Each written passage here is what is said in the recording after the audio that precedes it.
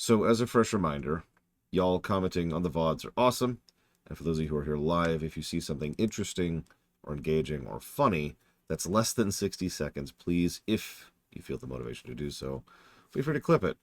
I'm going to start kind of putting those into those shorts to cast the net wide, which is what I've been doing, as I just mentioned in a video that just went live. For a bit of perspective, looking at the current shorts, the first couple of shorts that we put out, the one from Frieza, which was Let's Mosey, and the Jinx, which I forget who did that one. Neither of those did anything, but I actually changed up how those particular shorts were being released, like how they were functioning, just to kind of screw with it, just to see how, thank you, a noble name, how YouTube would handle it. And I kept screwing with it until we got to the most recent one, which is Ignore That. Ignore That absolutely exploded. It's currently got about 12,000 people who are looking at it. And obviously, that's not a bad number for me, but what's really important is because of the fact that I've been paying attention to these specific analytics and not just the view count. I could tell you that of that 12,000, we retained about 36.3% of those people. In other words, those people actually watched the entire short.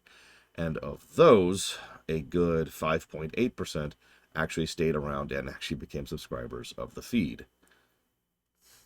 So you kind of see the idea here. This is exactly what I was talking about. You cast the net wide because of these, only these people will actually stick with you and only these people will actually support you, but you still need to cast that net as wide as possible, and apparently this is working. So congratulations, YouTube. You figured out a way for me to push out shorts, you monsters. All right, moving on. I was almost hoping it wouldn't work, as pathetic as that sounds. So, a lot of the gameplay score stuff right now is currently in question marky land. The land of the unsure. But before we go too much into that, why don't we jump into the third dungeon, shall we?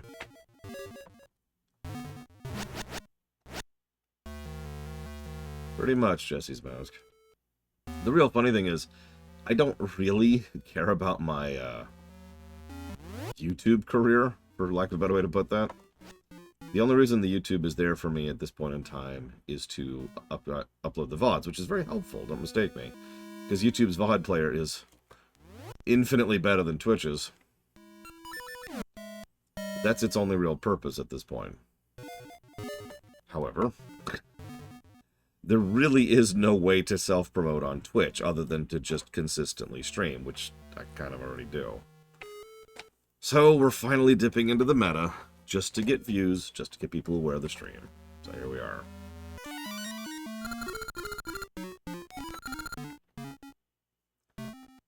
And I don't want to sound dismissive, because I actually really like the VOD watchers. And I'm sure a lot of people watch these videos and these streams on their own time, at their own pace. I know at least 10 people personally. Do I seriously need to go buy a shield for this? No, darker. At least 10 people personally who go out of their way to watch these at their own pace, to slow-mo their way through the VODs when they've got work going on, when they've got something else that needs doing. And, you know, they're not here to be live, so they watch it in that manner. And that's fine, and that's cool, and that's awesome. I tend to get a lot of comments from several viewers well after a stream has finished because they're watching on the VODs. So let's try Mystery Seed.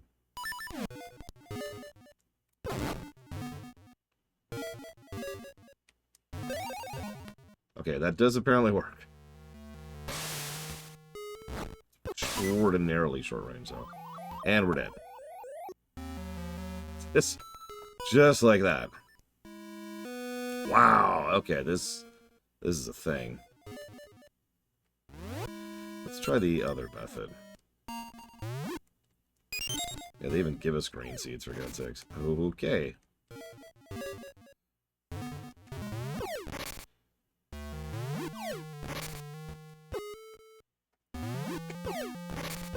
Oh my god.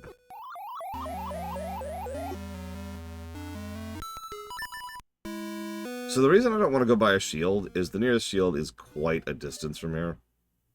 And since I don't apparently... storm seeds, when we do have storm seeds. We do not have storm seeds.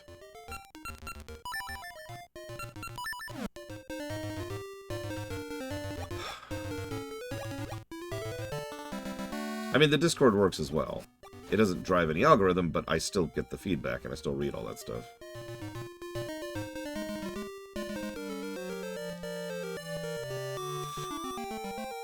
And this brings me to probably my biggest problem with the Oracle's games. Traversal. Now, it's kind of a combination of how they design the overworld, and kind of a combination of no real traversal tech. We've actually already talked about this. In Link's Awakening, there wasn't much traversal tech, but thanks, at least in part, to the Switch version, just going from point A to point B wasn't a big deal, especially since you could do so thanks to fast travel very, very quickly.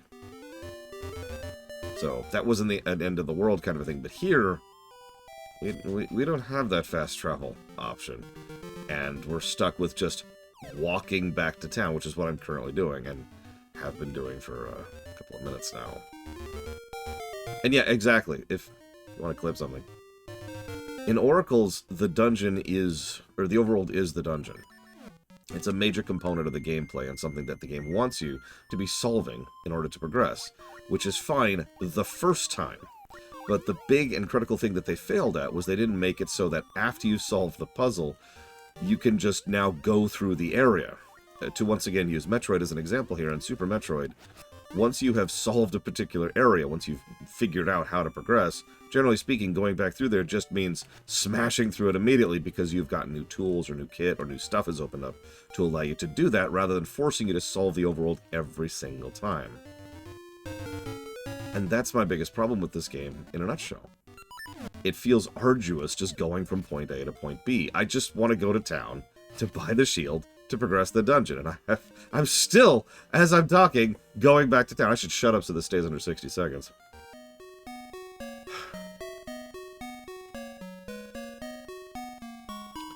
And I should say thank you to Navarius. Thank you, Navarius. Always appreciate.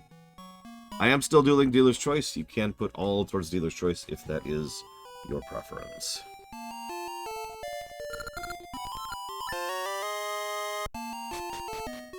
You know what's really pissing me off?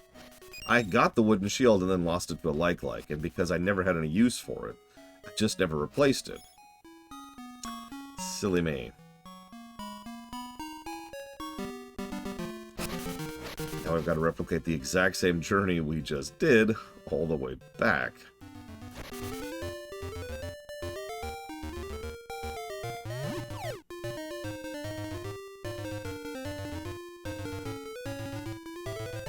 The good news is the random seasons thing isn't going to completely screw you over on most of these, asterisk. Don't quote me on that. But I'm pretty sure it doesn't. I'm pretty sure that for most of the early parts of the game when you don't have the full rod unlocked, you aren't going to do, you aren't going to run into a situation where you're like, oh crap, I can't progress. Yeah, exactly. Like, I know the town is completely random, but I wasn't sure what else is. You got it, Navarius. I do hope you're doing as well as you can be. Because if you aren't...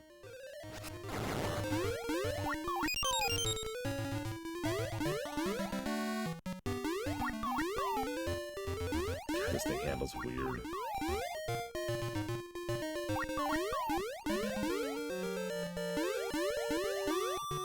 This is also one thing this game does have over Link's Awakening. It has a gimmick, a central gimmick. I was actually thinking about that. Not every Zelda game even has a central gimmick. This one definitely does, in this case, the seasons. Just like Ages has the thing with the time thing. And Minish Cap has something with the shrinking thing.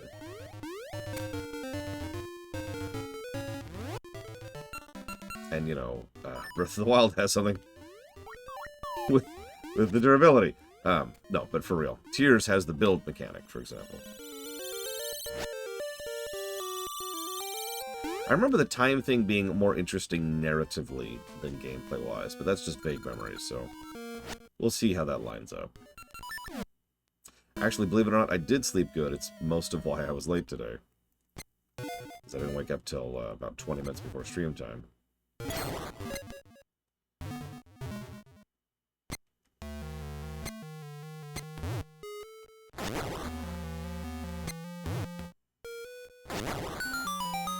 Yeah, considering Times, or Ages, excuse me, was originally mostly the color game, or this one was originally cartography, which it wouldn't surprise me if that was the reason why.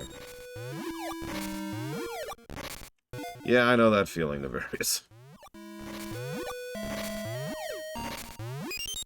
Something I mentioned literally today is that I'm functionally working 2 full-time jobs. My brother-in-law works a full-time job, and my sister actually only has a part-time job, but we'll go back to having a full-time job soon. Because that's the world right now. Don't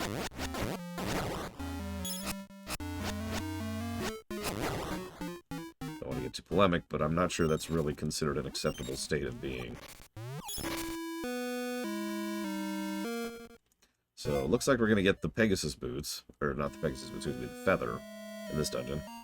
On the way here, as usual, we tend to see this kind of stuff. On the way here, we saw that there was a bunch of jump puzzles, and in here, there's a bunch of things we have to jump, so. Now, unfortunately, I have to do the most terrible thing of all, and say thank you to Tiny Shroom. I don't know if I'm going to be able to withstand this, but I'm going to do my best. Hang on. See, I almost just did it right then and there, and then the Wall Masters would have got me. I knew, Tiny Shroom. Trying to get me killed here. Wall Masters continue to be the worst enemy in any Zelda game. I was going through the Forest Temple, like, very recently. And my god, are those awful. They're just the worst. They're just the worst. Frick. Goddamn Wall Masters. Down maybe?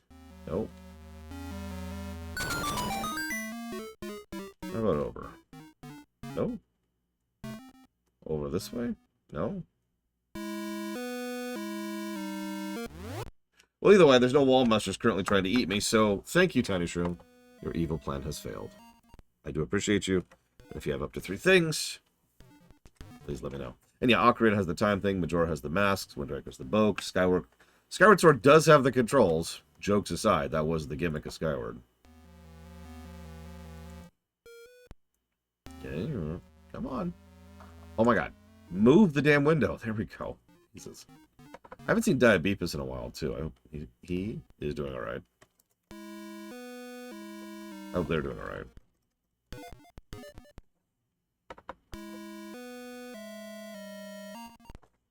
I'll have a chat with management for you, Nefarious. Guild Wars 1 is an acceptable choice.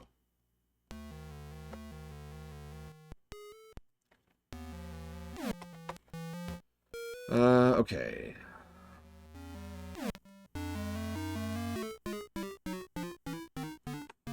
So I can't go this way, because none of these blocks will move. So we're just gonna ban it. But I can't go this way because we don't have the jump. So what else did I miss? Hang on. Don't give me a tip just yet.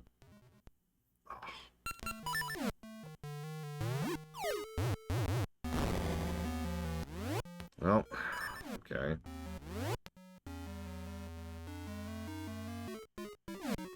We can't go look. Alright, give me a tip, because it's something really dumb. I am at a wall. That was fast. I'm like 4 rooms in, I've already hit a Google point. Alright, rooms reset.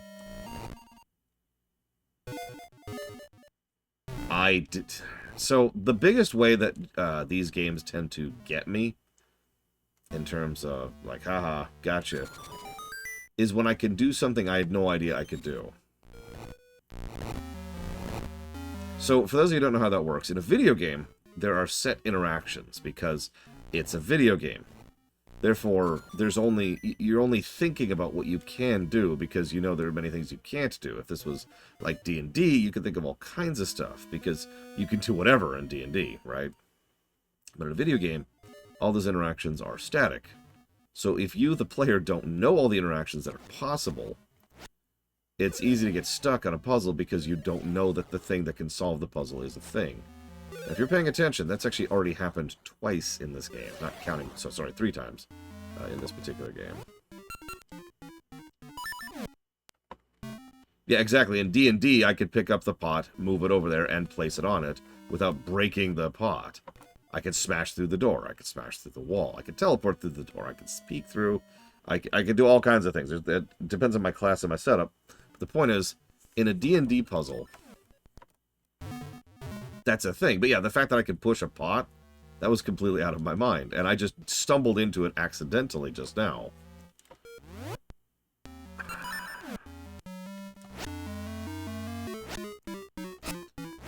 Honestly, yeah, Noctis. I think absolutely.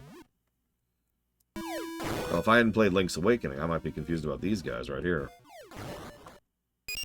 I could attack the darkness. Yeah, exactly. You pick up a pot and it destroys it. I don't mind having creative things you can do with stuff in a game as long as I know that they can be done. Yeah, go ahead, Navarius. Hit me. Listen, Mr. Ed, all I'm saying is that you're cool.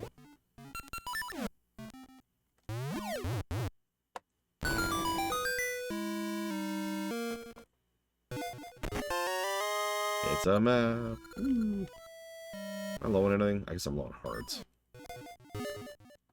It's funny because this is the combat game, and yet it's the puzzles of this game that keep throwing me.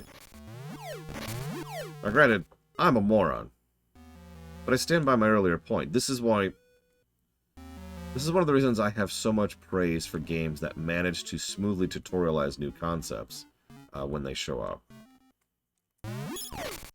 How many times... I'll go back to Metroid for a second. How many times in Metroid is there a new item, and you're like, you get the item, and it enables you to leave the room you're in? Like, the exit valve of wherever you are is designed to indicate how that item works, and it then shows you not just how to use the item, but how you can now interact with the world. Your ability to interact with the game has changed because of this new item. That's the kind of thing I value so much. It's why I still to this very day hold Mario World on such a pedestal and Super Metroid on such a pedestal, because they did such a good job with this concept. Oh, LTTP. And I realized I just named 3 SNES games.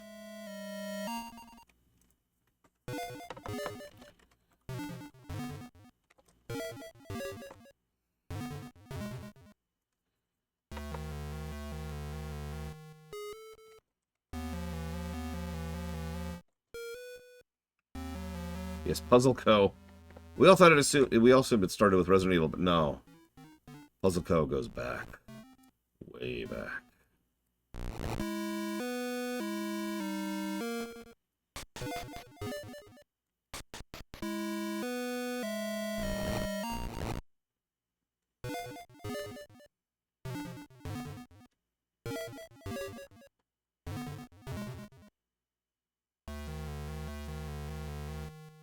That's true, Jesse's Mask.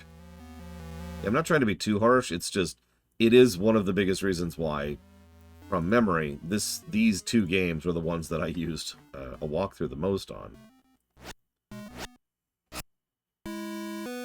Behold the combat! Yeah! Oh, sorry.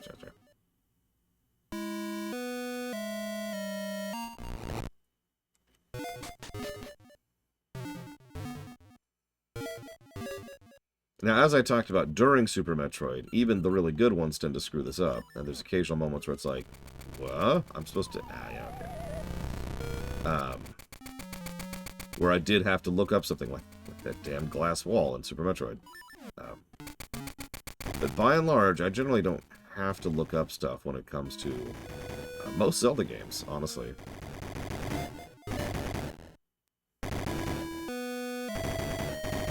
And we'll see how much I eat those words when it comes to this game, the next game, and Minish Cap.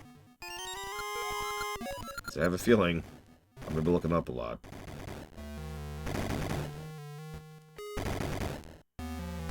You know, that's a good point, Blade Jamal. I've said it before and I'll say it again. Part of the reason the SNES was so good wasn't because it was the SNES. It was because it was the console that came out at that particular point in history.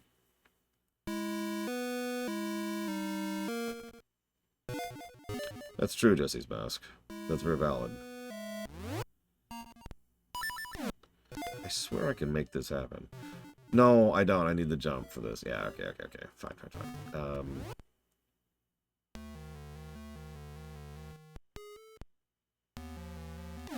Or do I? Hang on.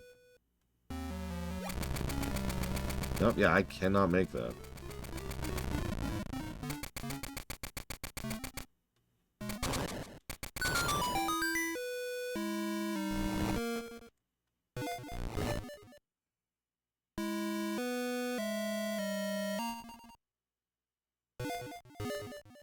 Honestly, yeah, a noble name. There are a lot of SNES games. I have actually introduced several SNES games as first games to several genres for my niece, my eldest niece. Because they just kind of handle things better than a lot of other games do. Not in every category, of course, but like if you want to know, does your person getting into gaming like platformers? Have them play Super Mario World. Do they like RPGs? Well, let's sit them down with something like Final Fantasy VI. Okay. We have gone to Plaid. Yeah, it's on the jump.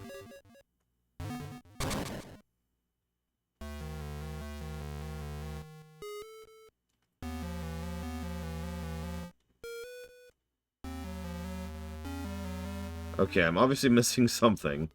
Again, this is the second time now.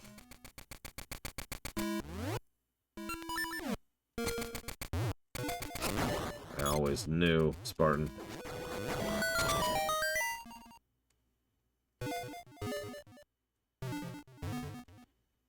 Alright, back to the color room, apparently. But there was nothing to do there, Cycloud. Like, there's no interactions possible. Of course there are. Because that's how this works. If you remember, what actually happened is I walked in, looked at the wall, paused for a moment. I was actually taking a screenshot of it because I assumed, based on context clues, there would be another room that I would then have to line up based on that room to follow the pattern. And then once I had that lined up, like, alright, I'm going to slice the wall a few times to see if I can actually interact with it, which I couldn't. And then I moved on immediately. Anything special about Cataclysm itself that would make me try it? Nope.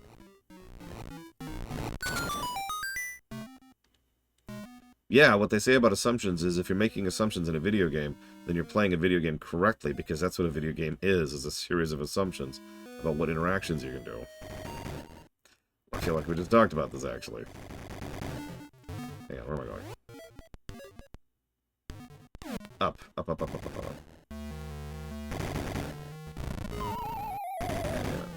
Well, okay, that works.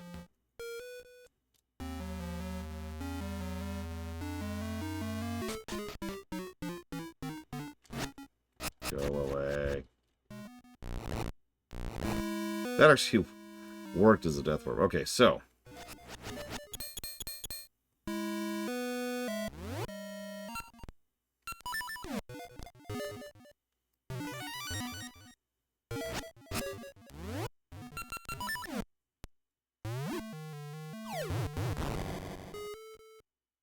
Pushing?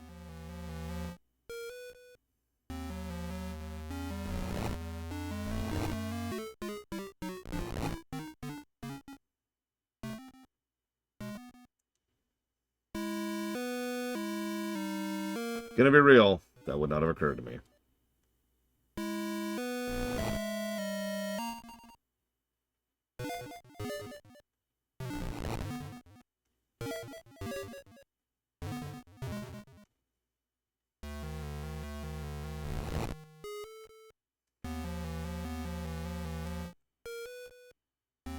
Apparently I can't, Cycloud. Apparently I just have no brain today.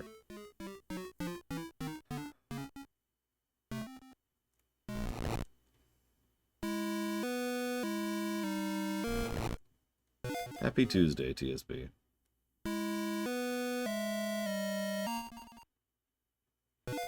That's a good question, Crazy Horse.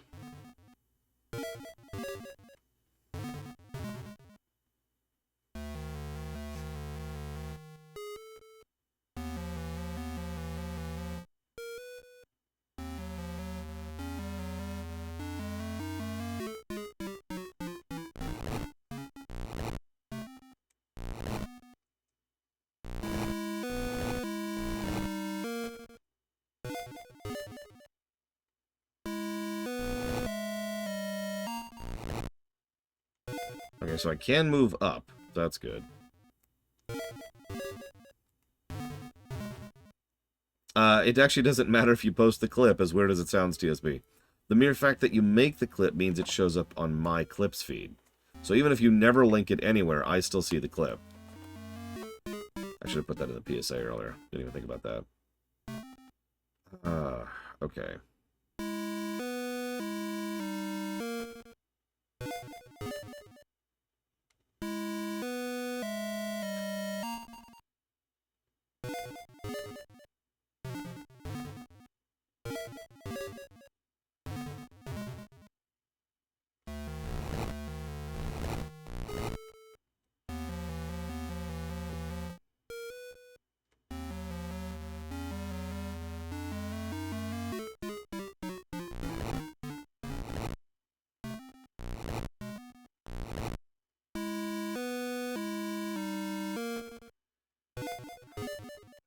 Just, I apparently cannot with this. I don't know what it is. I can't figure it out.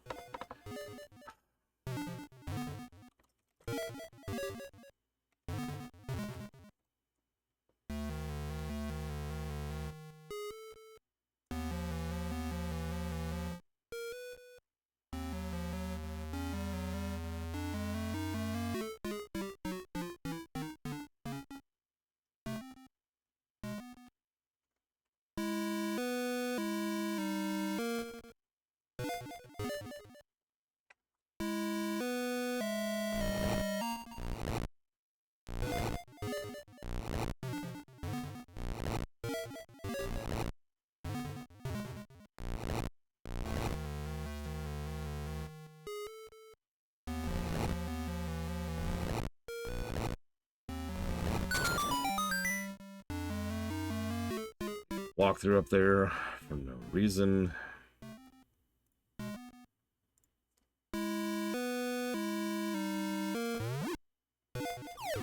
Actually, so far it's a little bit worse than I remember. Yeah, I could do Lufia 2 puzzles, but I can't do Oracle of Seasons. No brain havery here.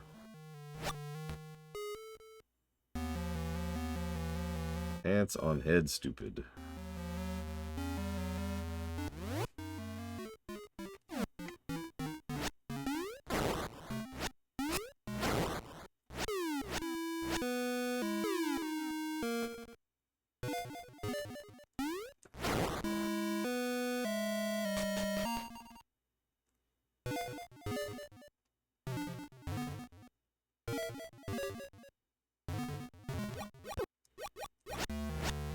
Yeah, don't worry. Agents is going to be so much better.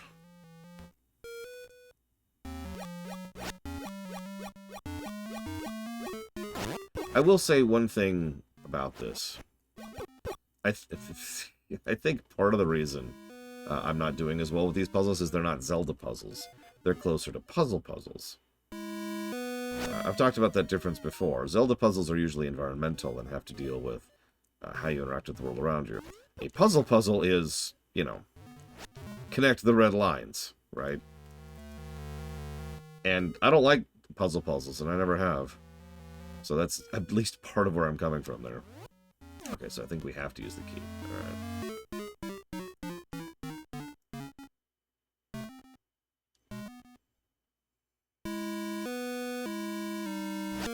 Stay dead this time.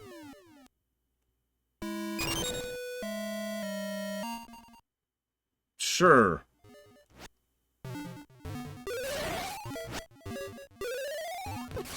Listen, Zelda. Whoa! And we're dead. All right, let's do some backtracking. Jesus. It's okay, we start with 3 hearts. Wait.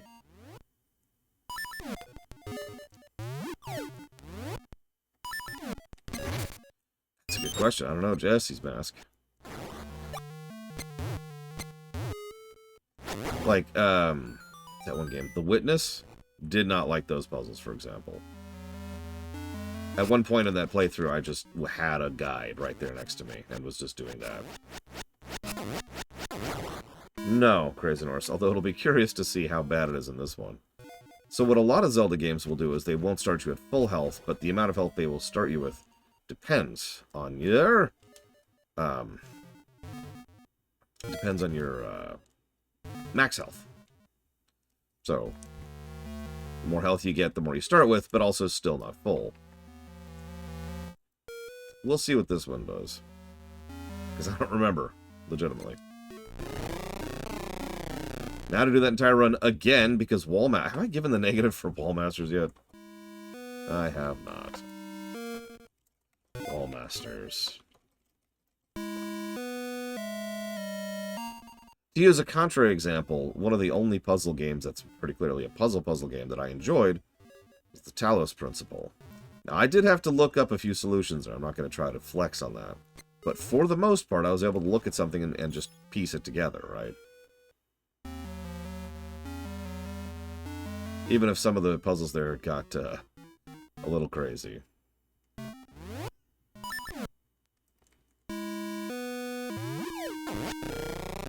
Oh my god, I hit him, which knocked him into me.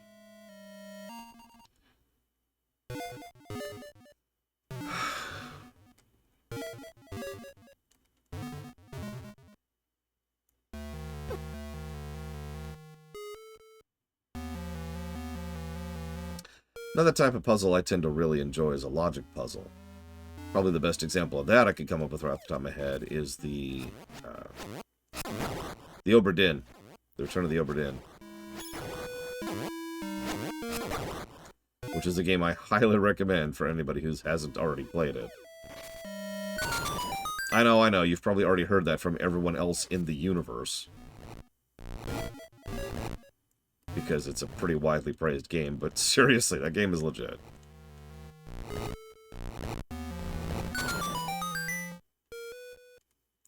Leaning towards bad so far. Wait, I'm not impressed with this dungeon so far.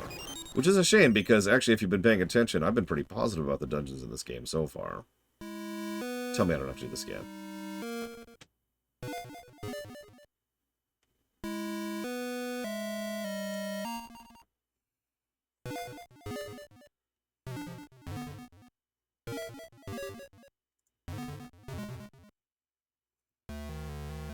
Well, assuming nothing... It's going to be happening for the immediate future, Act. No plans for it not being a thing. Let's put it that way. It's a strange question to ask, though. Do you mind if I ask why you ask it?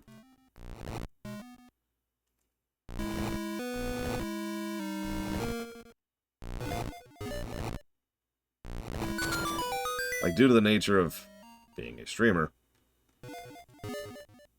Yeah, true enough, you're... Whoa. I kind of always need to be doing that. Oh, I am anti-short, 100%. In fact, I said that in the video if you're paying any kind of attention.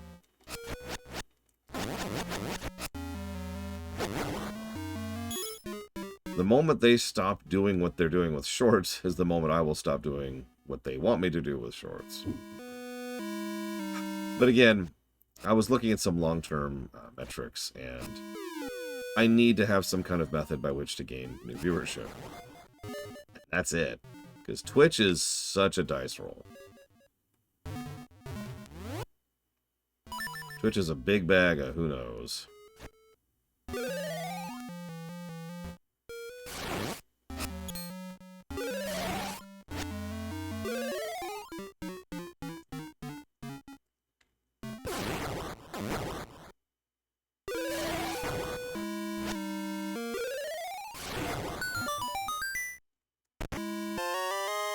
Okay. I mean, it's nothing new. It's the same thing they've always been doing with Shorts Act.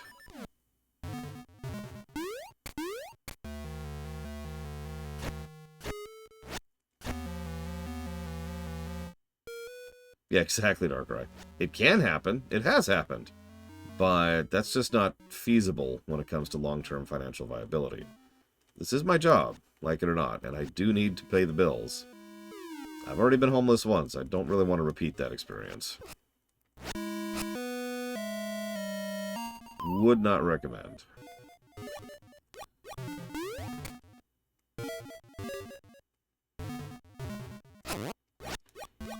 Yeah, they're trying to get that TikTok money, which is a hilarious statement because there arguably is no such thing. But let's not get into that. That would be nice, Jesse's mouse. What's that, Act?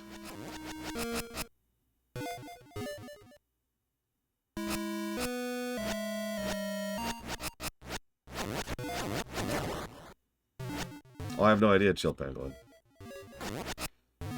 I'll look at the list. I do look at the list of clips for deciding those. I also need to not oversaturate,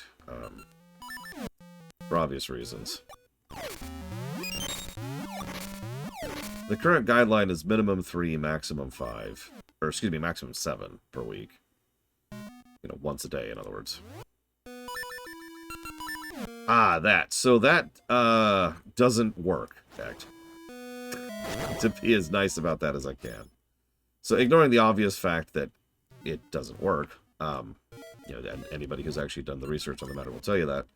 There's also the fact that I've done that myself already. In fact, most of you probably haven't even noticed the fact that several shorts have gone live already.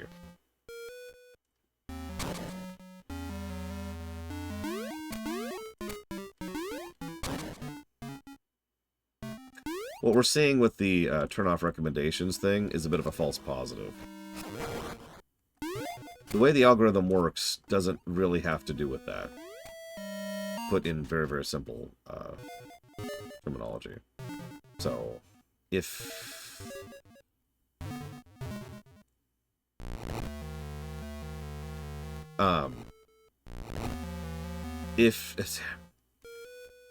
True enough, Kira, white noise.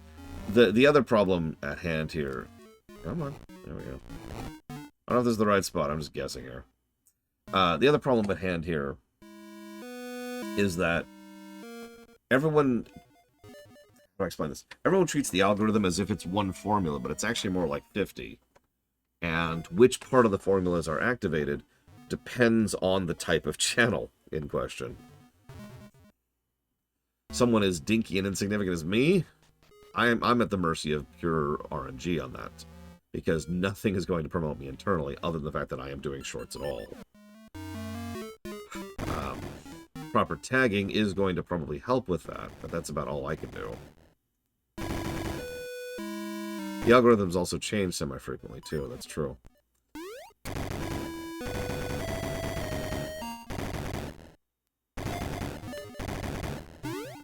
Also, the algorithm doesn't always apply the same way, even to the same channel. It's another problem. It's just backtracking. So, like, say, just to explain what I mean briefly, let's say one day I'm like, alright, I'm going to go ahead and use this one big trick to make my short explode, and it works! And then a week later, I'm like, alright, I'm going to use this one big trick to make my explode, and it doesn't do anything. Because it's been a minute, and now they're using a different formula on me.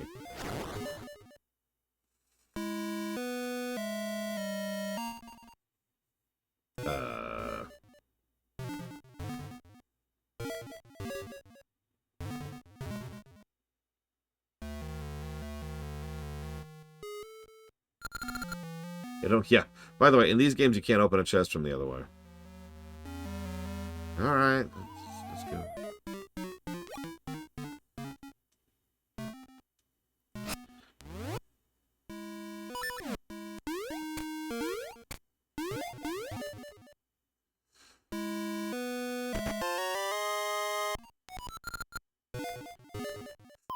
Yeah, I could act.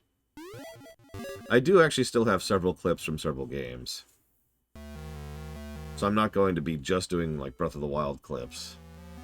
But again, I don't want to oversaturate. Not because of algorithm, but just because of basic decency.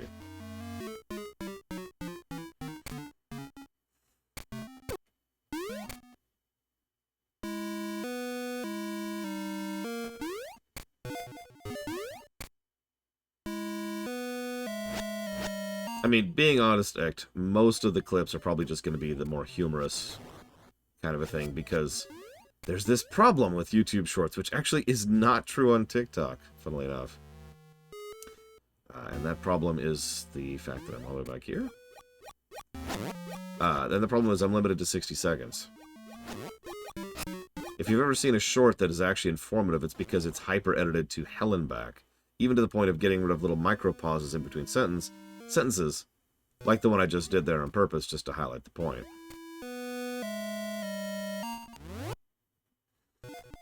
Because they really, really, really want you to get under that 60-second line. And again, for those of you not aware, TikTok does not have that 60-second limit.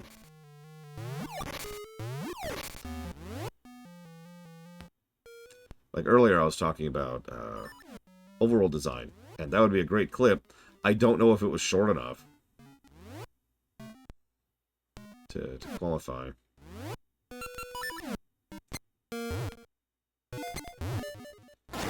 We'll find out.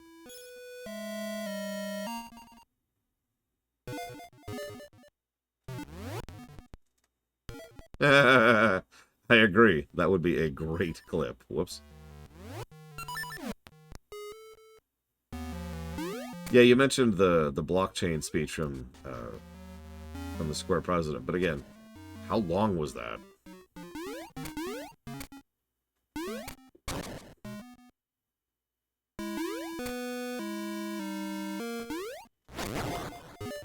I mean, I'm sure you've noticed that I am not the only person who just releases his pre-existing content as shorts, right?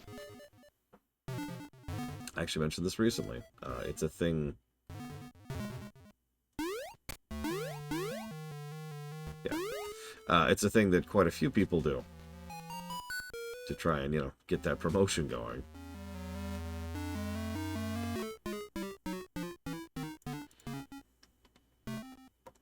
Ow. Oh, 36 seconds, so that qualifies, Blade of All. Well, you can also tell the front page to not show you shorts, which it'll do for a few minutes. Until it starts showing you them again. And shorts will always show up in your subscriber feed for people who are doing them, but you can also just click the Videos Only tab for your subscriber feed, which is what I do.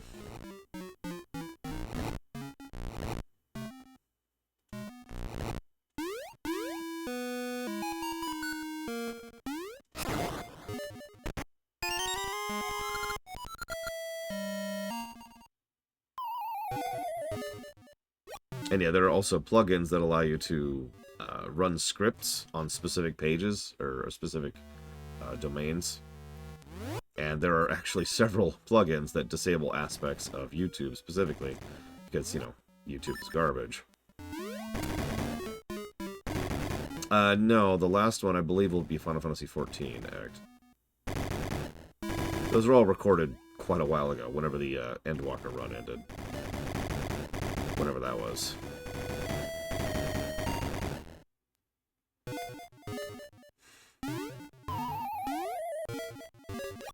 Oh, 100% Crazy Norse. People have been chasing the high of not having to do work a little bit too hard. Because of course they have. Just pumping some iron here while we wait. So the problem with that, Nefarious, is first of all, I'm not sure I agree, but what do we clip from a rewrite to be in 60 seconds? But the second problem is, and I know this is going to sound pathetic, but that takes time. The greatest benefit of turning a clip into a short is it takes very, very little time. I can do that in seconds.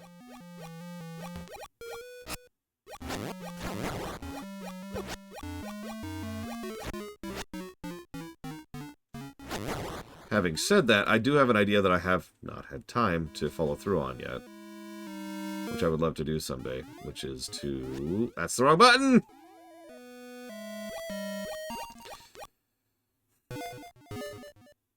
Sorry, the buttons are literally flipped from Link's Awakening.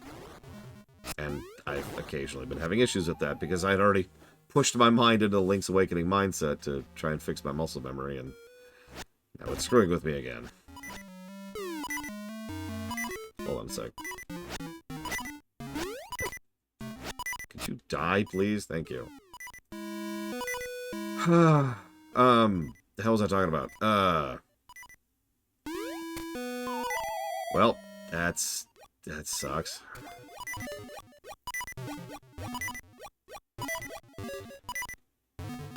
Something I've been wanting to do that I haven't had time to do is essentially a summary video explaining the rewrites. I don't want to say it's a requested feature so much as it's something that people have pretty much flat out said, man, I wish I could tell what the hell was going on in these rewrites, because I apparently suck as a writer.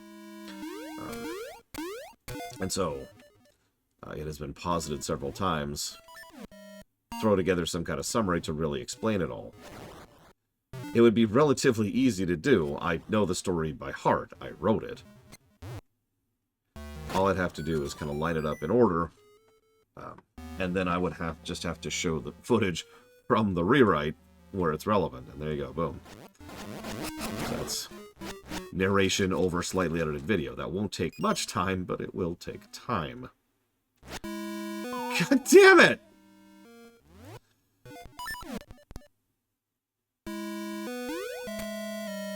Yeah, but the thing here, Noctis, is all of the future games are going to be this control scheme. So what I need to do is get used to this control scheme. And fix my brain from Link's Awakening. So yeah, I just have to be prepared to die a few times to repair the Link's Awakening problem.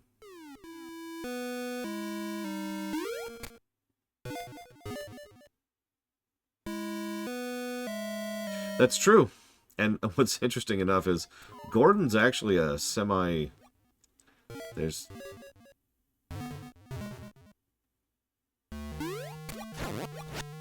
What?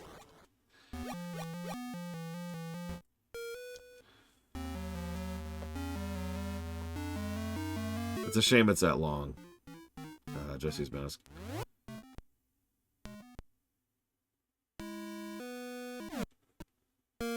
Well, let's make our way back up there.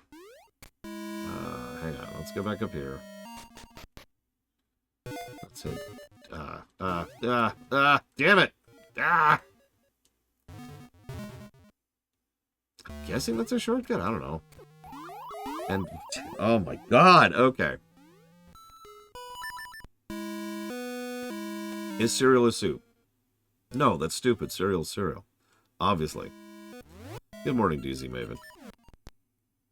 Although, did you see that a judge recently was like, hey, tacos or sandwiches? Or maybe it was hot dogs. I forget what. Not that anybody in the universe cares. Hang on, really quick. I haven't been over to this room lately, and I don't remember if there was anything here. And there isn't. Okay, cool.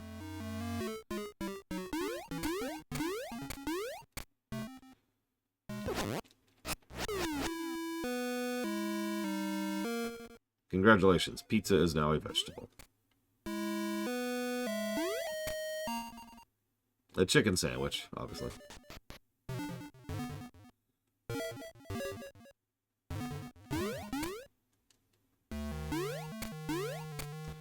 I wonder if mystery powder works on these. Nope. Cool. Even in a burger bun.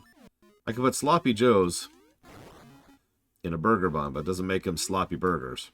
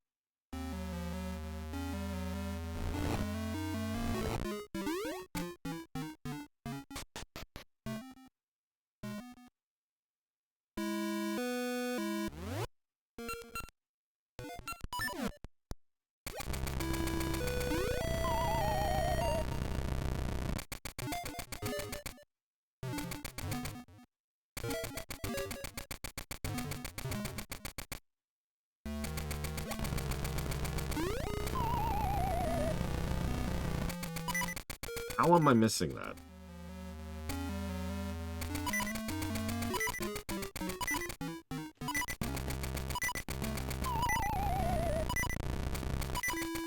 Whatever. Ugh.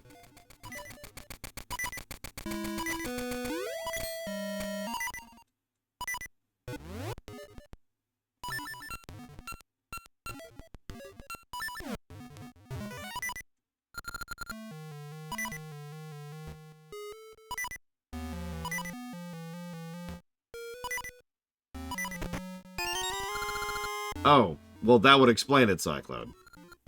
If I'm only going 2 spaces instead of 3, and I'm just sitting here like, why can't I make that? It's 3 spaces. Duh. So confused by this. Thank you, DZ Maven. Always appreciate. Give me a moment. It's twice now that Link's Awakening has specifically screwed over my playthrough. Wow. Whoops, that's the wrong thing. Hey, Yada. Xenogears, the BRPG block. It's nice block. You got it, DZ Maven. Thank you very much. Okay.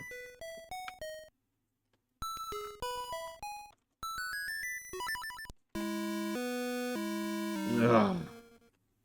What, the characters or the games, Crazy Horse? Because you mean the games, not really. There's a lot of Zelda games that I obviously, even though I've played multiple times, I don't really remember how to go through them. Like the game I'm playing right now. If you mean the individual Zeldas, yeah, it's easy. There's only a few of them, really.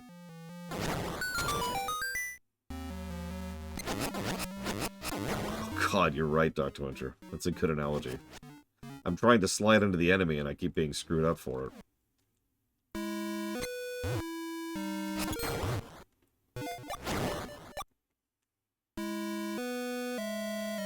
Well, I mean, when we get to some of the later games... About 40 minutes, Blatable. When we get to some of the later games, I will be a little bit more capable of not getting stuck on stupid things for long periods of time. Having said that, remember the problem I mentioned earlier about, like, the run-back issue? Have you noticed the issue we're having even in the dungeon? And that makes sense, because, and I've already talked about this before, even in my rumination on this game, that's how long ago that information goes back. The whole game was designed like a puzzle. Every room, well, not every room, but like most of the rooms and most of the screens are designed to be an obstacle to overcome. In fact, if you're want a more modern example of this concept, how many of you have played Crosscode? One of my biggest issues with Crosscode was the fact that it was structured like the Oracle's games.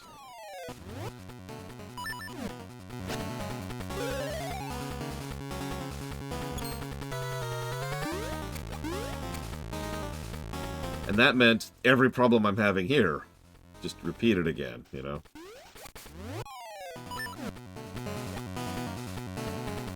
So, hey, I need to go from point A to point B. Solve, solve, solve, solve. Once you actually get to the core meat of the place, like the dungeons and the puzzles, sure.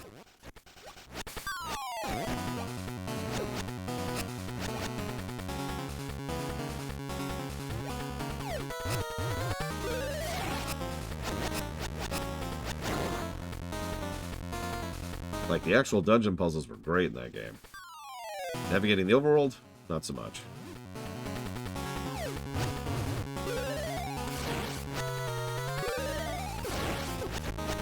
Damn it. I apparently can't do anything right today.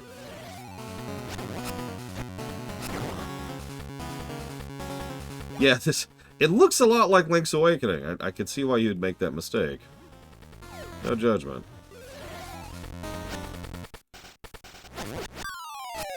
Another really minor point of difference between this and the game I just played. Link's Awakening on the Switch, when you do a spin attack, it pretty much instantly does the damage to the whole circle of the spin.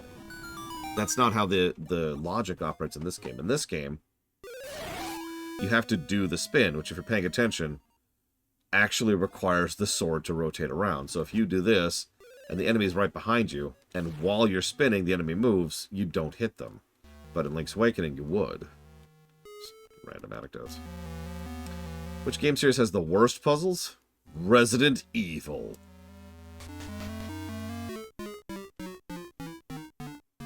Think about it.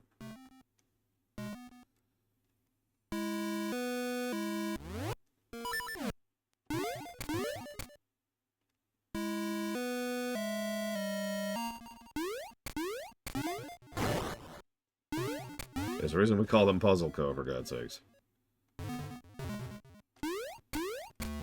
Probably Act. And I'm probably not going to ding it for that. That's true. That's a good point, Cyclone. Oh yeah, also, if you want to... The actual worst puzzle series is any of the old point and clicks. Like, the entire Quest series is probably a good answer for that.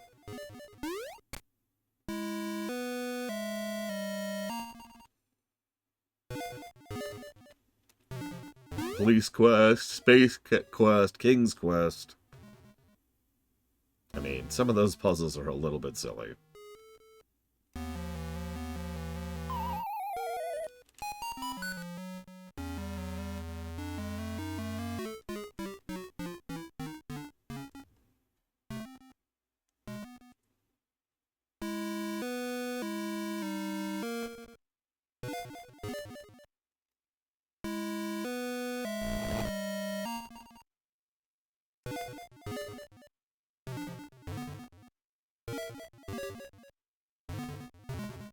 I'm not leaving. I'm not leaving. Just finding the right block.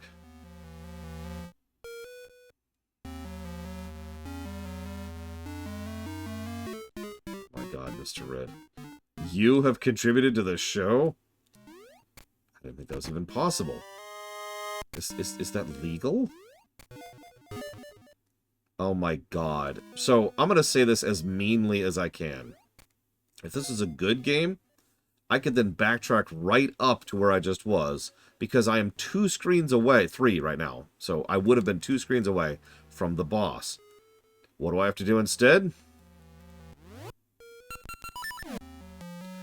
I've been trying not to judge this game too harshly, or this level too harshly, excuse me, because obviously I'm an idiot today. But this is not great. And it would have been so easy to just add a frickin' staircase there. Like, this isn't as bad of a walkthrough as it could be. But I am still walking back through the game, through the level that I've already done. And there's nothing even I'm doing. It's just straight up boring, dull backtracking. Look at this. This has to be deliberate.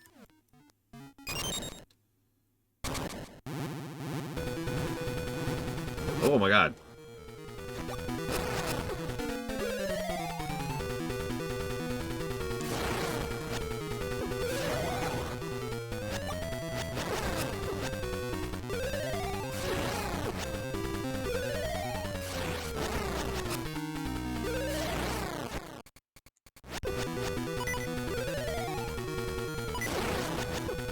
And we're dead.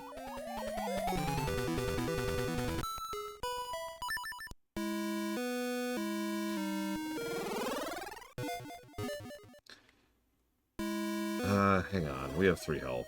Well, no, hang on. I think there's some jars right outside the boss door. Yeah, what is it with this game series and moths? Did one of the developers have some incidents with a moth when they were young?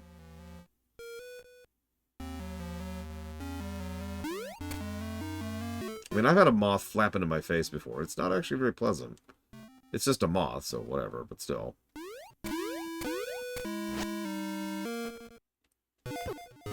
Oh my God.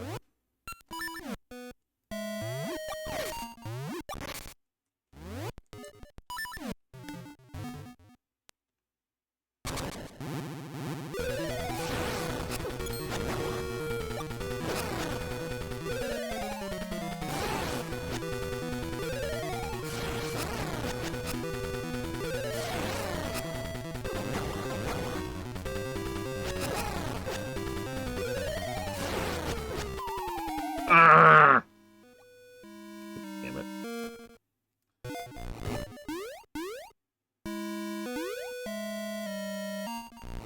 And yeah, I'm almost positive this resets its health. Like, it resets the whole boss fight.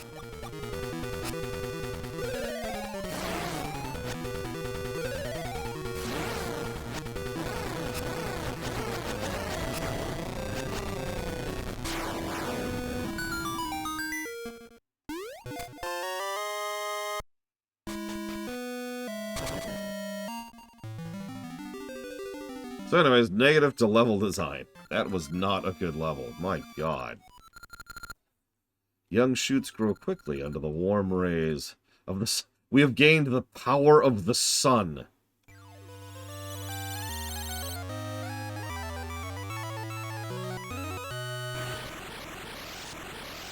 Oops, wrong review.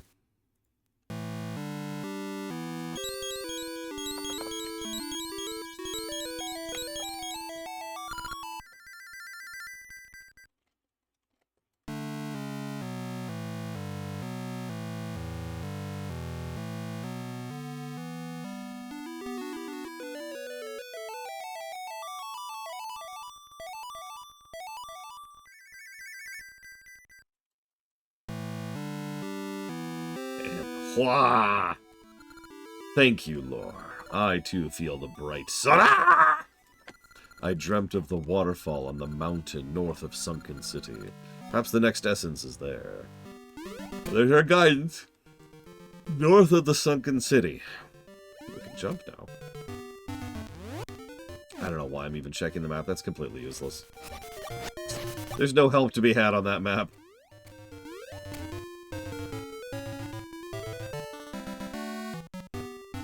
I was just wondering that. Like, what's wah supposed to be in this context?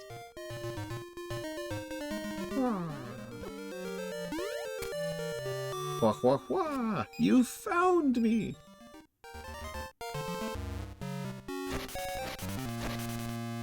Go away, Maple. Well, it did say to go north to the mountains, so hang on. Okay, cool. So that's not the mountains.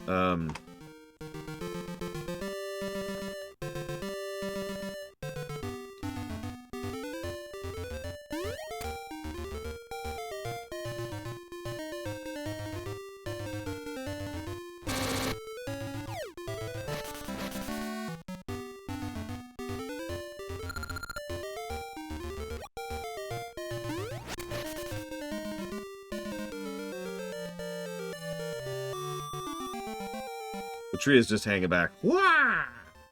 What are you doing? I'm practicing my form. Wah! Wah!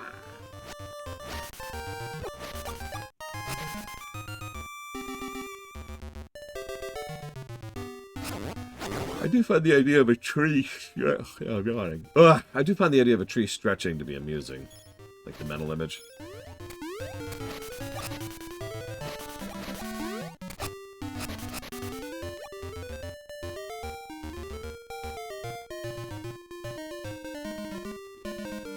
Actually, I would agree with you completely, Dr. Twitter. Most Zelda bosses in most Zelda games are designed around a damage tax.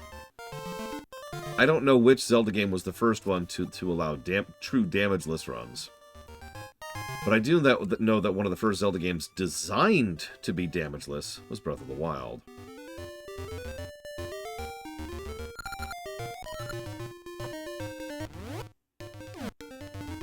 Do I think that Nintendo has gotten stagnant with original IP of late? No. Do I think that death comes? No.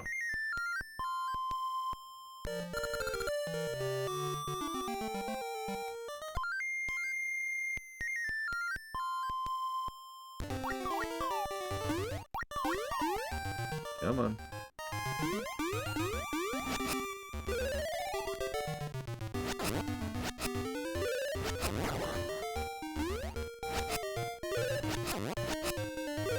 Oh, yeah.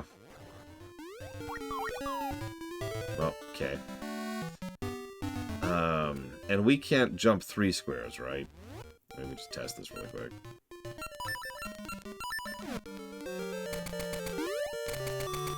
Oh, no, that's 2 squares. You're right. Sorry, so that does confirm my question. You are right. You really can only jump 2 squares. God, that's awful.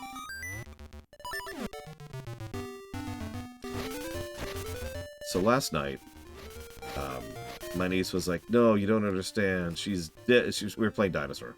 It's like, no, this dinosaur's dead and she can't come back. And I was like, don't worry, I can bring her back. I'm the Lich King. And she was like, oh, okay. And then we played for a while I was doing dishes. And then later on, something completely unrelated came up. And she's like, you can't be the villain. Lich Kings can't be bad guys.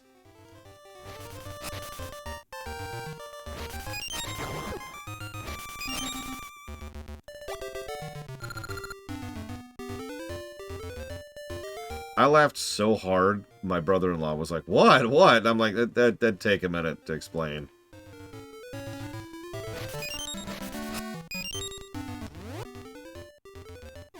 Yeah, it's just a shortcut. I mean, shortcuts are cool and all, but...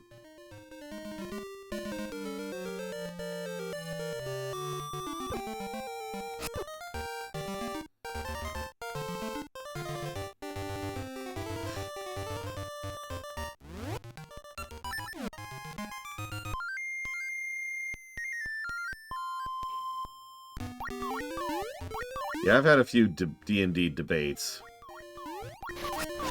Because some of the editions insist that the only way to become a lich is to complete a horrifically evil act. As in, the only thing that can make you a lich is to do something really awful. They don't know what, because they never say what in the books, but, you know, you gotta do something horrible. And that leads to some interesting points, because, like, you know, what if a really good person wants to extend their life in order to accomplish something? Well, then they have to do something horribly evil, and they're not good anymore. But why? It's undeath. Exactly, it's an abomination. Well, no, it's just an elongation. And so forth and so on. It is possible the 2nd edition book actually specifically says what the Lich Act is. I have no memory of that.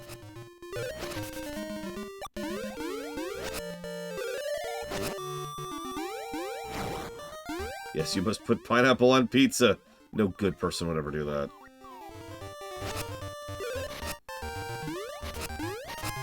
Well, you see, Darkrai.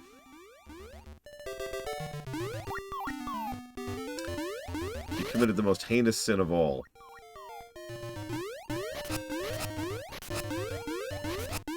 He was so little of a character before Wrath of the Lich King that nobody understood why they were supposed to care about this guy at the Wrath Gate.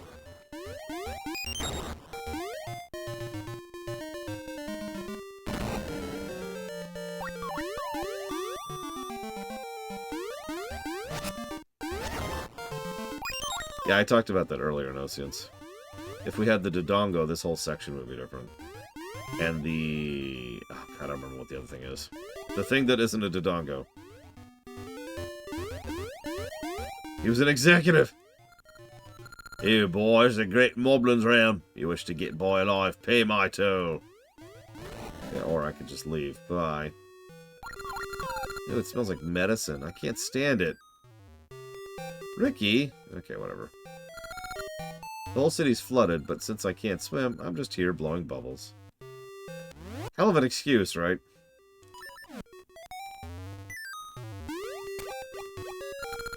My pop's a master diver. He had a secret diving spot, but he never told me where it was. Stingy guy. My husband was a master diver, but now he's old and he's hidden his diving gear and gone off somewhere. In Neverwinter Nights 1, there's an interesting scenario where a gentleman wants to become a lich, and so he brutally kills a bunch of children. You're probably thinking, that's horrible, and just kind of completely defeats your point. Well, no, because, see, the thing that happened is, what he actually did was he summoned a devil or demon, I forget which, but he summoned something horrible, and said, hey, how do I become a lich? And the something horrible said, oh, that's easy, all you have to do is murder a bunch of children. And the guy's like, sweet! But I feel like we need to consider the source of that information in such a consideration. Legends say some sort of treasure sleeps on the summit. It's a boy's dream. I think about it so much I can't sleep. That is the one, Loner. I was trying to be avoiding spoilers, because that's actually one of my favorite quests in Neverwinter's 1. But, yes. That is the incident in question. I mean, this actually comes up in Warcraft as well. In Warcraft, a lot of the Death Knights and those raised without their soul are very evil. But the reason why isn't because they're evil, and it isn't because they're undead. It's because they were raised and then immediately misused and abused by evil people. Like that. At a time in which these people were at their most vulnerable and had just gone through 2 horrific tragedies, some assholes like, serve me and kill everyone. And they're like, okay.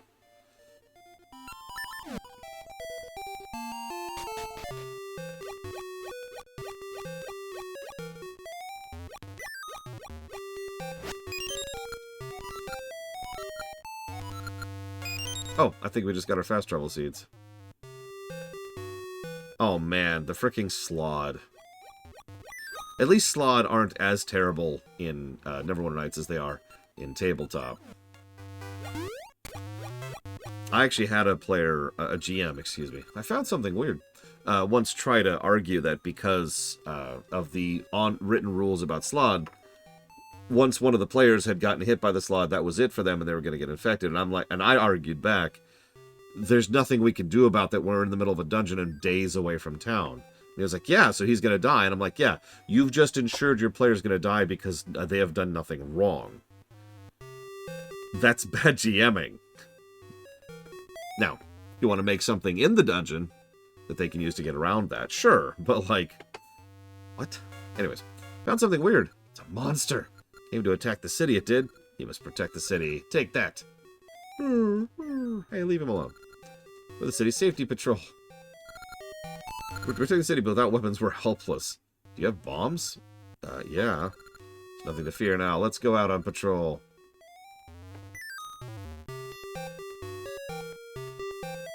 I have not, Ect, no. Oh, you saved me. I'm Dimitri. You can't swim? I can even swim up waterfalls. You helped me? I help you. Get up on the Hydra's back.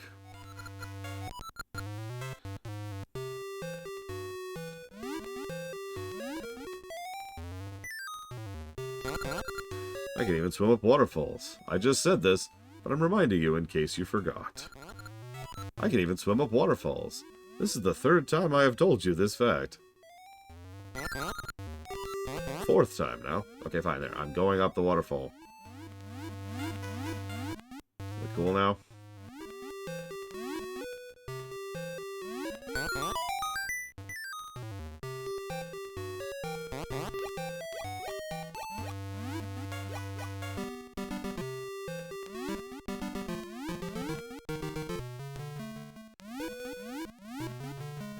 Yeah, sorry, everyone.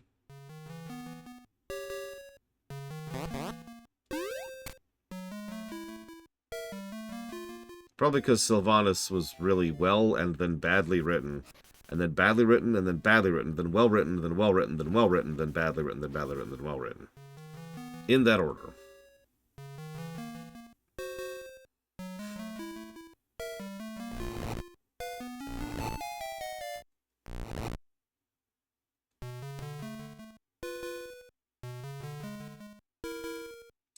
Interesting.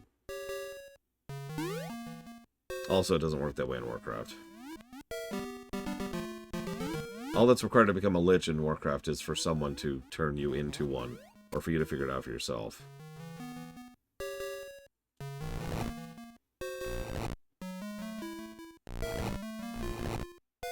Oh, and you do have to die.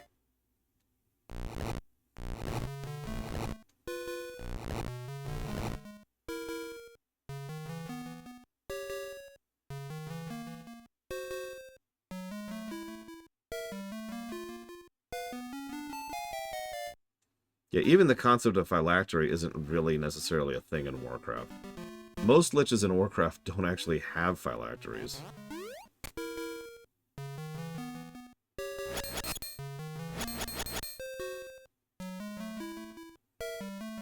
In fact, only 2 do off the top of my head. Erash and Kel'Thuzad. Every other Lich is just a Lich, and when they die, they die.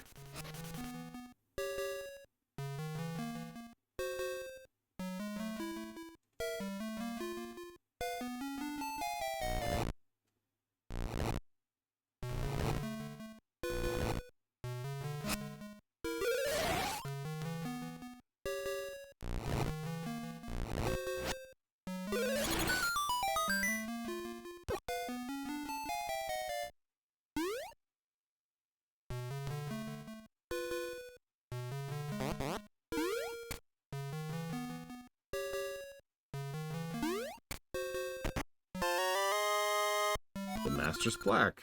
I don't even know what that is, but cool. I'm sure that'll be useful somewhere down the line.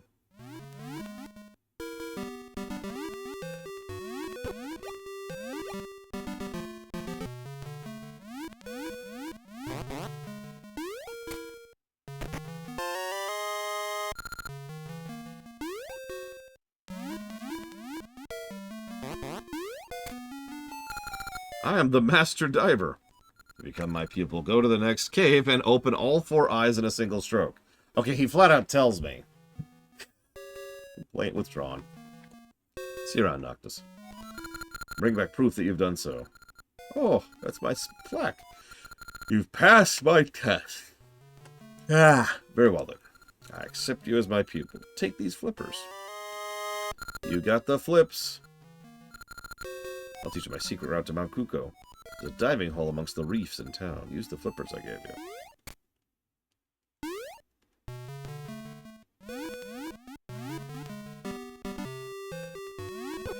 Yeah, here's how you swim. Oh, thanks.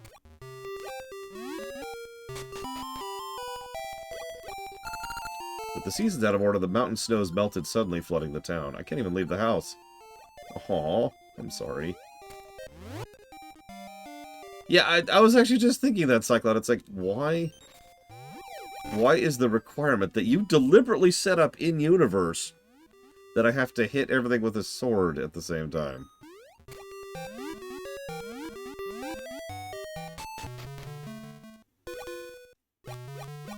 That just, I don't know. I know, it's a Zelda game. I'm trying to apply logic and reason. God!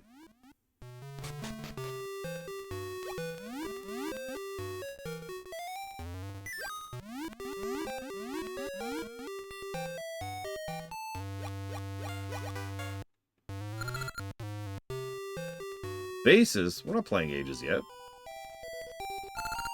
That big Goron, no matter how often I ask, he won't give me his vase. I'd give my dinner for it. Fish! Ho ho ho ho!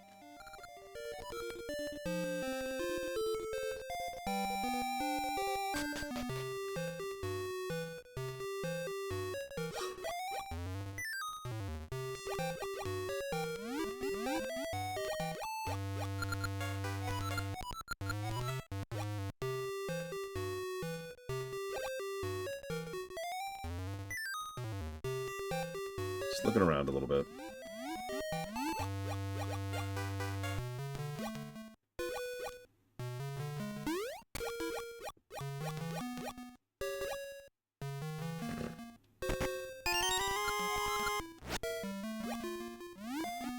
Damn it, our spruce. Is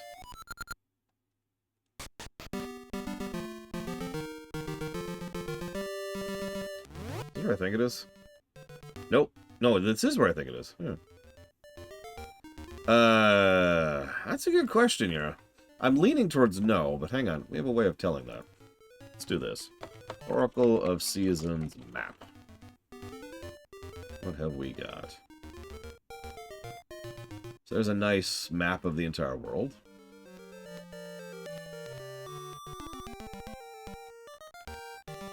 Hang on, let's pull this up to full size so I can see the darn thing.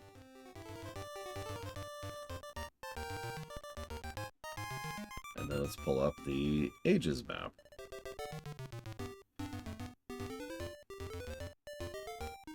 If I can. No, not in Minecraft.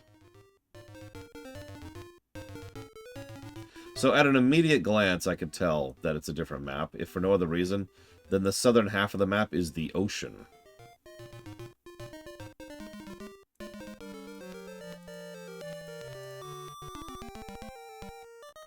We've actually already been over most of the map as I'm staring at it here. In seasons, I mean. I really wish this was on the Game Boy Color. The ability to just roam some of these areas without the screen transitioning would honestly probably help me a lot with navigating. Like, what I mean by that is as I'm looking at this map, it's like, oh, that makes sense. In order to get up here, I just do this. But it's so segmented that I don't know, my brain has trouble keeping track when it's that segmented like that. I guess, and once again, that's probably just a me problem, but it's interesting.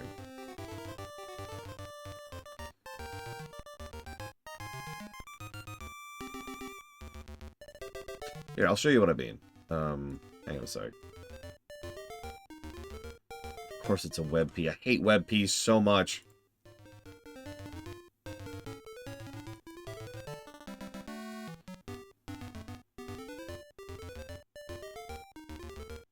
There you go.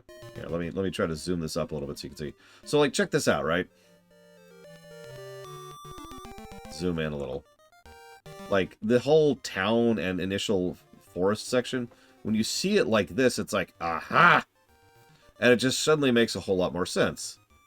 The routing and the pathing is just self-apparent when you're looking at it like this. But when you see it segmented, it's chopped up in a weird way. Like, it's not even chopped up in a logical way, it's chopped up in a tech way, right? Yeah, exactly, Dakota. The screen size is what determines how large of an area they have to chop the screen into. And, like, if we go over... hang on. Here's where we just were, up there in the flooded town in the upper right. And all of a sudden, it's like, oh, yeah, no, that makes perfect sense. There's the two waterfalls, there's the two caves, and there's the reef in the upper left. Boom, boom, boom. But I'll be completely honest, and please, don't make too much fun of me for this. I was having a little bit of trouble keeping track of where in the town I was, because it's like, and now you're down here. Like, the whole thing is just disjointed. And one last one. Over here was the autumn section where we just did the dungeon right there. You can see the moth dungeon over there in the upper left. And once again, looking at this, it's like, oh, yeah, no, sure, you come in from that direction. You use, well, okay, this looks like this is the Dodongo version, but the point is, you can see the path, right? Like, you actually stare at that and see this is where the game is guiding you to go. Someone designed that overworld, but the screen transitions and the screen size both got in the way of that. That's wild. I'm gonna have to think about that.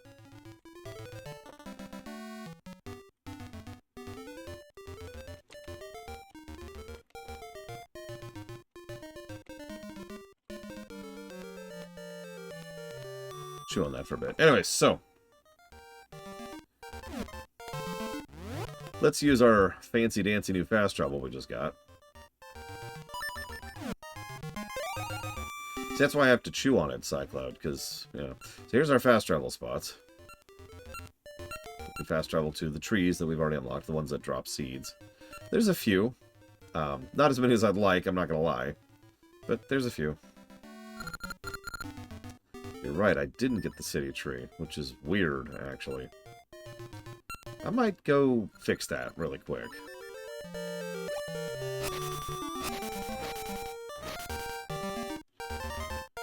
See, I thought you were asking in reaction to that video act, which is why I responded, dude. Oops, that's...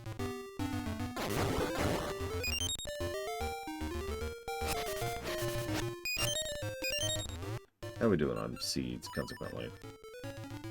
Pretty good. Although we are out of bombs. That's something I need to fix. I think we've got the rupees to go ahead and try and upgrade our bombs.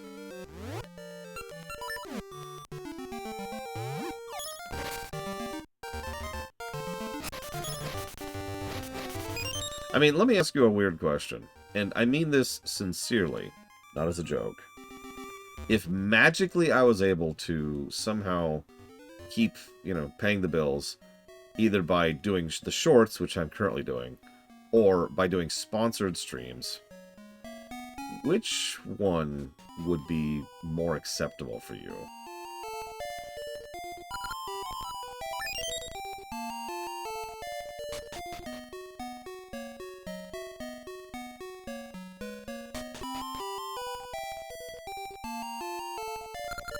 Hey, Laura, my boy's ill, but I still have something to teach you. Helping those in need is good for gosh and nuts. Okay. Who's my sponsor? Doesn't matter. Whoever it is, they're selling crap or an actual scam. And you should not buy from them. Ganon looks a little strange. I want to take him to a doctor, but we have no rupees. Could you lend us some? How much can you lend us?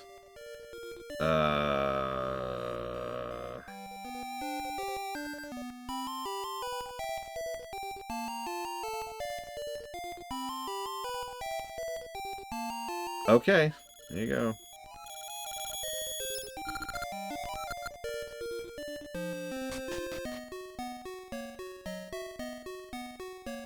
I mean, that's just the reality of it, Act. If you see someone who's being sponsored by something, they are shilling trash. The best possible situation, the most optimal outcome, is that it's a functional product that is overpriced.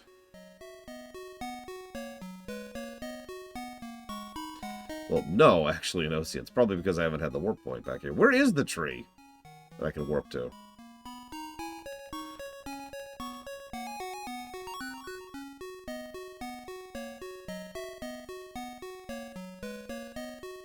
Oh, god damn it. Here's some animals in the wild to use to people. Maybe you can make friends. Ah.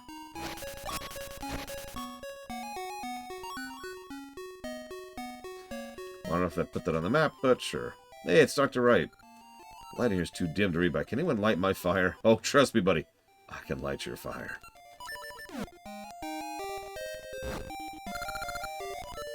Take this Kukodex. It's the result of many years of Kuko research.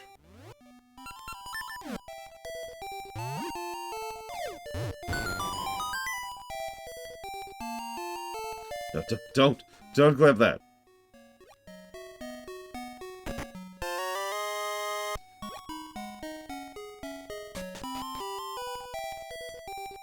I mean, someone actually asked me, well, in that case, we have officially missed out, because this is only the second time I've visited them in Oceans. So that sucks.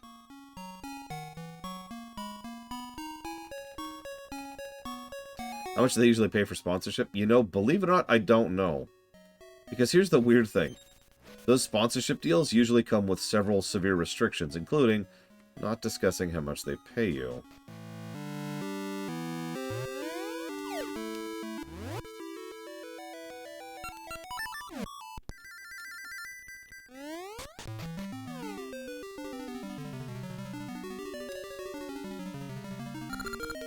Oh, right. Hi, Furor.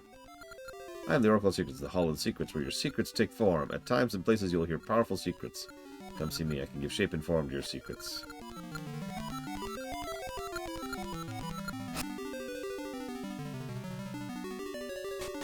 Secrets. It's not quite essence, but we'll take it.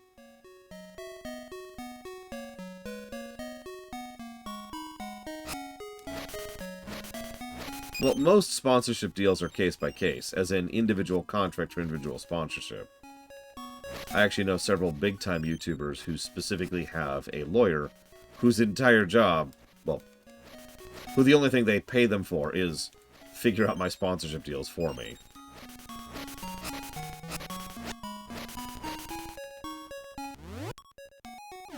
I think you might be right in Oceans.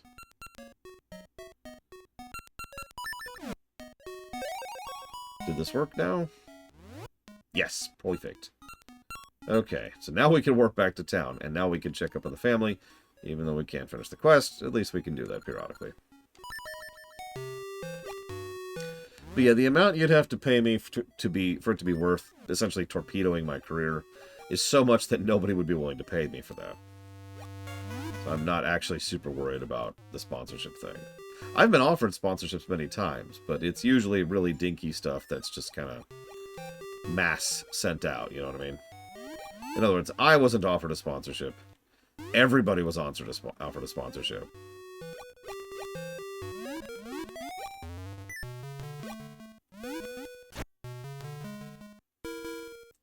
Yeah, you'd have to get into the 7-digit range for me to even consider taking a sponsorship.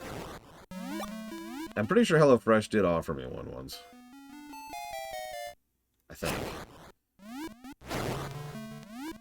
Yeah, death to all Cheap Cheeps. I could just avoid them, but no. No, Cheap Cheeps must die.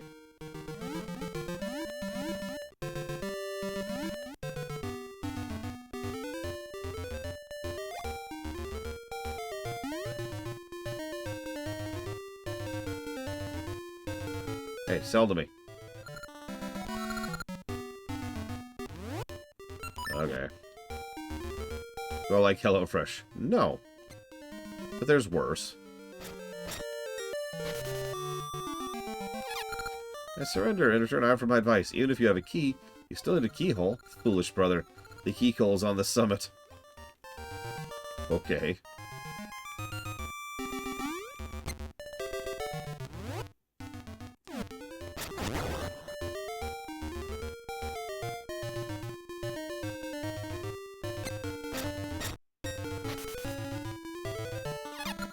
Surrender and return higher for advice. Even if you have a keyhole, you still need a key. Morak, brother, the key is in the valley in the west.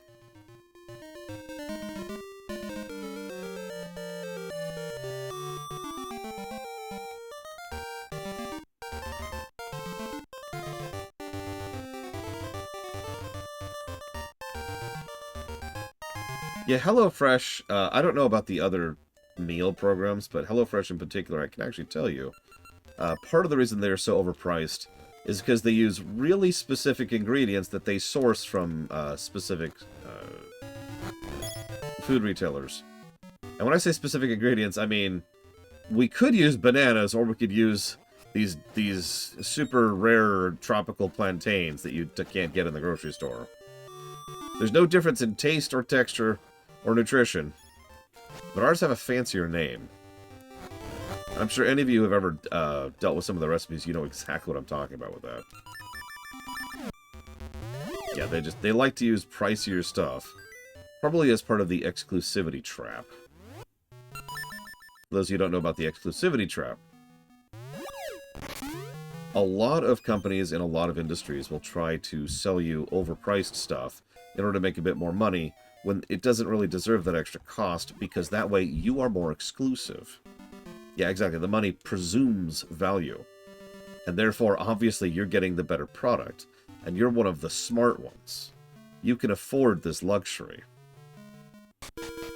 The exclusivity thing is tricky and works for a lot of good reasons, and also a lot of bad ones. Oh my god, Lionels.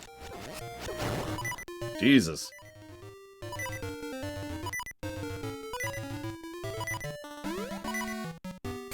Depends on how good the collector's edition is, Loner. So nice of you to come all the way here just to see me. Since you did, shall I make it so you can carry more rings? Please? Let me see your box. Do this here, that there. Okay, I'm done. You got a box. Thanks, buddy. Yeah, exactly. There's actually a lot of things that do the exclusivity thing. One of my favorite examples of the exclusivity trap ever is actually a magazine. It was a magazine for rich people. It had no interesting information or anything cool or fun or worthwhile. It was just really hard to get a hold of a copy. Only rich people could actually get it with their connections and their resources. So, if you got one, you're exclusive.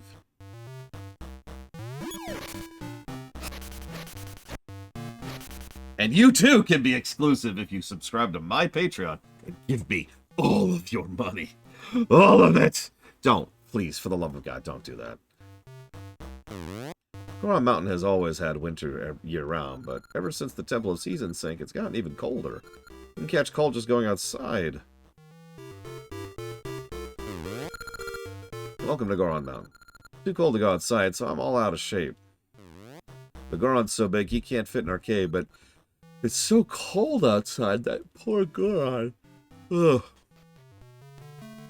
Oh god, I do remember that, Lord Hermod.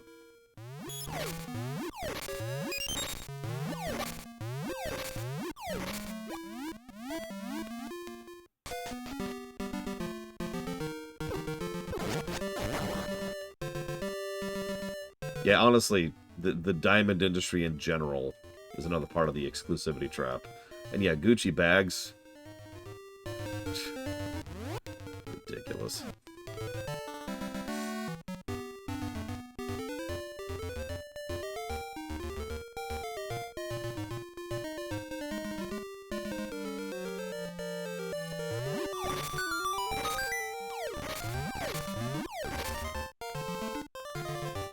Yeah, he's big, and he's a Goron, Chillpangolin. I don't think I've ever bought the thing in Val Royale, no.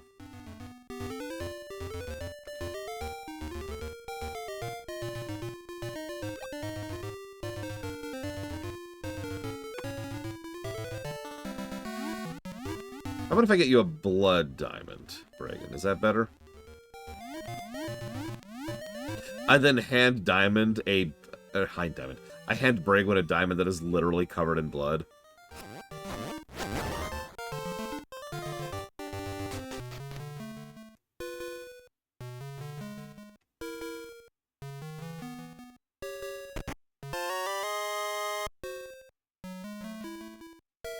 I mean, at this point, Giga...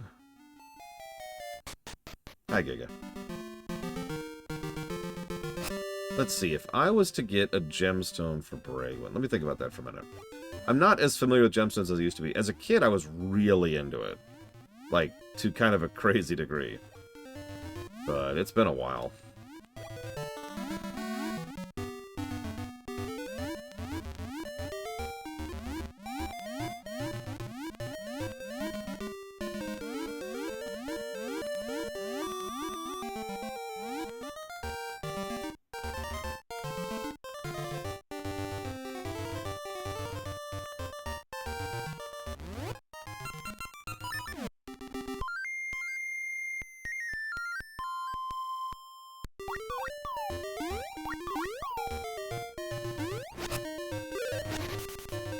I'm not sure of the specifics, but I'd probably pick some type of geode.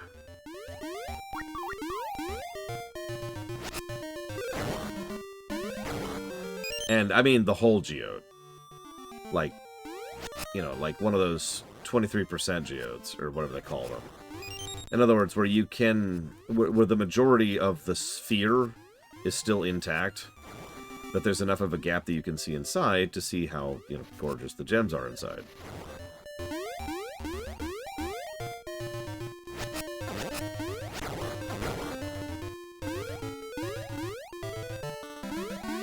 Okay, that's where I thought I was. Sorry, just centering myself a little bit here. Yeah, no, that's where I thought. As for what kind of gems inside, I don't know how much choice I have on that, actually. But if we're talking something that can be, like, grown... something... that particular type of almost oily violet, where it looks like it's shimmering a little bit, if you hold it up to the light.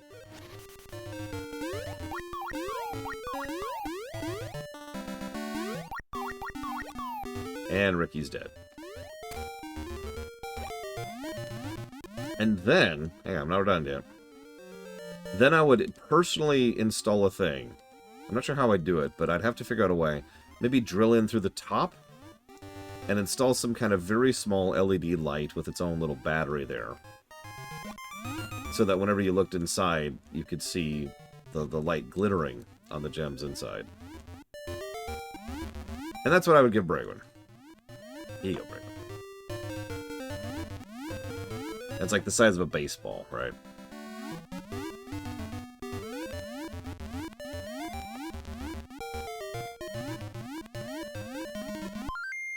Whoops! God dang it. Listen, Giga, it's not my fault that I like pretty things. Why do you think I like Bregman so much? Ooh, good idea, Arspruce. Okay, so we can't bring Ricky here. Meanwhile, I have no idea why I like you, Giga.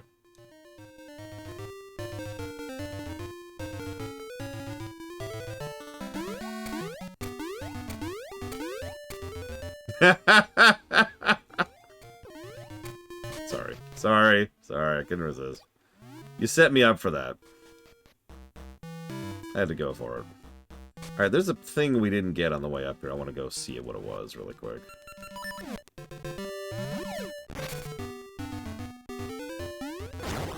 Alright, what gemstone do I give Giga? Alright, let me think about this for a minute. Okay, I've already got an idea. Just immediately. This would be really hard to do. I'd probably have to source it from someone else. But I'd want to get one of those like glass spheres that have a carving inside the sphere. And the carving... where's my shovel? And the carving inside is of like an emerald and topaz bird. Like a parrot or something like that. And ideally, it would be one of those ones where you could set up a little... I'm really into LEDs today. An LED stand so it would light up and you could see the bird kind of glittering in the middle. There you go. Boom. Done.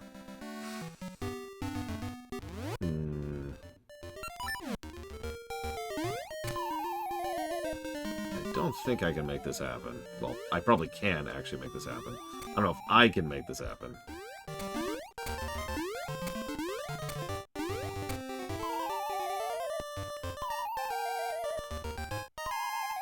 I'm gonna give up on this. Alright, that isn't what I came back to check anyways. I just thought I'd try it while I was here. Where's the real thing I was gonna try out? Oh, yeah, people can do some wild stuff in this game. I've seen speedruns. I really want to check out is the left door. That should go through last time.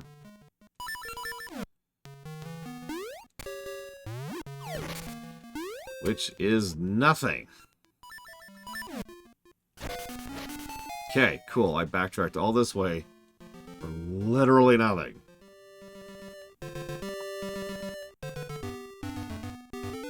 Cool. Alright, so. I didn't even get like a couple of hearts out of that. And the Lionels are back. So I'm about to die.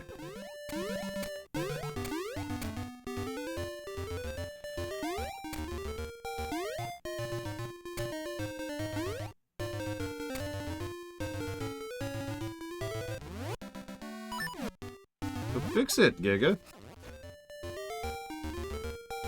But the thing is, when you fix it, Giga, you have to shout, "It's alive!" That's a law.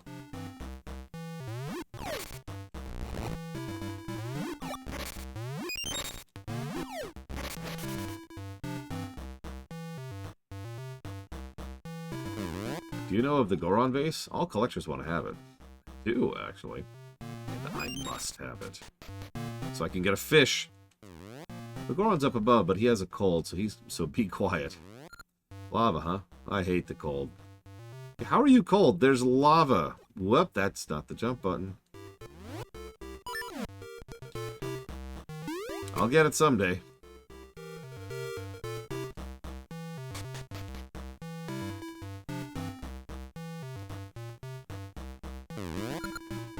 I'm stuffed up. It's so cold. Do you have anything that can warp a body up? Okay, so I need something warm? You know what? I actually do have something warm. I have seeds that set you on fire.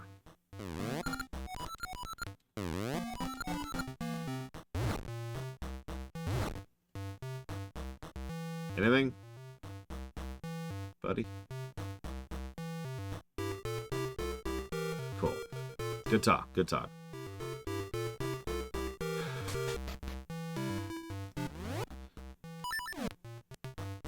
Well, there's only one to find out. Ah! Okay, yes, the lava is hot.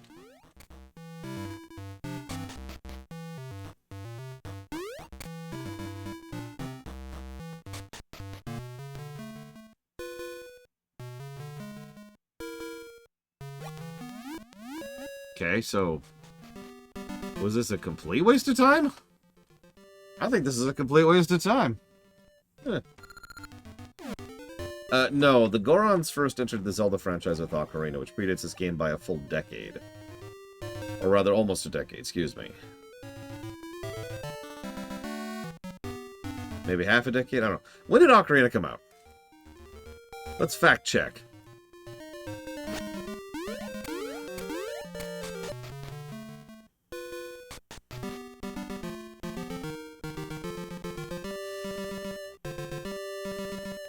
This just leads back here. 98. Okay, so, sorry.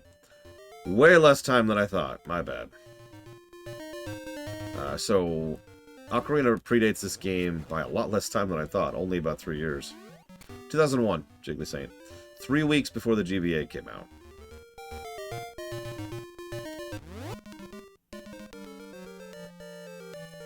The two major attempts were the highlight reels and the post-stream ruminations. In fact, neither of which worked at all.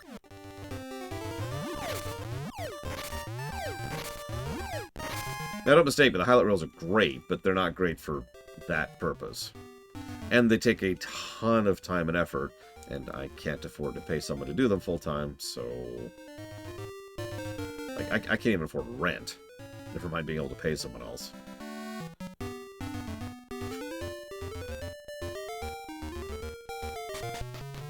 Alright, so what extremely obvious thing am I missing? Because it's always something dumb and obvious, every time.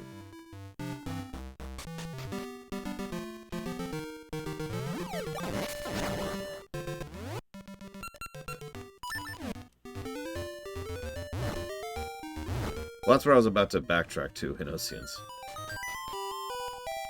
Hi?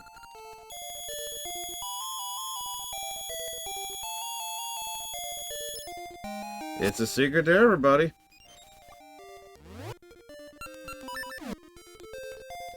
Don't do it, Deckfish. Go to sleep. Watch the VODs. That's why they're there. I put a decent amount of energy and effort and work. Oh my god. I can't talk. Energy. Effort and energy into making sure that the VODs are labeled, codified, sorted, and otherwise accessible. Next door. Give me 800 rupees. Ah!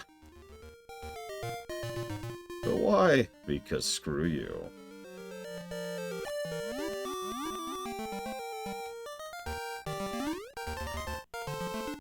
I actually agree, Deckfish.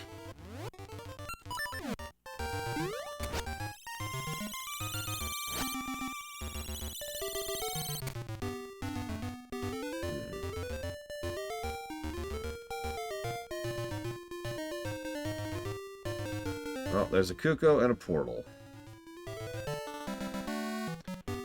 And a bear. There's a spring banana tree up there, but until the rock flowers bloom in the spring, I can't climb up to it. Can nothing be done?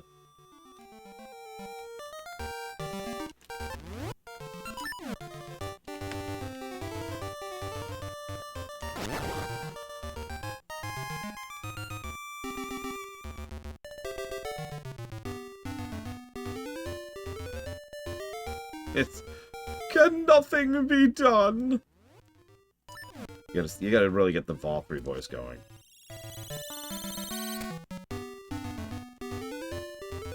How would a game... How do you add microtransactions to a game like this? Well, I'm sure we could come up with several things. The obvious stuff is you can buy hearts, you can buy temporary heart containers, like yellow hearts in the Breath of the Wild series. You can pay for rupees, of course. You can pay to skip the trading game, obvious. You can buy bottled fairies, but you don't keep the bottle afterwards. You can buy new playable characters, that's your cosmetic line, gotta have cosmetics.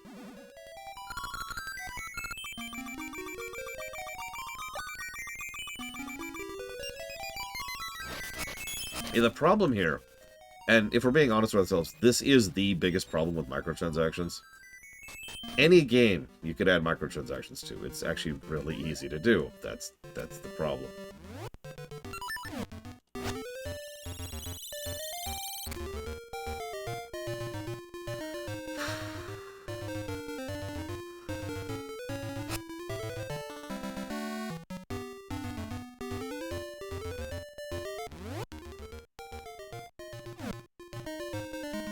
Please tell me.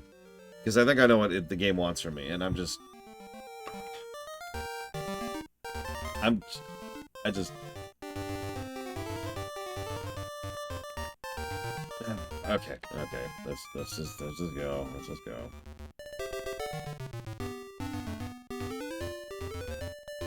How do you add microtransactions to chess? Fun fact, there are chess games with microtransactions. They're all mobile, but they still exist.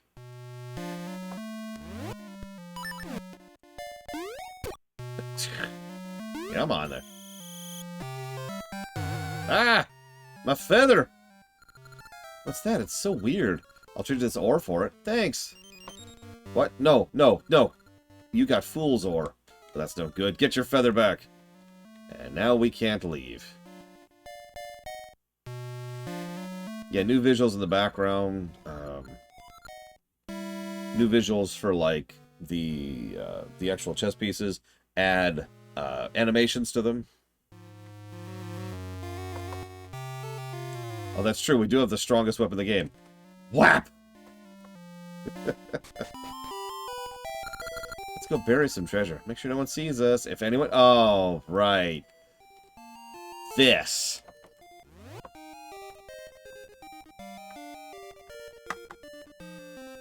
Yep.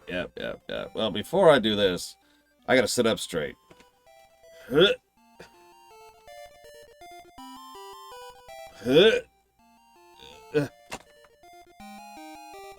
I'm sorry, the scene we're about to go through, Yada, has sapped my will to live.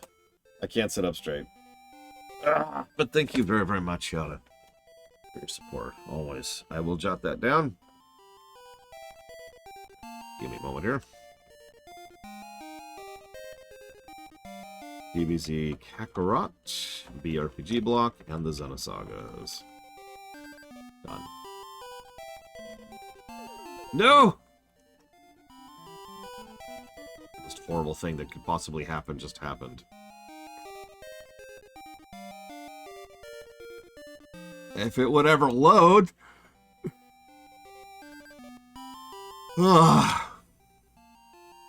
Oh god, you're right, a noble name. Yeah, we'll talk about microtransactions more when we get to Minish Cap.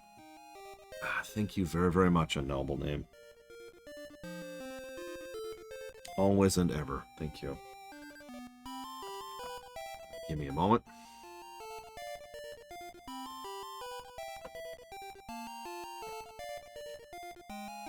So that's going towards FF13, Xenogears. What is all the Xenogears lately? And the FF Audit.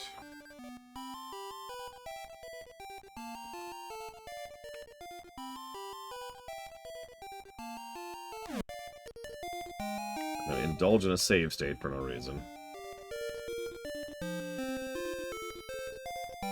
That would be nice in Oceans.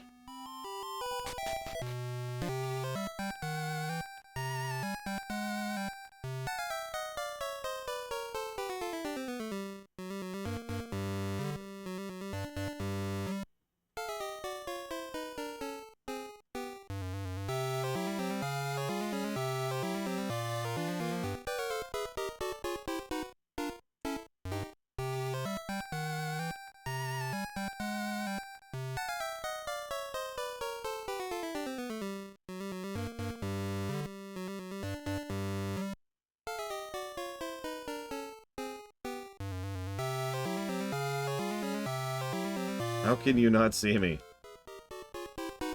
Trees I can understand. These are just little rocks.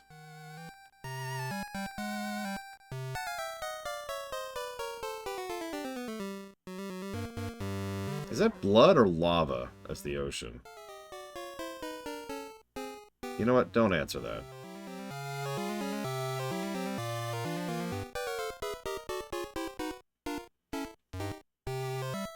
It's wine.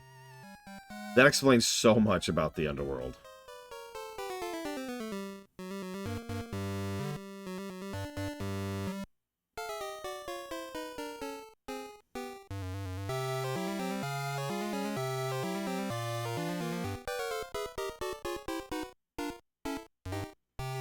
Yeah, I just dunk my head in. Glug, glug, glug.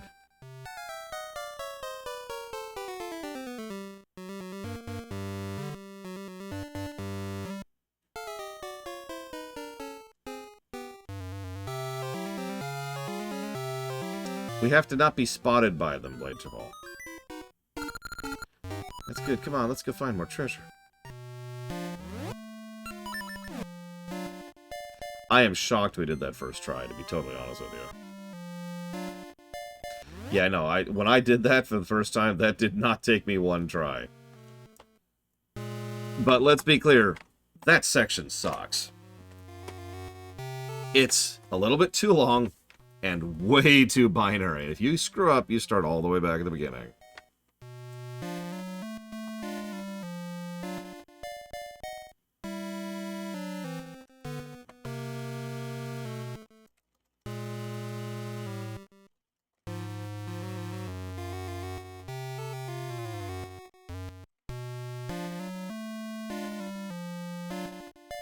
Yeah, no, it is very easy to screw that up without really meaning to. You'll notice a lot of Zelda stealth sections suck.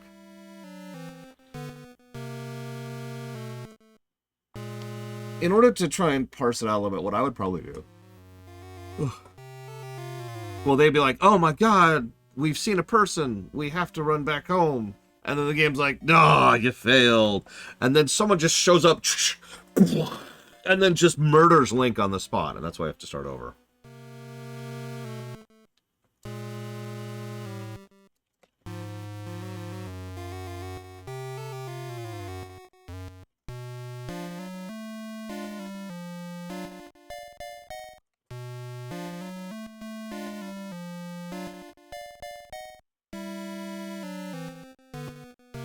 Sorry, that's actually a reference to one of my least favorite go start over sections in a video game. Mario Sunshine, where there's multiple sunshines you can get, where if you don't do something at a certain timer, Mario dies. You lose a life.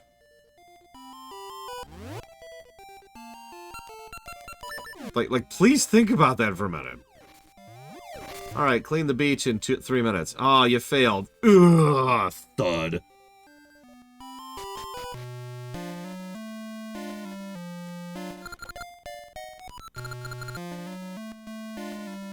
Some weird guys called Piriantas just settled down south.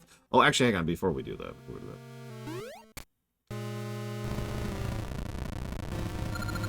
I smell ore chunks nearby. There's no ore here. Come on.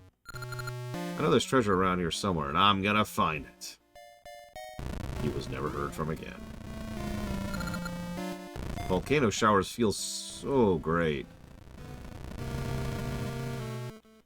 Of course, we don't have the hook shot or equivalent.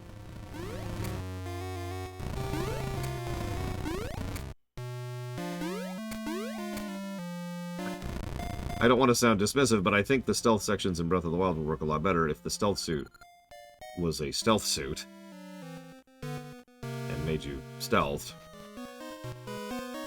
Who would want a dirty feather? Oh, I'm just going to take your seed then. Bye, buddy.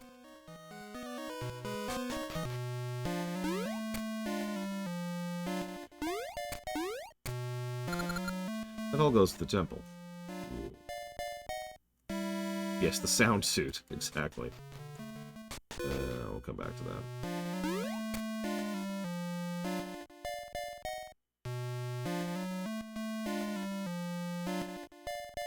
Whatever, I can't go that way yet anyways.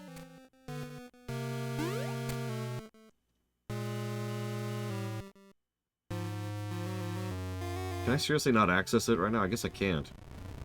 Alright, well, I'll move on then.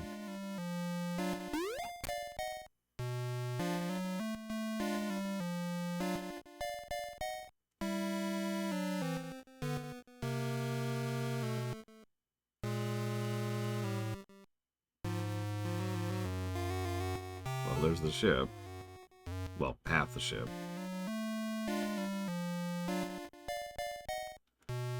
Let's see, so... What was the first Zelda to have a stealth section? Because I think it's Ocarina.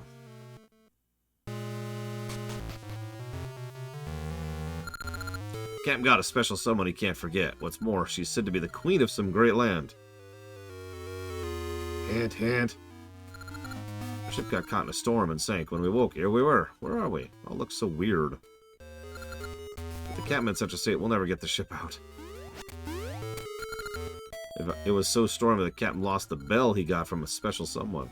That's a bit of trouble. That bloke we sent looking for the bell ain't come back. I told him he ought to search the ship. There's no ship. It's over by the graveyard. We haven't fixed it, so it's in terrible shape. Useless fellows. Can't someone find me bell? I, you? Ha ha ha, don't be silly. You ain't experienced adventurer yet. If you haven't at least proven your adventuring skills by seeing the inside of some ruins, I've no use for you. Is he alright? That bloke's so forgetful. Ugh. How'd that go?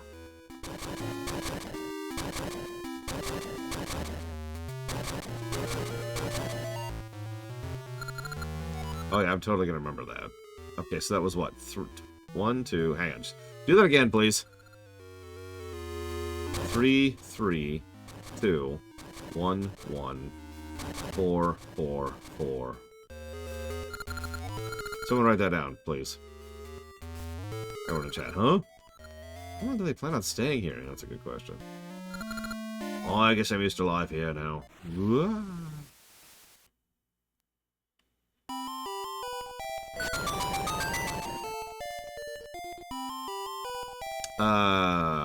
LTTP, I believe, is what added minigames to the series. Because there's like the chest opening game, there's the shoot the arrow thing game. Stuff like that. Okay, it stays unlocked. Thank God.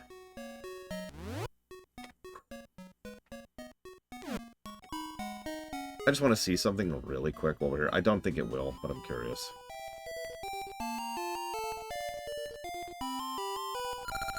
Ganon's gotten better. Thank you.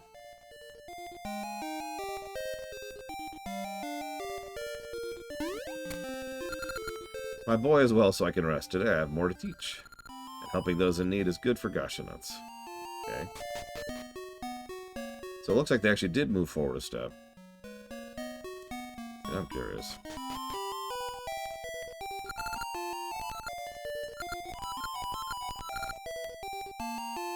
And yeah, Link's Awakening also had plenty of minigames, but again, LTTP predates both of those.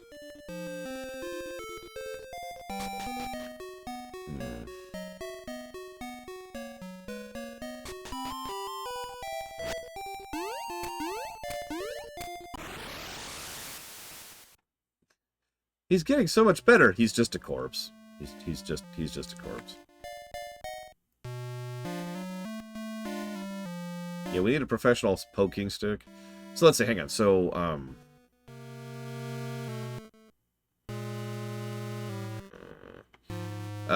so Ocarina had stealth section. Did Majora's? I actually don't remember.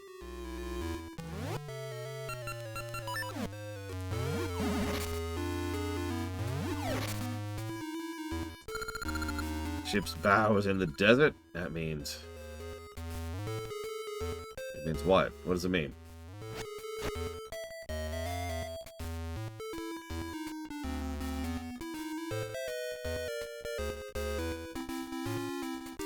I don't remember a stealth section in the graveyard, but I don't know Majora as well as the other ones. I've only played it like 3 times.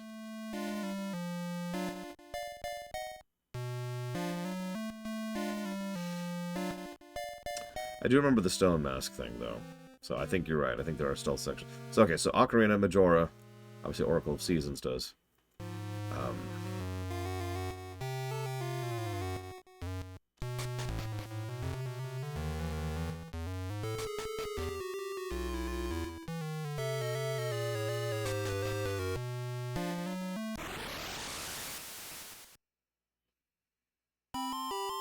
Link's Awakening didn't have any stealth sections. Actually, no, we just played it. What's after this, then? Minish Cap. I don't remember if there's a stealth section in Minish Cap. Twilight? I don't remember a stealth section in Twilight.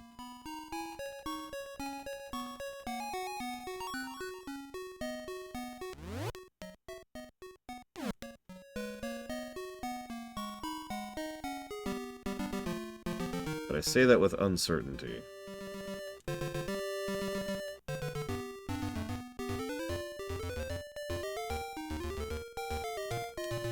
Oh yeah, the tightrope section. You're right, you're right. Yeah, when you're Wolf Link. Cam said, don't come back till you find me battle. Can someone take me place? I'll take your place. God damn it. Where do I go? I'm tired of roaming around and having no idea where I'm going. I've gone to 2 completely separate areas that have nothing to do with anything. Where am I going? I'm so tired of this. Go to temple. Okay.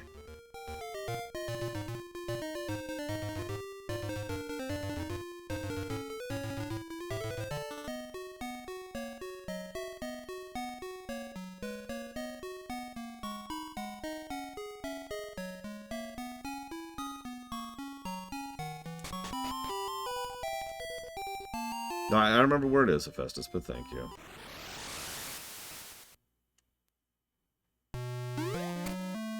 Switch back to the feather. Okay, Wind Waker. Wind Waker definitely had a stealth section, the fortress. I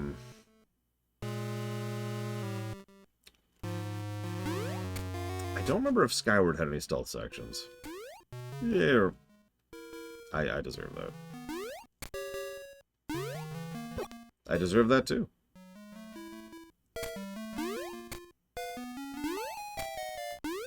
Not sure I deserve that. Apparently Skyward has... Oh, right, the horrible below world sections. I wasn't admittedly counting those, but yeah, those qualify. Silent Realms.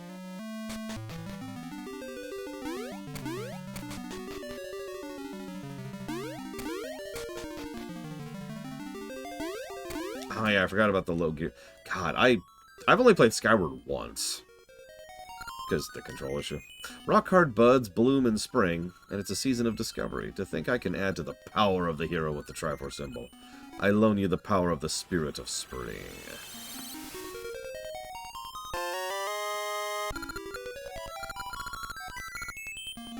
Yay, thank you.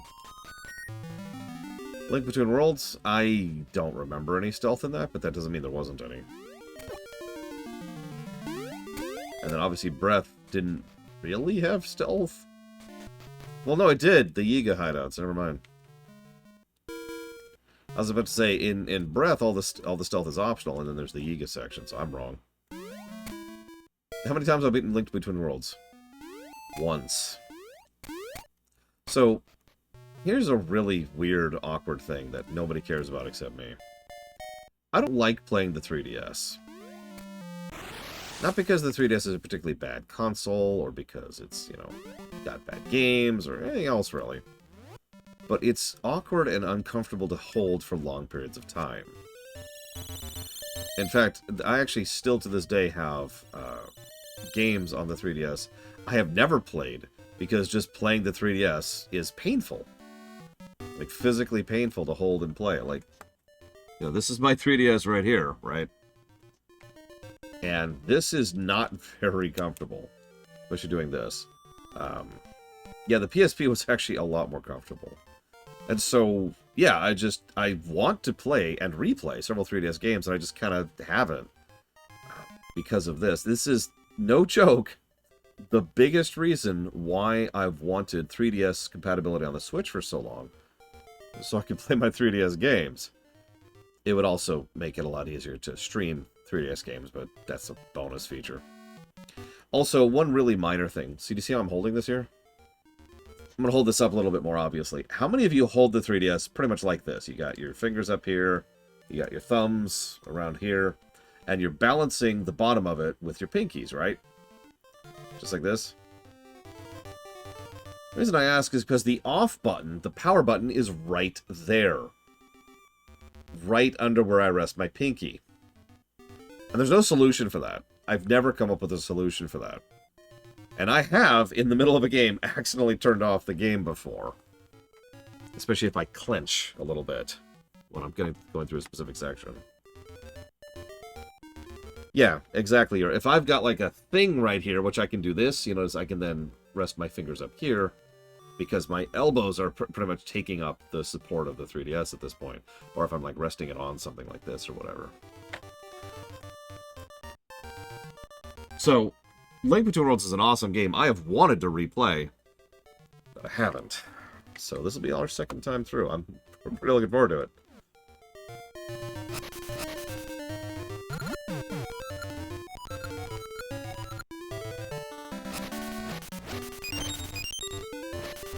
Hey, bear. It's spring.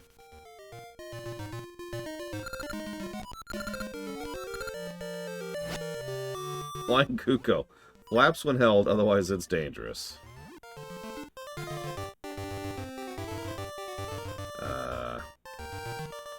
Do I have no control over this thing?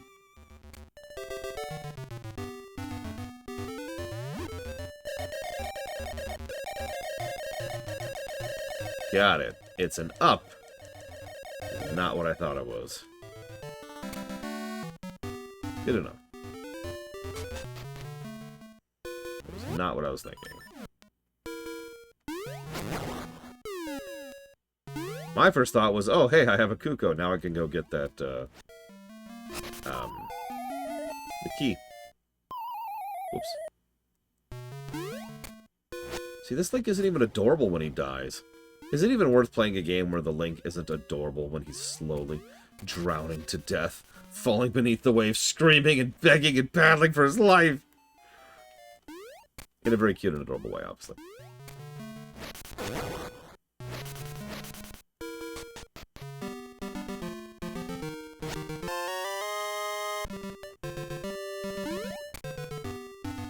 You know, I'm sorry, very unrelated, but pursuant to what we were talking about earlier. Based on what we were talking about, I think one of the biggest insults I could ever give someone, especially a woman, is to give her a diamond.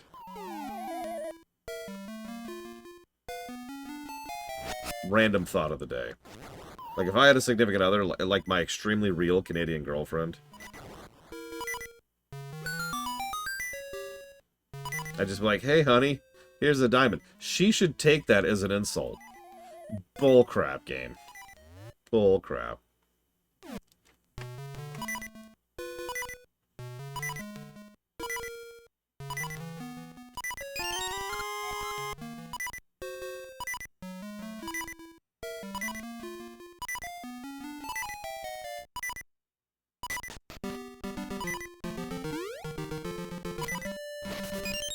Hey.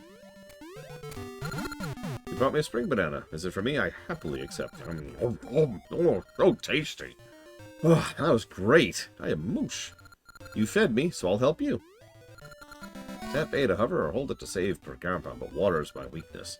The shallow stuff is one thing, but I can't take deep water, so be careful.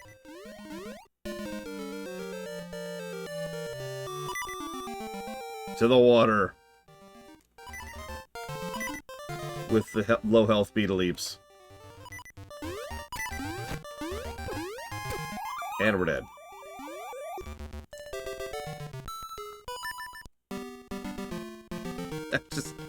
And we're dead. Still starting with 3 health.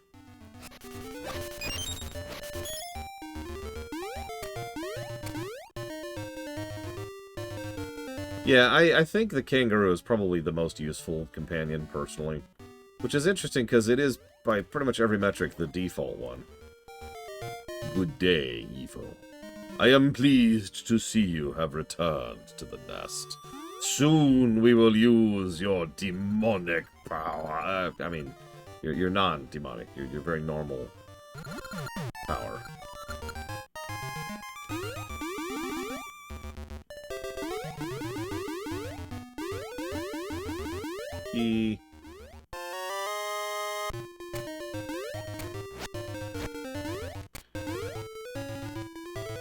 Yes, your evil power.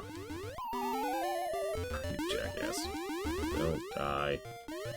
You do not die until I have given you permission to.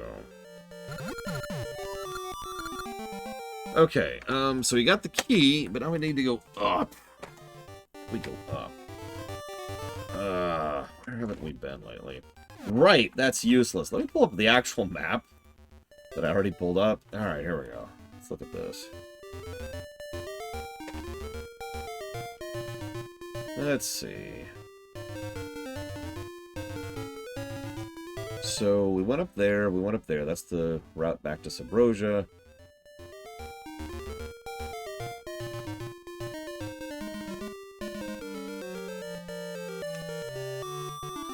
Well, that's where we use the key.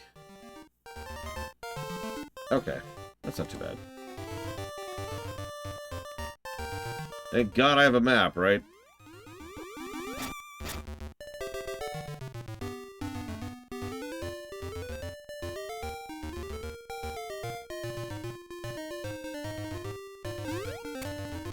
Alright, be gone, bear. Nobody likes you.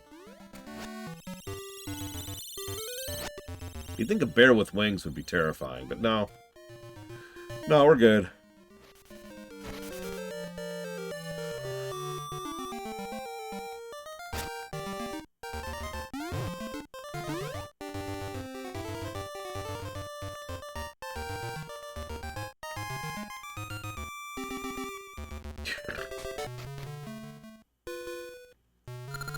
The snow, it blocks the...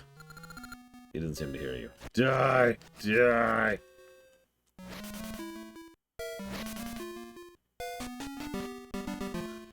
Okay.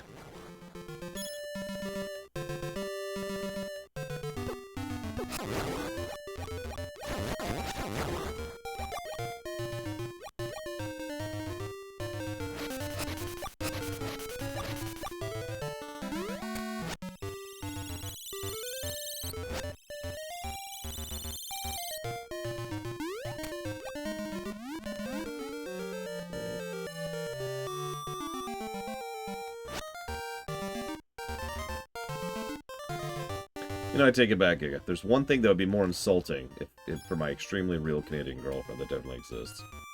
Instead of giving her a diamond, I give her some meal. I thought of you, and I got you this.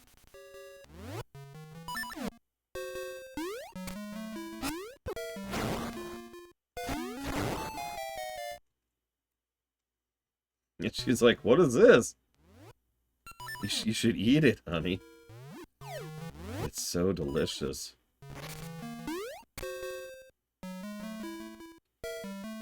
Look, I'm trying to one-up the diamond idea. Surely we can do even worse, right?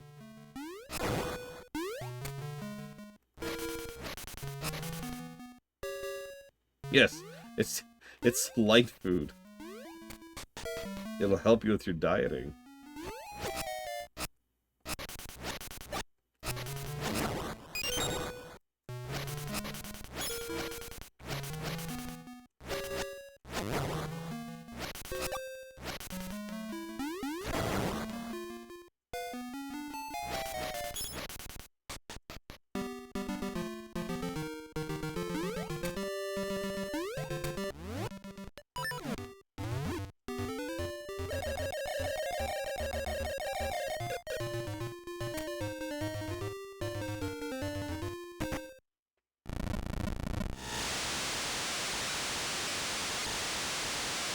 Dungeon get.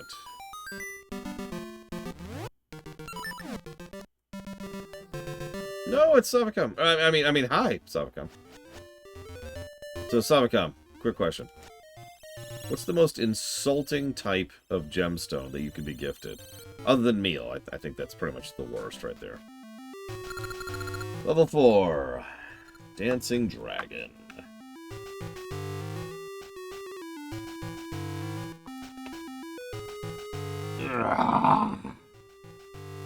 Thank you for the sub, as always. Cubic Zirconia. Fool's Gold. Fool's Gold. I apparently can't pronounce anything today. God damn.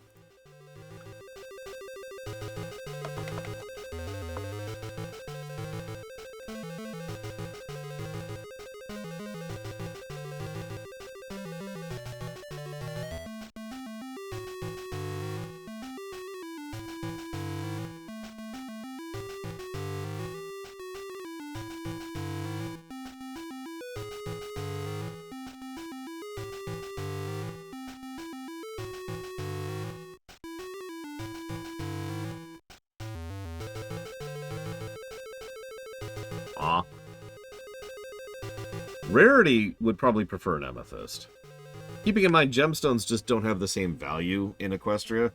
I think she would find an amethyst more visually appealing, and I think she could do more with an amethyst in her designs. Oh, yeah, I absolutely had to consult a map 5 times. I say consult a map, so chat, map, walkthrough, same thing. Let's see, once, and then twice, and then a 3rd time, and then a 4th time, and then a 5th time, and then a 6th time. So yeah, we're up to 6 times today alone.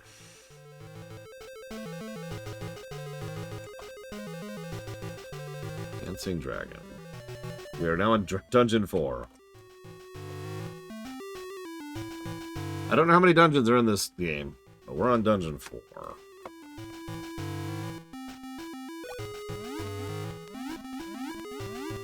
I look forward to being terrible at this dungeon, too. There are 8 dungeons. Oh my god, we're not even halfway there. Okay, I'm okay.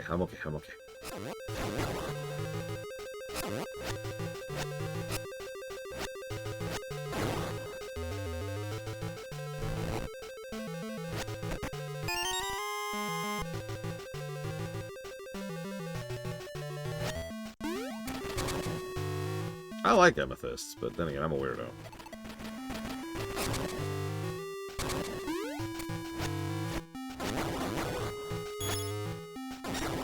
I will also admit I've always had a fondness for sapphires. Having said that, I understand that not all sapphires are blue, so let me be clear about this. I like blue gems. Blue and violet. So.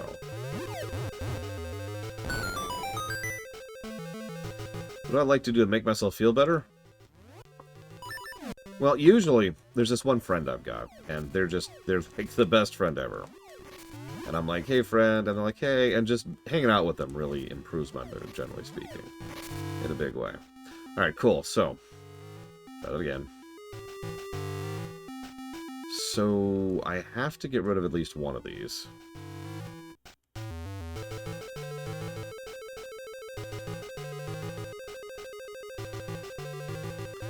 I mean, it depends on what kind of bad I'm in right now. Like, at that given point in time, you know? And yeah, so I say doing the dishes, but here's the thing. Most people have one chore that's not really a chore for them to do. It's relaxing. It's the kind of thing they can do and just unwind for a bit and just focus on something that's still rewarding, or perhaps more accurately, productive. Most human beings enjoy being productive. And most human beings like accomplishing things. It's chemical. So usually there's at least one chore that just kind of gels with most people. And I bet if you really sit and think about it, you can come up with something off the top of your head. For me, it's dishes. I know for some people it's laundry. I know for some people it's vacuuming. I know for some people it's dusting. I know for some people it's reorganizing the pantry.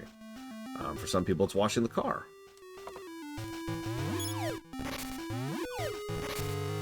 For some people it's mowing the lawn. And all of the examples I'm giving are from actual individual people I know who that's their thing, right? You get it. So that's a good thing to do, to just kind of de-goss for a bit. Because you say feeling better, but I think what you actually mean is trying to disentangle yourself from whatever's stressing you at the moment, right? And we don't always have the power to fix the thing that's stressing us, because that's the real solution, right? I'm stressed because I haven't, fixed my car, and then you fix your car and the stress goes away. Boom. So, presuming you cannot simply fix the source of the stressor, well, that's when you do something to get your mind off of it.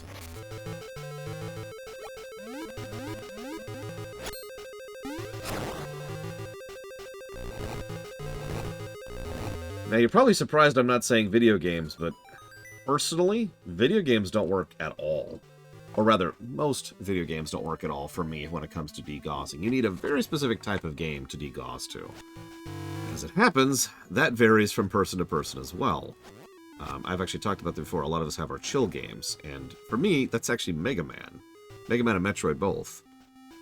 Both of those types of games, the precision of it, the challenge of it, the hyper focus, having to do 100 things every second, that actually relaxes me. As weird as that probably sounds, that's the kind of thing that allows me to just kind of, you know, just kind of unclench a little bit. But everyone has different types of games for that. I know some people, they hop into WoW and they just go around do random quests or level their alts or whatever. Some people will go play Animal Crossing. Some people play Stardew Valley. I know some people who grind in a particular RPG. There's a lot of examples of that. So identifying a game that's a chill game for you is a really, really big thing. Because it's not going to be the same for every person. And I really wish I had some mushroom powder for these freaking anti-fairies. Ah!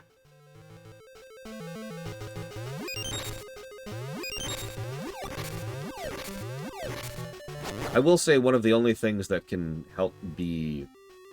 How do I explain this? One of the things that can help define or help you to discover what a chill game is for you is identifying a game you know very well. Simply having that kind of pre-existing knowledge tends to remove a lot of the stress of playing a new game. Now, stress can be a good thing, of course, but the point of a DGOS game is to DGOS. And you don't want to be thinking, oh god, what's in this room, and have I already explored this area, and oh god, where's that one quest, have I done that, and oh god, here's a boss I've never seen before. That can be fun. But when you're trying to just unwind, you need something that just allows you to relax, so it's probably going to be something you already know. Now, the real catch comes from when you don't have a game you already know that's like that. In that case, the only real choice is to just kind of play Mega Man for a minute. Is to just try stuff out. Hey Steppenwolf. Thank you again, as always and as ever, for your support. I'm glad you're doing better. Regardless of support to me, I am glad you're doing better. And I will take the compliment and hope that my work has helped. Don't you have Ace Attorney, Evo? I guess that's a new game. Couldn't you download, like, say, Wizardry 8 or 7, maybe? Or Might and Magic, sorry. Not Wizardry. Different series, different series.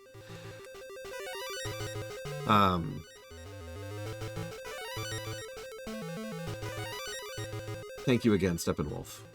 If you want to put that towards up to 3 future runs, please let me know. So when I see D4, I think Diablo 4. What you, of course, mean is Dragon Age 4. Which will not be good! I think that hasn't been heads in, like, a couple of weeks at this point.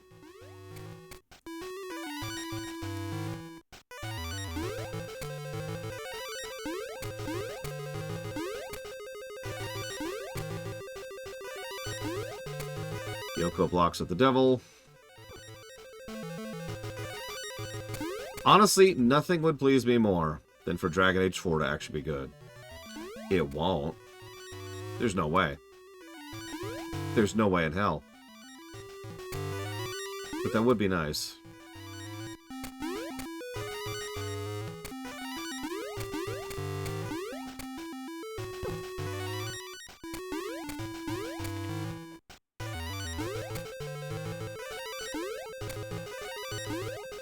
There we go. Just failed to jump the first time.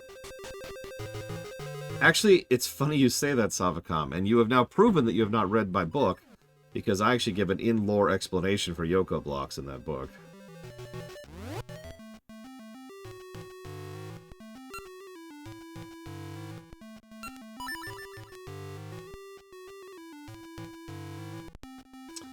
Remember, 3 things, Steppenwolf, but I will put one of those towards the VRPG block.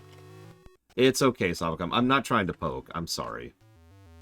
The truth is, I don't remember the answer off the top of my head. I don't remember what I came up with to explain the Yoko blocks, but I did come up with something. I even had a moment where Rock is like, analyzing them, and his sensors are just, like, tearing themselves apart, trying to figure out what he's looking at, you know? Because he's just like, what is this? How did he make this work? Why did he make this work? And the implication I leave in the book is that Wily... So, Wily is suffering from certain various mental disorders in the book. And so as a consequence, one of the only things that helps him to mentally relax, to fight off the voices, is to build. So in many cases, he builds something without purpose. He just builds something. So that's what the Yoko blocks are. They're not supposed to be for anything. There's not some big purpose or villainous thing. It's not to make his fortress more unassailable. It's not to be used as a weapon. He was just building something because it helped him to mentally relax. By the way, build games tend to be really good DGOS games too, while we're on the subject. Minecraft, Grounded, Satisfactory, Factorio, the Tier Quest Chain, which I really like, you know, stuff like that. Dragon Quest Builders, yep, another good one, another good one.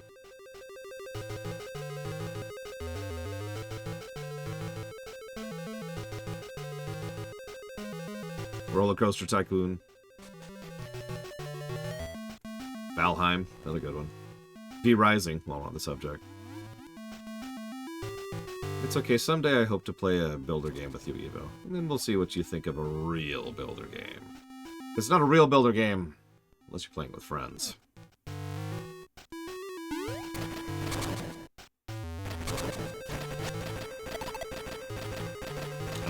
Whoops, okay. Actually, I do remember Sims Kingdoms. Or Sims Medieval, I believe is what it was actually called. Ooh. Okay, this might be bad.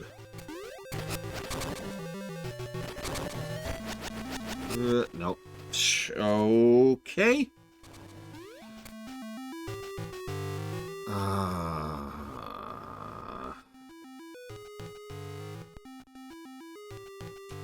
Okay. Hang on. Let me add Steppenwolf's things to Hitman 3 and Final Fantasy 16. We got it.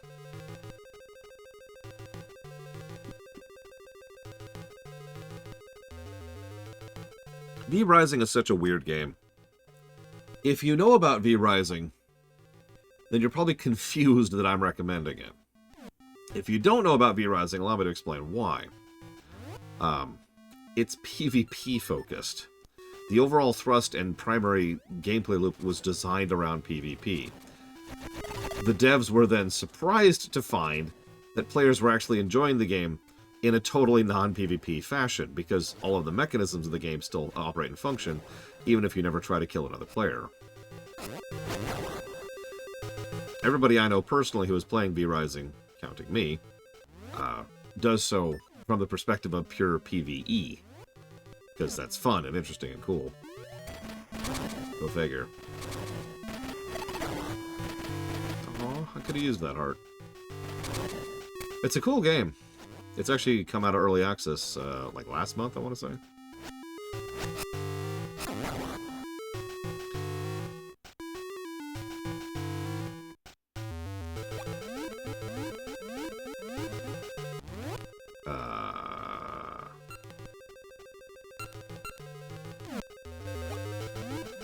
I missed something somewhere. V. Someone type that out in chat, please. V Rising. V is in victory. Thank you, Giga. You play as a vampire. There's actually a whole narrative aspect of things. The idea is that someone killed Dracula, and when he died, his essence got spread out over the land. You play as one of the vampires that have received a portion of his essence. And the goal that you have overall is to gather the rest of it.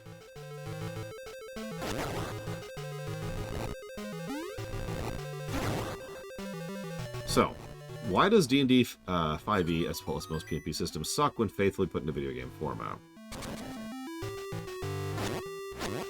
So I could just give you the default answer of because they're not video games, but actually, I think there's two, possibly three major elements that tend to have issues there. First of all, well, it's nice to have a computer do a lot of the dice rolling for you. The trade-off for that is the computer can never be a GM. It does not have the ability to. Down and right, okay.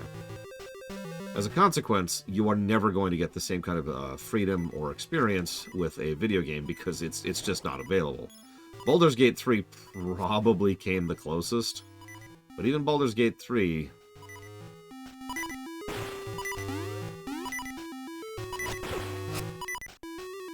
doesn't let you do everything.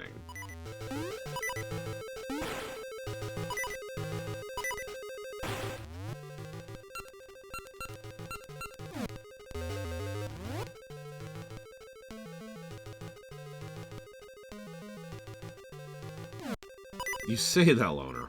I hope not, to be quite frank. So that's the first half of the answer. The second half of the answer is that Evo hates me. Which I don't blame her. I mean, you know, wouldn't you? I mean, I am the reason you're listening to these low-health beat leaps. I am also about to enter our 7th walk-through-itis moment so far. So, super summary. No GM. A video game cannot be at the same level because it cannot have a GM. You are limited in what you can interact with. The end. There you go. There's a super-duper summary. Okay. I'm just going to pull up a walkthrough here because I'm just kind of done with this today.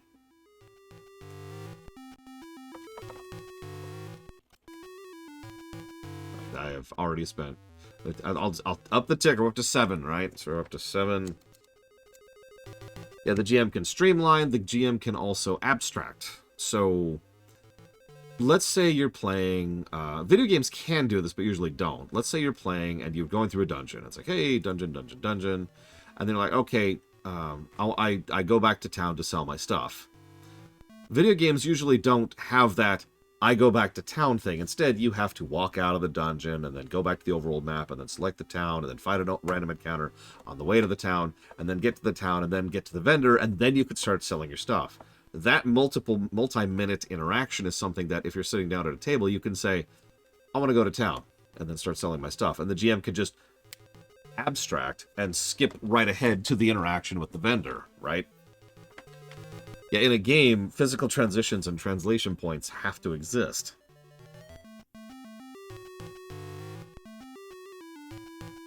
Now again, there are ways to solve those problems, but they don't. Apparently we could have done the Moblin Keep at this point to get a piece of heart.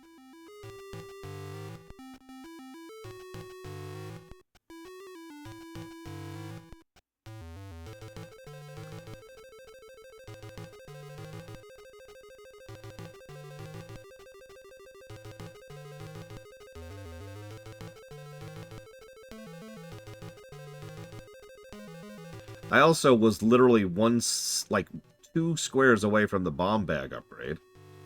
That's cool. Oh yeah, licensing is another problem. Licensed games always start downhill. And it's really, really frustrating having to try and deal with that. There are good licensed games. There's actually a decent number of good licensed games. But statistically speaking, they're always more likely to fail.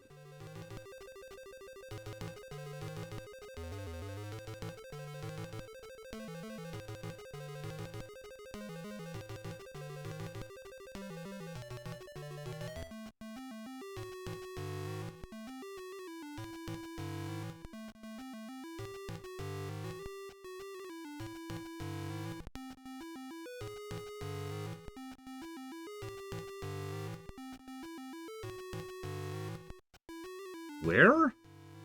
Oh, god damn it. Okay. Okay. I'm gonna death warp.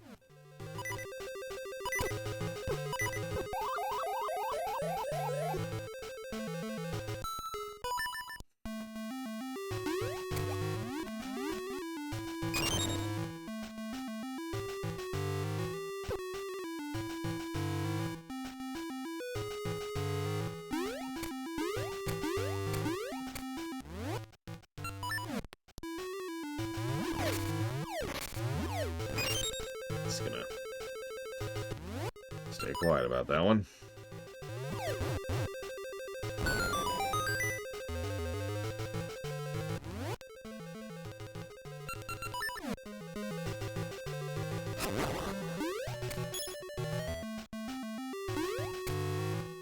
I think part of the other problem is that D&D, while it certainly has a lot of mechanical and interesting things about it, is primarily a social experience.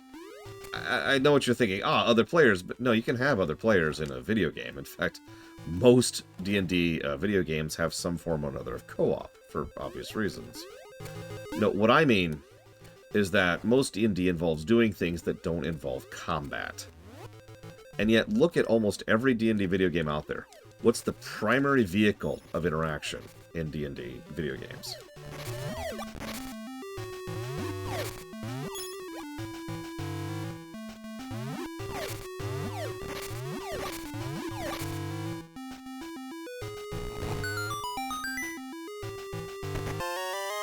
We got the compass. Woo! I'll check the walls this time, because holy crap. Planescape Torment. I mean, Planescape Torment has combat.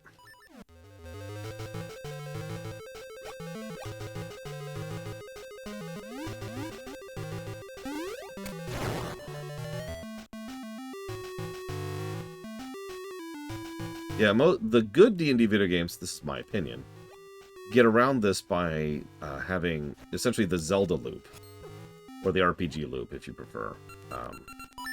You have a section that's the combat section, and then you have a section that's the explore section, and then you have an section that's the social section, usually like towns or interactions or whatever. And you bounce between the three. That's what usually leads to good pacing in an RPG, but especially in a D&D RPG. To use a specific example, Neverwinter Nights 1, which I know you're familiar with. Neverwinter Nights 1, you bounce between those three sections pretty frequently. And I think that helps a lot with making that game as good as it is.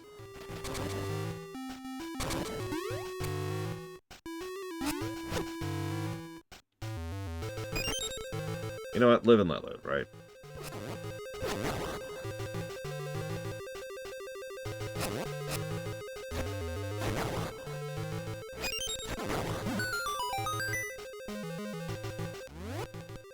I've got some seeds to spare. Let's see what this guy has to say. Greater speed gives greater distance. Yeah.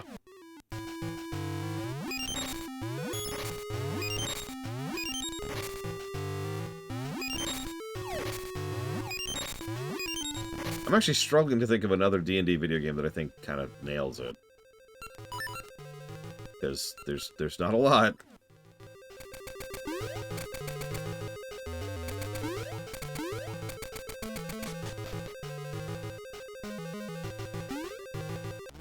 Sure, Ross. So, what's something you're familiar with that you want to do your demo reel on? Yeah, as in the pacing. Sorry, Loner, to clarify. Because, like, Planescape Torment has really, really good choices gameplay. Baldur's Gate 3 wouldn't know pacing if it walked up and smacked it in the face.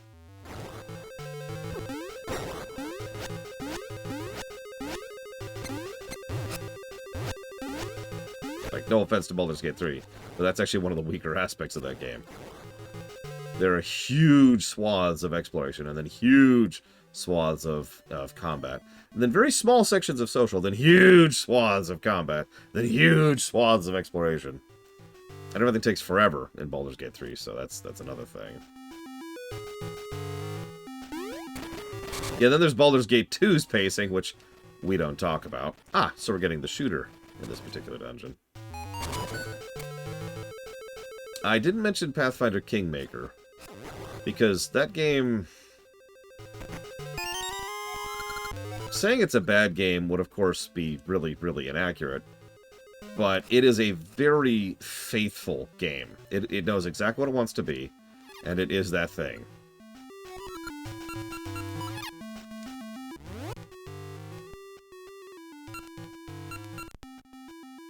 What is the point of a scent seed? I actually forgot what scent seeds were until Savacom mentioned something earlier. Well, yeah, Pathfinder is a different system. Pathfinder was built for people who really want to get into the nitty-gritty of the Ooh, jeez. The crunch, the numbers, the stats, the builds.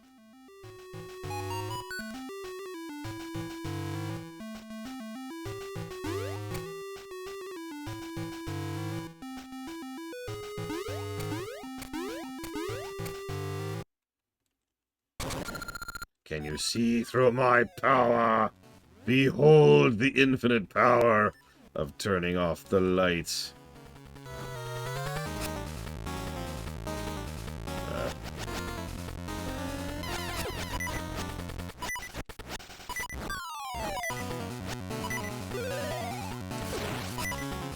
Okay.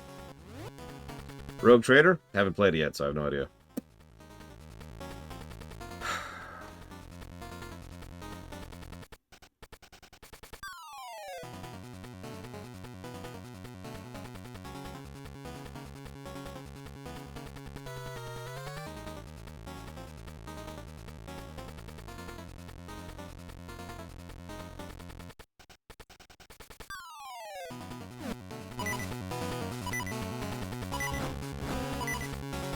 There it is. God, I did not see that at all. I really didn't. Oh, we're dead. So now we gotta go back through the whole dungeon again. It's okay, I don't think it's all that far, but still.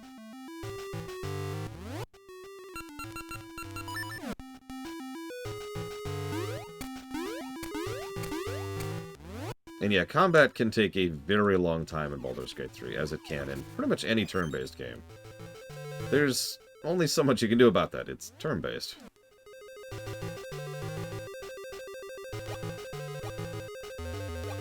No, I just couldn't even see the shadow. Like, I don't know. I guess I'm blind today. In addition to stupid. Blind, dumb, and stupid. That's the trifecta, I believe. God damn it, I was gonna make that jump. And then that asshole. You're dead now.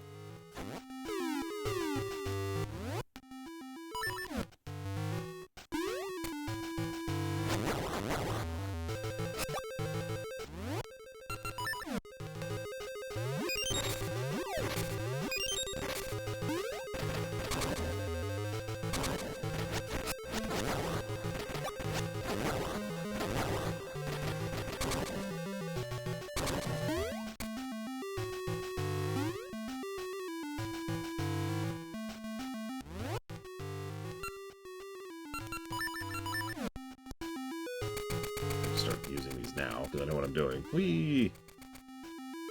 Hope it won't run out in mid-jump. Okay, we're okay.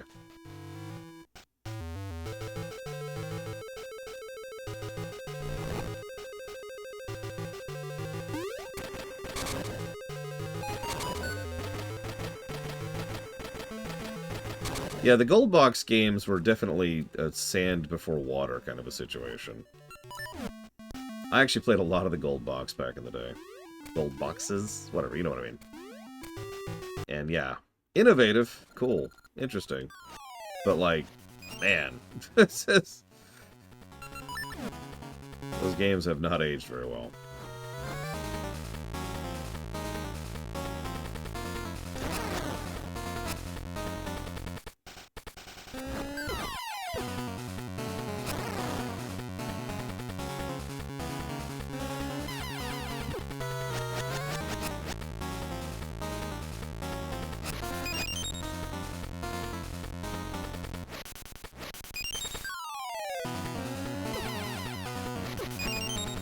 Okay, that was a waste of time.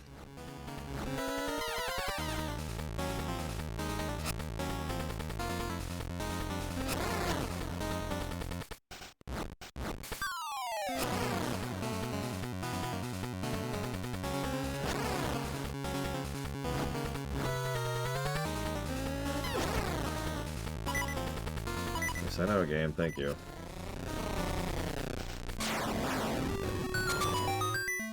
Thank you for the ferry and the shortcut.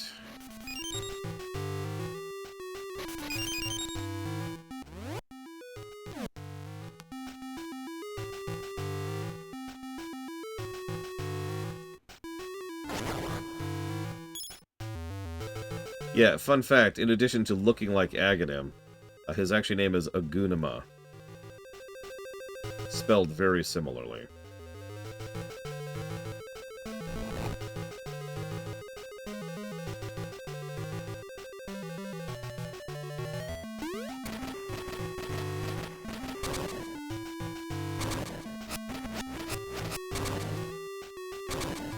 Yeah, we're definitely getting the seed shooter.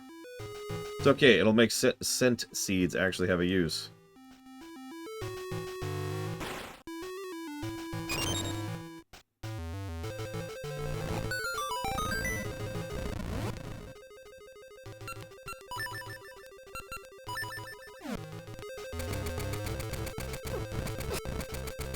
Out of the way, our goddamn keys. God damn it.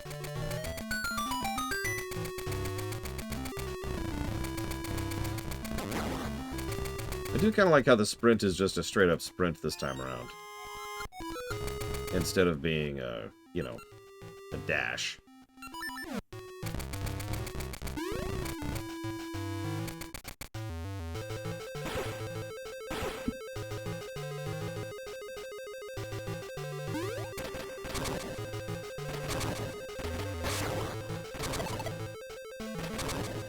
That Keese gave his life to make sure I would miss that shot. Did you see that? That brave Keese.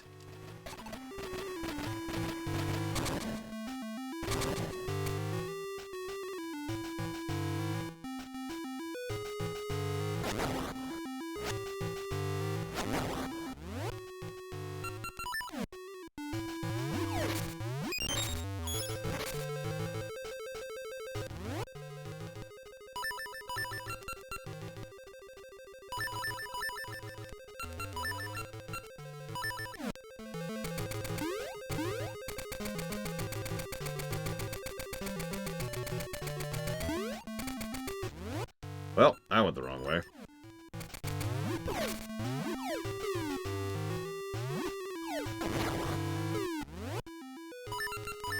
Now the game's just spitting on me. What did I do to you, game?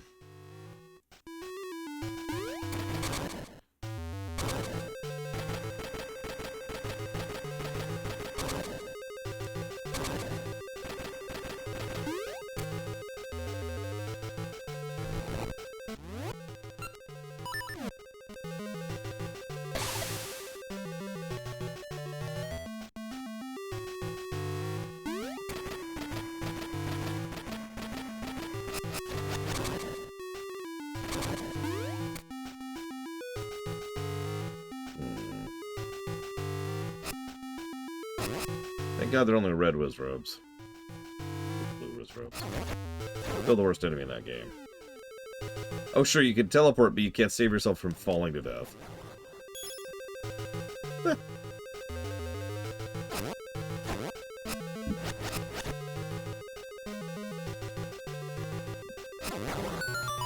We haven't upgraded anything at this point, too. Everything we've got is level 1 still.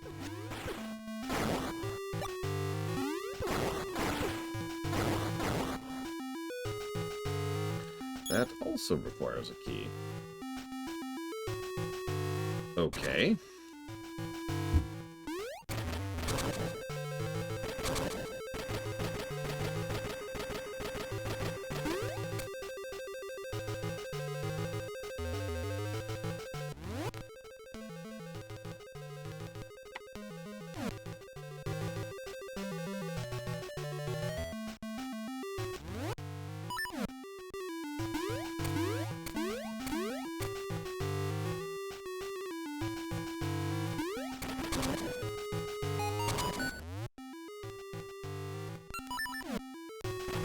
Damn it.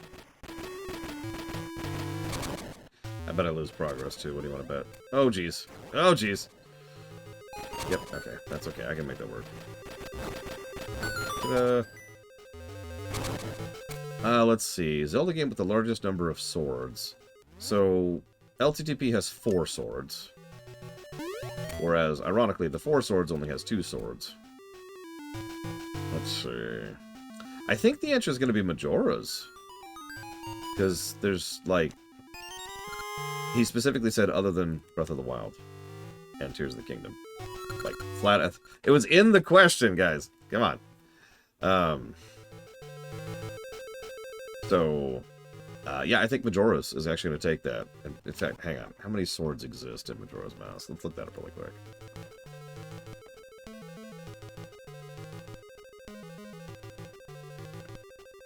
Let's see. So we've got the Kokiri Sword, the Razor Sword, the Gilded Sword, and then I know there's also the Fairy Sword, which isn't on this list. Oh, there it is, the Fairy Sword. It's only 4, though. I thought there was more than that, but apparently I'm wrong. So that would just tie it with LTTP, which has the Fighter Sword, the Master Sword, the Tempered Sword, and the Butter Sword. That's true. I think Fierce Deity is what I was thinking of.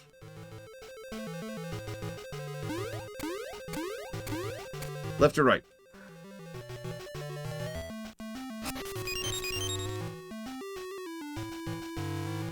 One of these will be correct. One of these will not. I didn't even go over here. I should go over here first before we go left or right.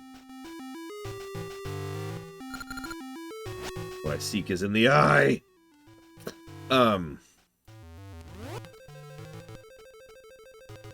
That's true, Ross. I wasn't counting the big knife as a separate thing, because it's just the Goron, but non-breaky. Or rather, breaky. Sorry, the opposite of non-breaky. Minish apparently has 4. Basic, Reforged, Empower, and Completed. 4's a common one. Sorry, Cycloud. Sorry. That's funny, because I have been having absolutely terrible pacing. I have gotten nothing done today. My god. So, Yadis is right. Right, we shall go. New plan. We're going left. Hopefully left is the correct call here. I'm going to laugh if it isn't, because it probably isn't. That's just my luck right now.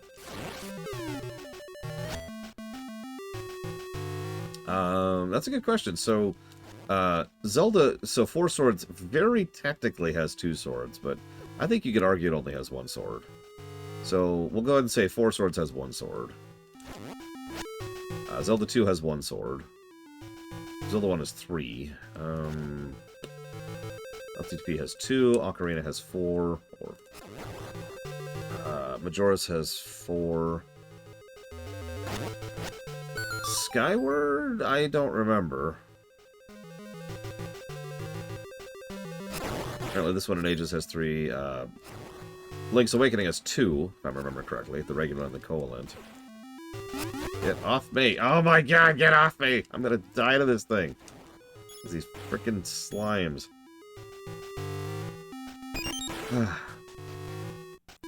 Twilight has 2. Yeah.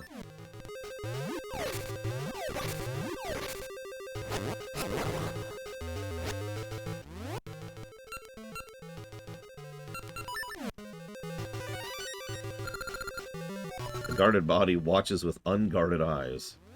What?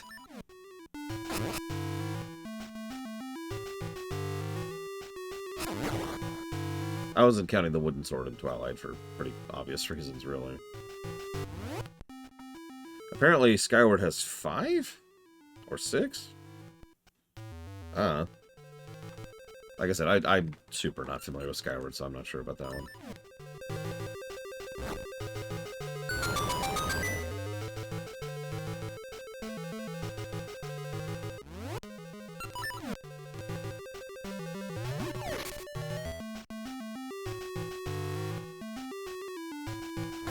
Does Link Between Worlds have a second sword?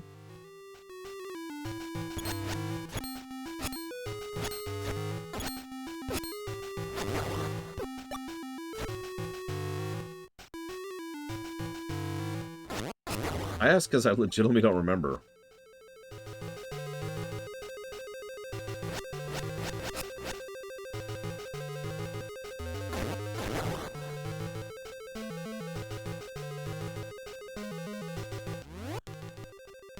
Wrong button. Wrong button.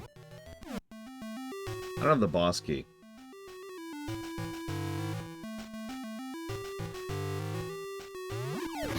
Okay. Well, let's just ride this train. See what happens.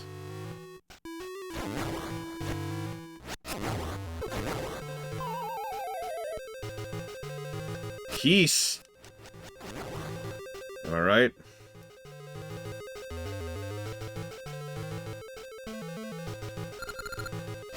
Yep. Okay. So we had to go left, but now we're stuck. Because we don't have a key to go right. No, the Butter Sword is just the fully upgraded Master Sword. That's all it is. I mean, for all intents and purposes, that makes it a different sword for how we're discussing it. But in lore, there's only 2 swords in Link to the Past. There's the Fighter Sword, which you get from your uncle, and then there's the Master Sword, the Tempered Master Sword, and then the fully augmented and golden Master Sword, and that's it. Imbued with holy power, one might say.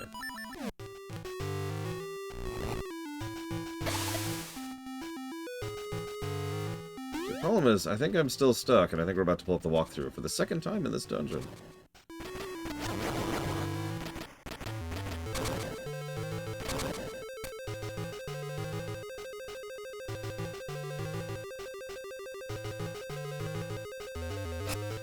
Why are there so many keys in this friggin' place? Go away. Go away. Go away. Go away.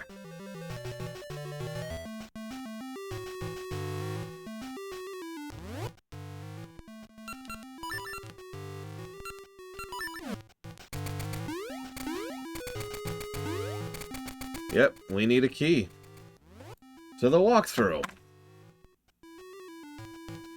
What did I miss?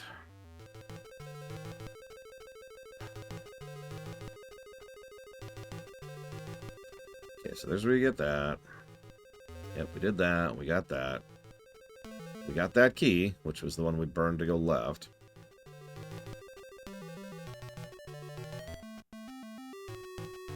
Okay, apparently it's earlier in the dungeon somewhere. I'm glad you enjoyed it, Suffolcon. Despite it being terrible. Well, me being terrible, obviously.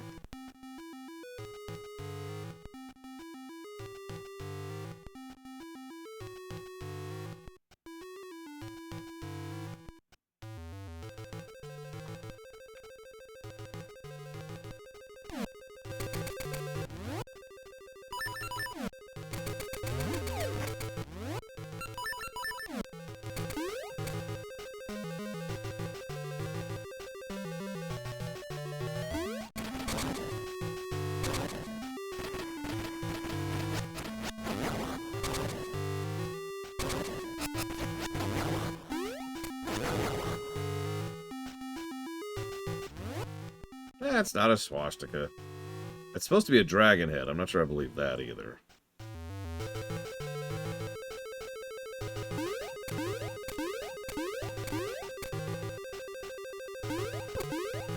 Nope, I already got that key. Okay, so it's not that.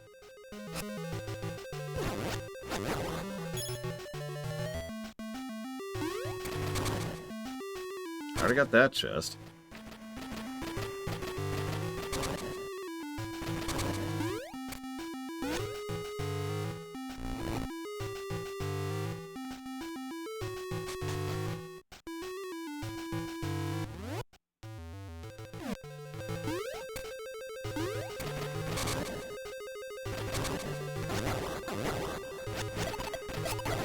No, freaking keys!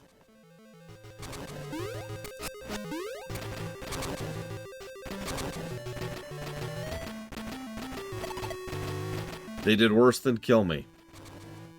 They wasted my time.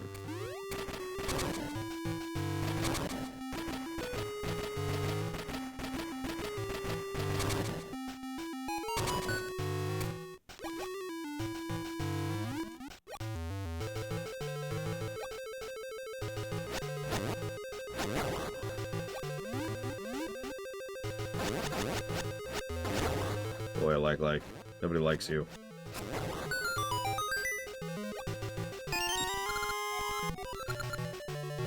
Okay, now we can go beat the dungeon. Christ.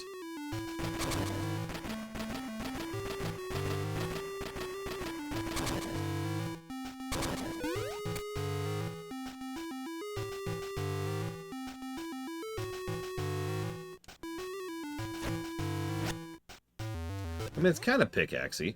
I can see that.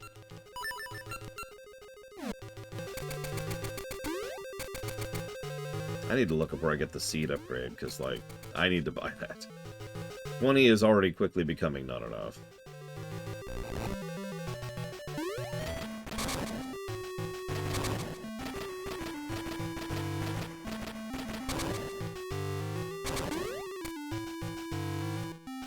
See, I'd yell Khan, but nobody can yell Khan like Kirk.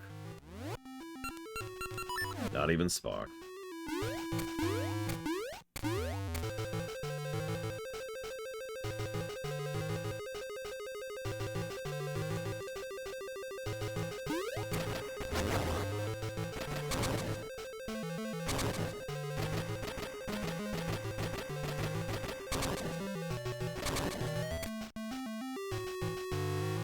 Damn it, associates.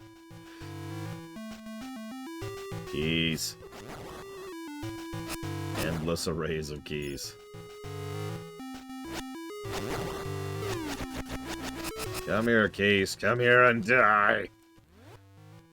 It's a good film, Mr. Red. Although, it is only recently that I've decided that there's another film that's even better amongst the Star Trek mythos.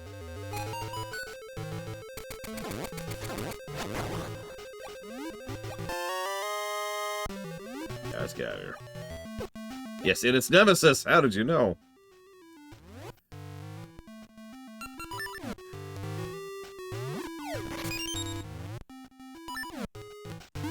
No, of course, I mean our Trek, too.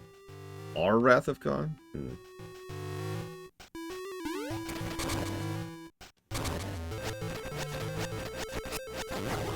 One of the biggest difficulties and challenges we gave ourselves when we were working on the R Trek movies was keeping the titles of the movies, even as we completely changed the meanings of the movies.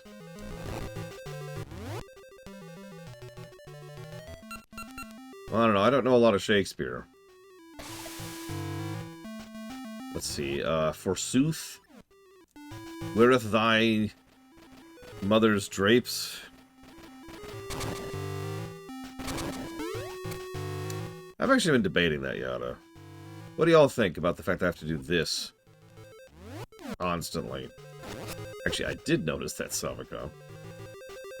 So I guess I know slightly more Shakespeare than I thought. To dweeb or not to dweeb?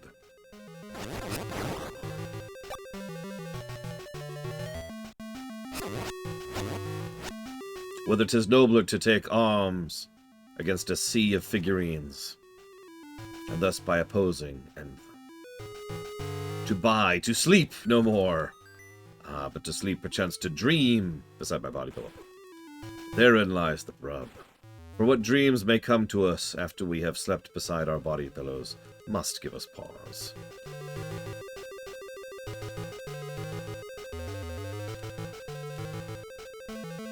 Don't quote that.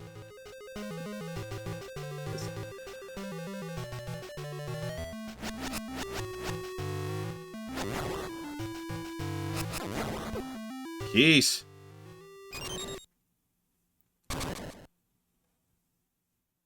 Hello? Of course.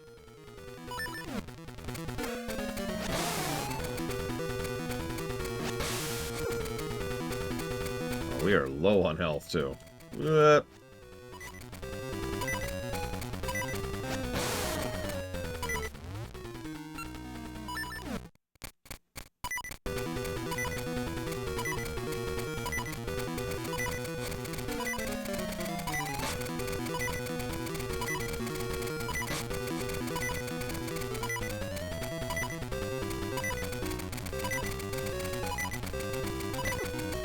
Shouldn't have gone for it. We're dead.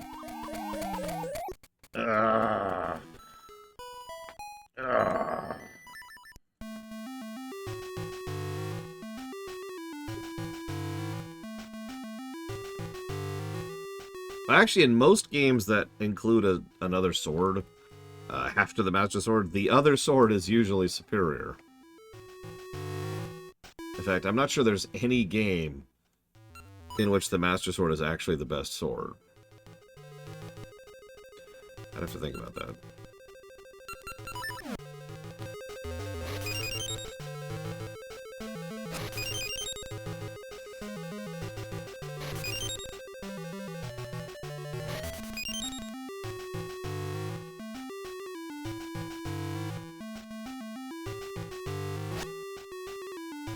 In Skyward, it is by technical definition.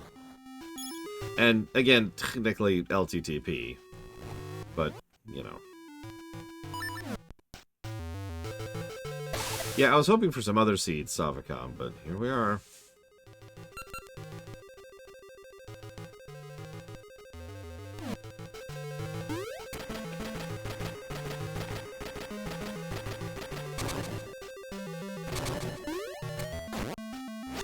One of my favorite examples of that is in Ocarina. The Goron is pretty much better than the Master Sword in almost every way. The only downside of the Goron is you can't use your shield while you've got it up, because, you know, it's a giant two-hander. Makes sense, right?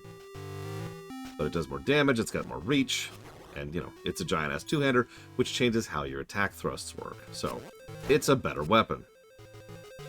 So imagine being young Lore and fighting the final boss of Ocarina with Goron, and just absolutely laying into him for, like, God, 5 minutes of just beating his face in. And you're just like, God, this guy has so much health. Why won't he die? I don't understand why he won't die. My God. Why does he have so much health?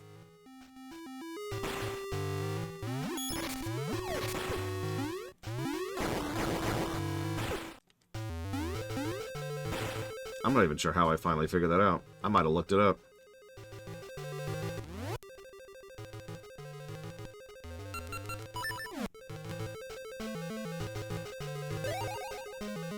Oh, that didn't work.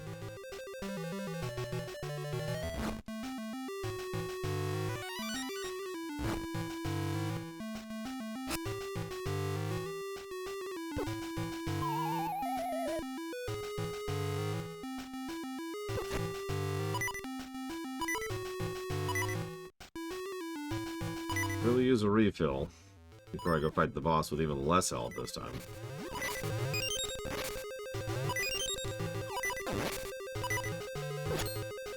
Please. Or I could die on the way back to the boss. That's also cool.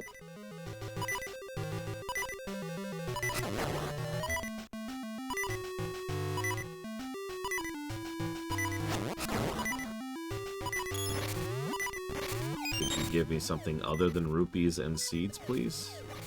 Thank you.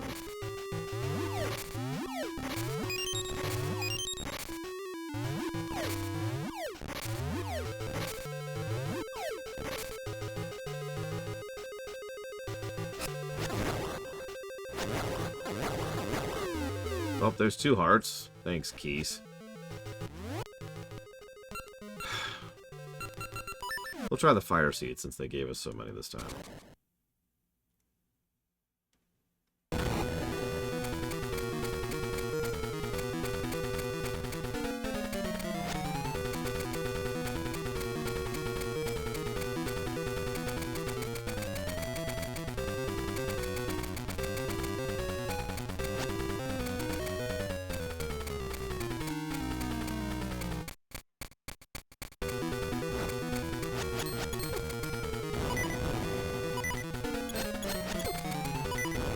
Looks like there was a damage done there, but there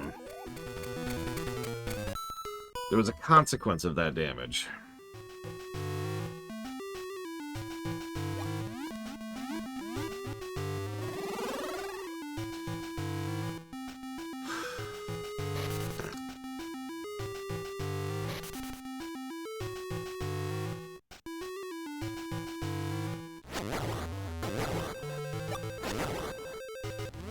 I mean, yeah, let's just pull up the walkthrough. I've got it right here. What am I supposed to do here, game?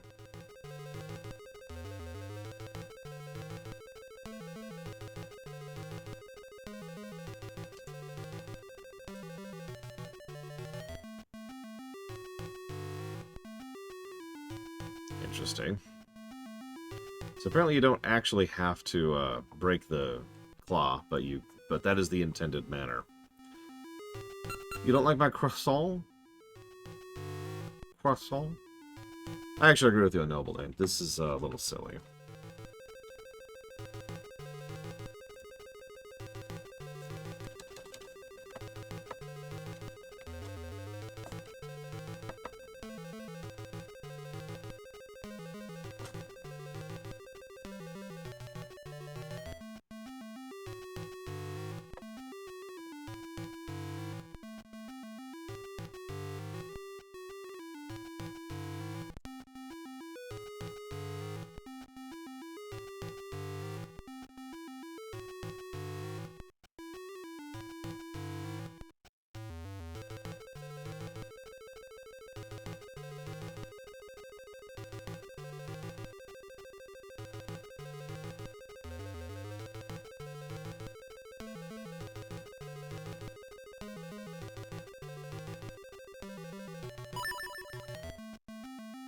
What am I doing?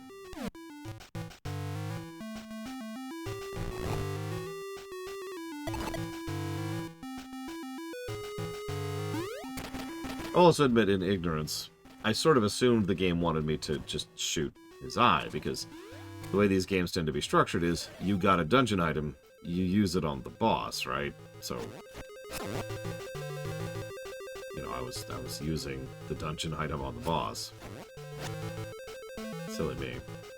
Anyways, unfortunately, all I have is lemon donuts. Seriously, I do. I'm looking forward to having some of those today. Would I like a more modern Zelda? Yes, but that's not what you asked. What would it look like? Well, they keep trying to dip into this because going as far back as... God damn it.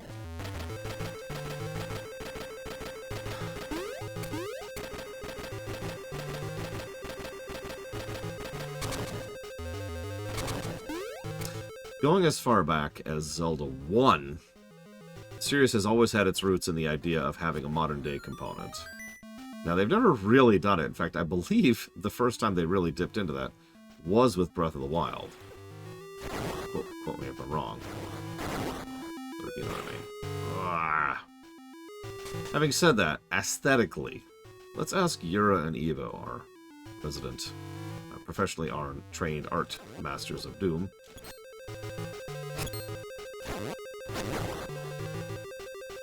How would you design the aesthetics of the Zelda franchise? Or perhaps just like one particular section of Zelda, like Hyrule. How do you design future Hyrule? Do you go with NASA Punk, Cyberpunk, Utopia Punk, Cloud Punk, excuse me? Do you go with Hyper Ceramic, with digital lights? Do you go pseudo-human? Then it looks normal, but it's got like lines running through it. Do you go full-on Tron? Which is actually just Cyberpunk now that I think about it. Do you go Lucas Slaughter? Do you go Warhammer 40k, which is not really futuristic looking at all, actually?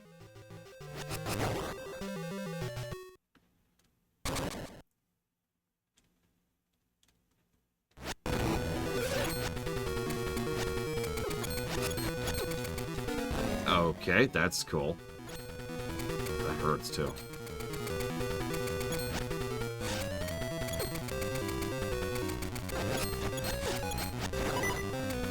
Okay, we're on the verge of death. We got rid of the claw. And she shoots babies. Because of course she does. These drop hearts? Oh, they do, thank God.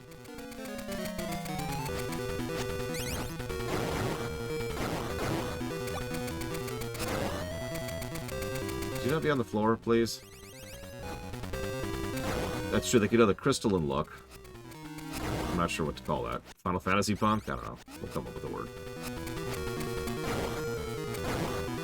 Oh my God. So many babies to kill.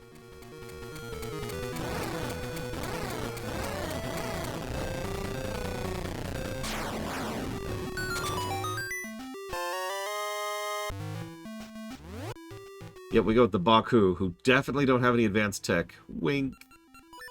That's just elf punk right there.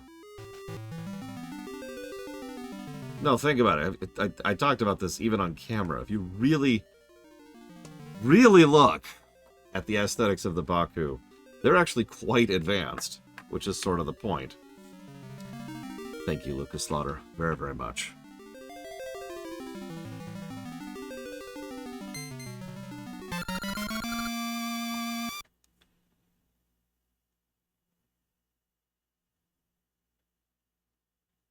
Thought I'd give us all a bit of a break from the music, just for a second. There's some bangers in this game, but damn. Although it seems most of the songs I remember fondly were over in ages. Go figure. Thank you, Lucas Slaughter, very, very much. So the idea of punk is to push back against authority. And thus it can and has been argued that some examples of blank punk that are not cyberpunk still retain that core concept. How true that is varies.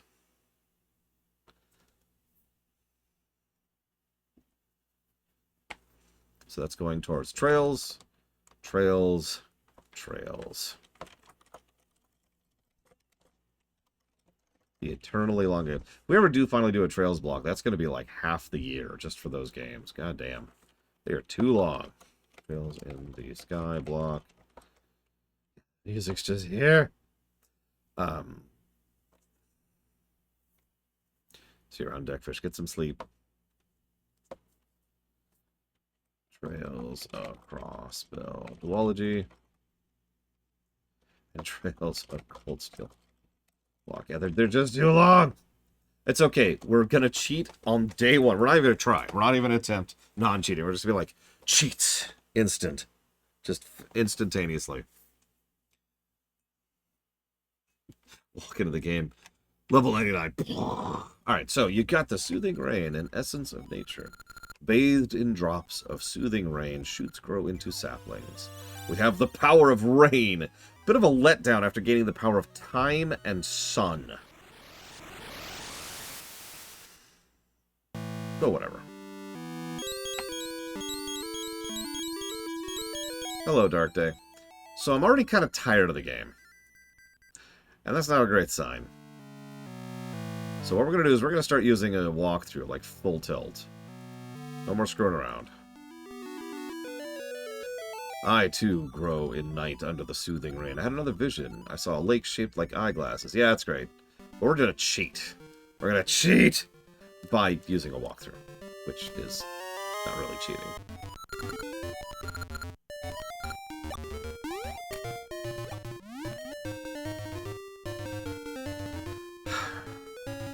So, I'm having trouble putting into words why I'm not enjoying myself. Give me a few minutes to try and chew on that.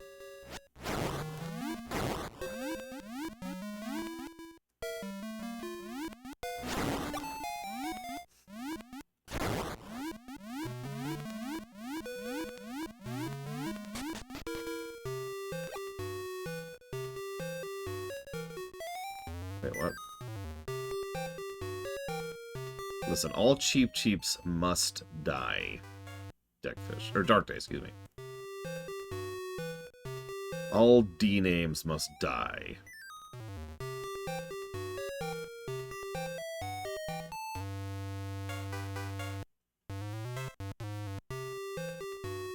Sorry, I'm not just sitting here to be dumb. I'm trying to look up something specific and I've lost it. I'm trying to find it. I think you're right, Blateville. I think there are a lot of design issues down the bar. Just all kinds of issues.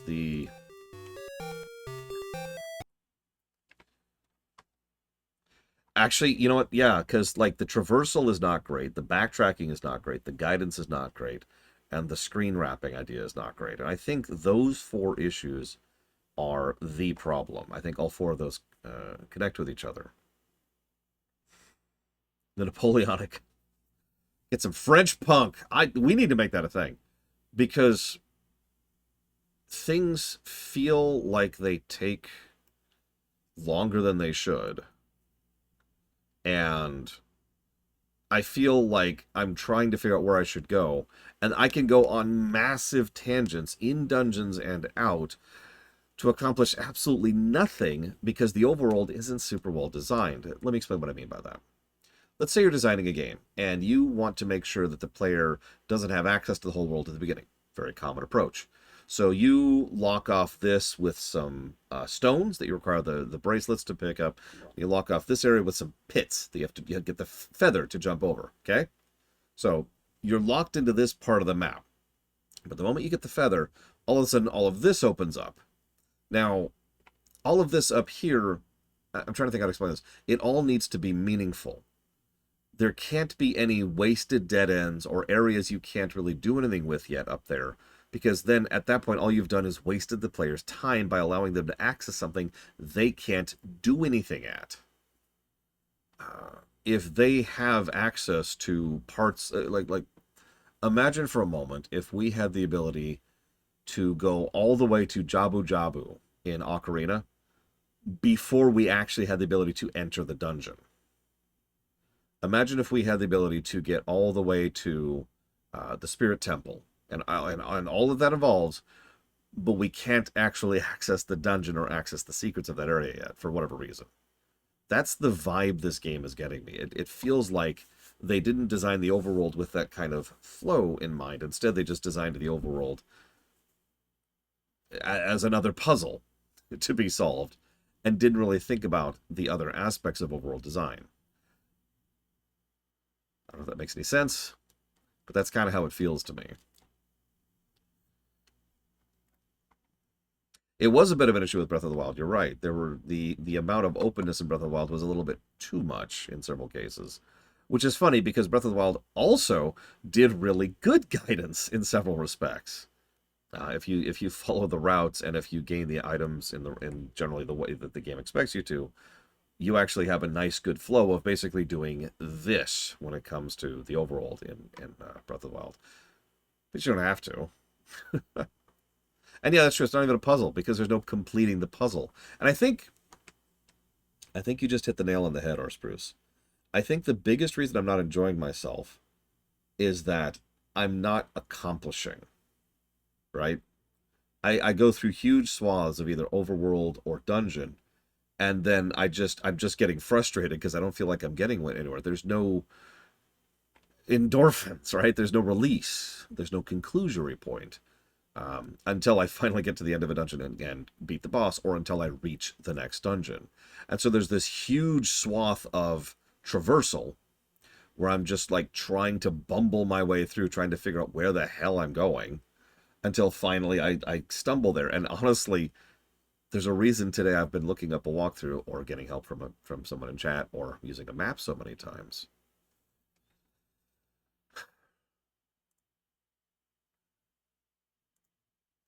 Yeah, and yeah, we have to backtrack constantly to double check things. So that's backtracking, that's guidance. That's overworld design, which I already jotted down here. I'm going to get rid of these question marks. That's walkthroughitis. That's in-betweens. Map. The map is useless.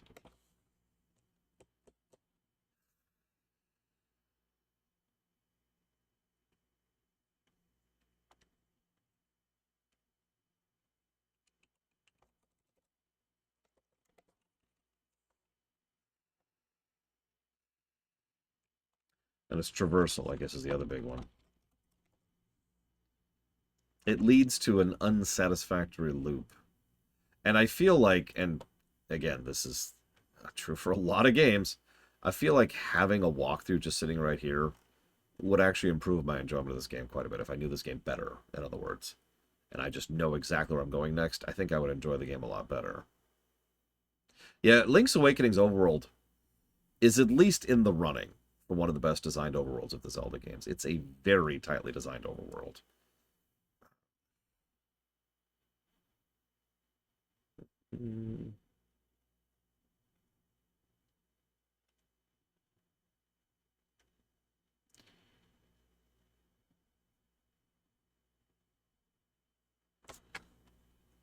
Okay, so it needs to be summer. That's the thing I'm missing here. Let's make it summer really quick.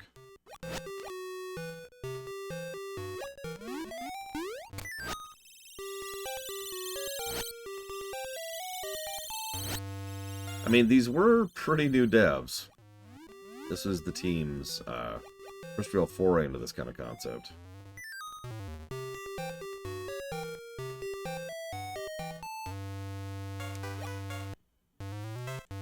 Having said that, I don't know.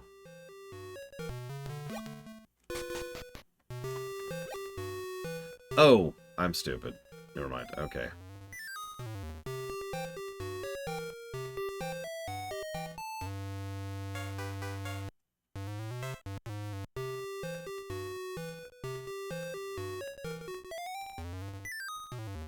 Ignore me. I'm just glancing here.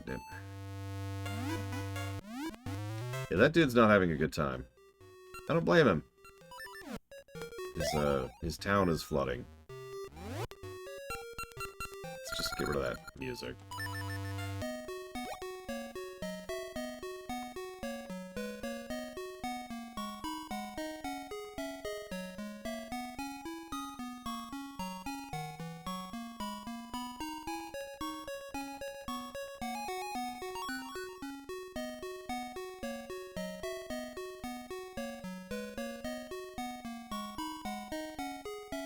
Oh, you've got to be kidding me. So I missed an item. Which I apparently need. Let's talk to these two. How are things going?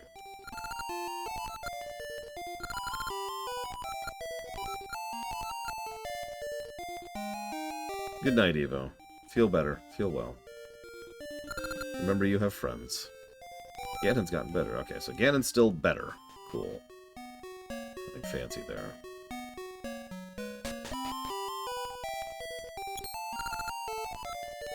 Yeah, we still haven't gotten the members card. And I don't remember where to get it. We can totally afford it now. I don't even know if we have access to it yet or not. Okay.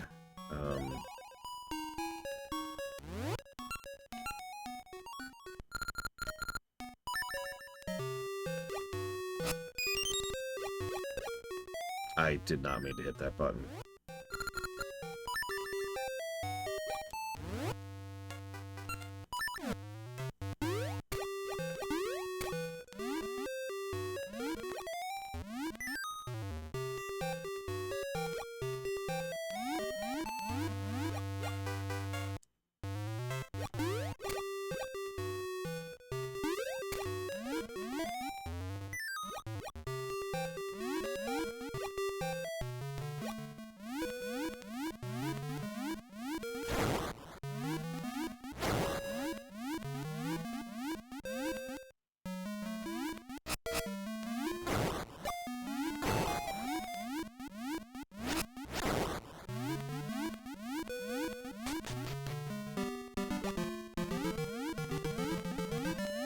Can I brag for just a second?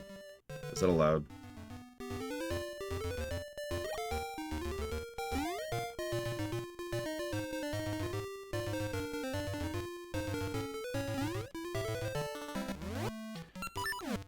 I think one of the better benefits of the review system we've crafted over the years is the difference between being able to define why something is working or isn't working, rather than just saying that it is or isn't. Direct example. There are a lot of games that are improved with the addition of a walkthrough. But why is that? Like, specifically, what is it about the game design that isn't working that pretty much mandates having a third-party piece of information in order to then actually derive enjoyment from the game? We saw that with Breath of Fire 2, for example. Now, you could just say walkthrough-itis and be done with it, but walkthrough-itis isn't... it's kind of an aggregate thing, right? Being able to zoom in and say, okay, this is what's wrong here, here, and here. Yeah, or Suikoden, another good example. Okay, reset. So the thing we missed is this.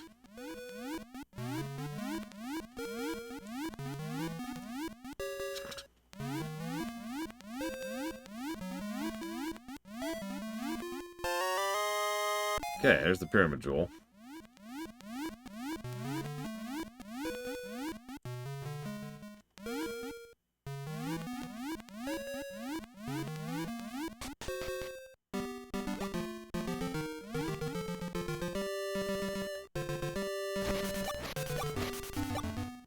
That's true to an extent, Savacom. I'm not sure I 100% agree with you.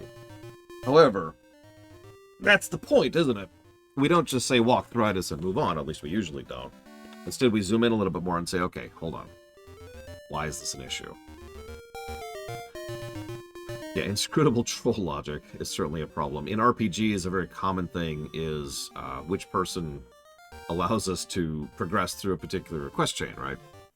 Because there's one NPC you need to talk to. Nothing indicates that it's that NPC. Now, we haven't actually played a lot of games that have that problem because, honestly, we just haven't played those games yet. With the notable exception of the Breath of Fire series, which has that problem in spades. And yeah, that's specifically info in game. There's no indication of that. We can also talk about how overworld design can inform that kind of a thing. How a good overworld can help you with where to go, and a bad overworld just leaves you confused. We've covered that with the game immediately before this one and the game we're playing right now. And so on and so on. Okay.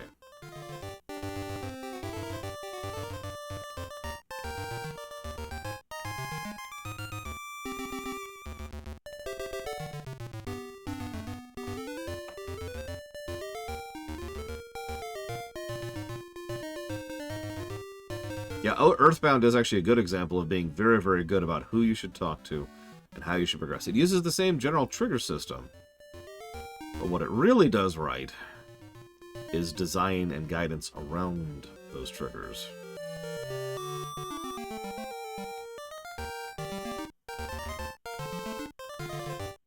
Yeah, Daggerfall.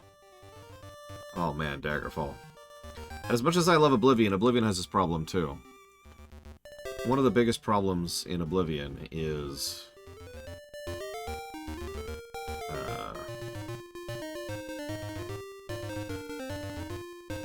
where? Where do you want me to go? There's quests and chains, and awesome... It does not, Dawn, which is part of the problem. Yeah, but actually, you know what? Dawn brings up another excellent example. In Link's Awakening, there's Yugiri, or whatever his stupid name was. Not Yugiri, she's an NPC in FF14. And you could call him, and he would give you a hint.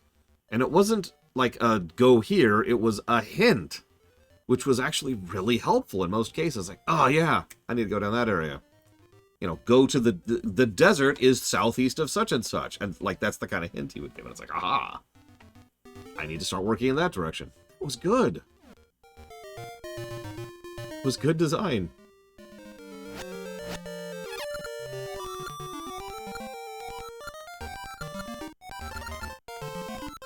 No, thanks. I have a shield. Yeah, exactly. A true hint system. You, damn it, Giga Pudding. And yeah, no, I agree with you, Lysandus. I think that a lot of games are designed with the idea that they want you to play it for a lot longer than, honestly, it deserves to be played for. We talk about the forever game concept, but that's nothing new. That goes as far back as the NES era. Hell, that goes as far back as the arcade era. They wanted you to sit there plugging coins into that one game over and over and over. They didn't want you to beat it. Now, that can work out well in some cases, but you could see how that can lead to problematic design. Yeah, exactly, Loner. Okay, so...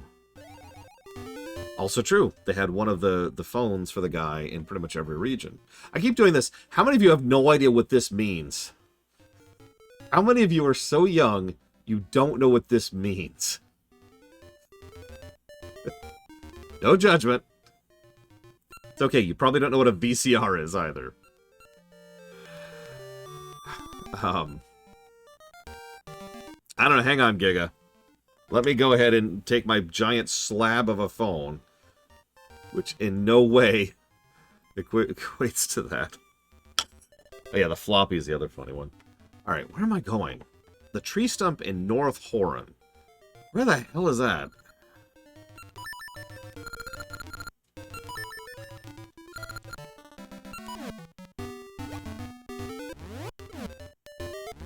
I actually had a flip phone for years before I ended up getting a smartphone. Aha! This is North Horon, right here. Okay, cool, cool, cool. I have a destination now. Well, thank you, Mr. Ed. I'm not sure if I'll use that. Might seem self-congratulatory, but, you know.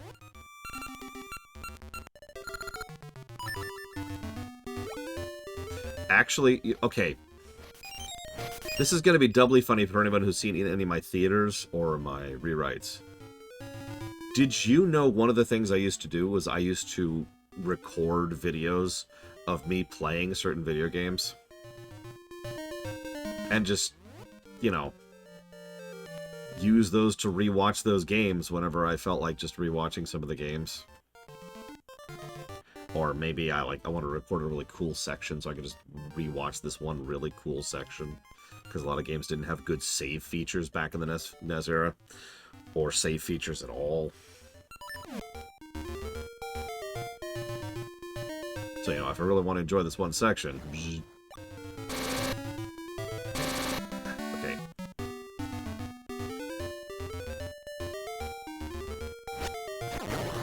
And then just games that had really cool stories in general. I had, like, all of FF4 on... I don't remember how many VHS tapes. Several.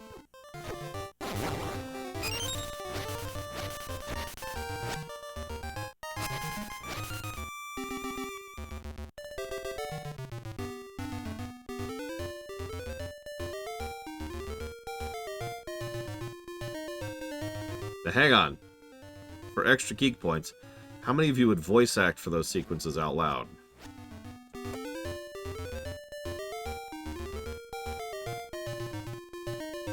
I mean, I'm sure you've heard me say this before, Savacom, but for those of you who haven't heard me say this, the way I used to listen to music, you know, video game music, was I had a little micro recorder and a bunch of micro tapes, and I would just hold it up to the speaker and record the music from the game. Is this it?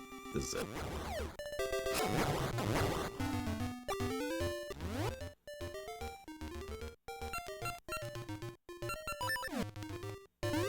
Yeah, YouTube's pretty good for that feature, honestly.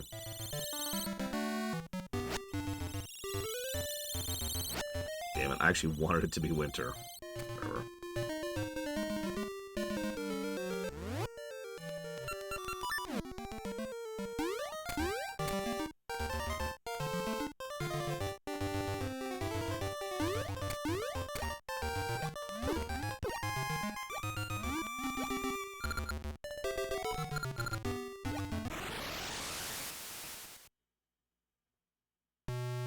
See, most of my friends weren't into RPGs, so when we would go out and play video games...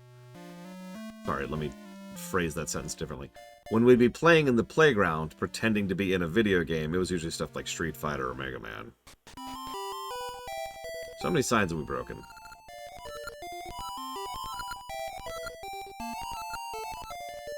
None, apparently. Wow. It's okay, that's just for 100% completion anyways.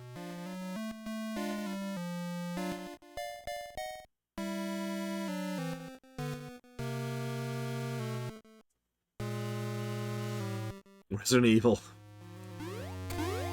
Stars.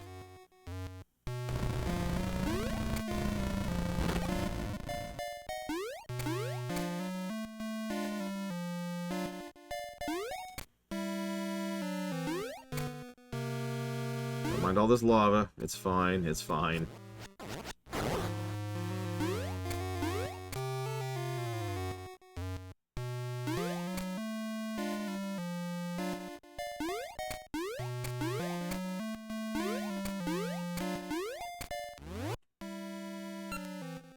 How would an RPG?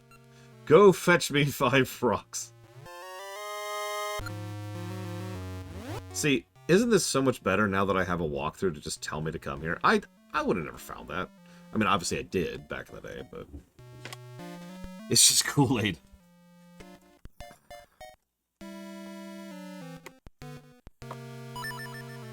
Alright, so now we have this.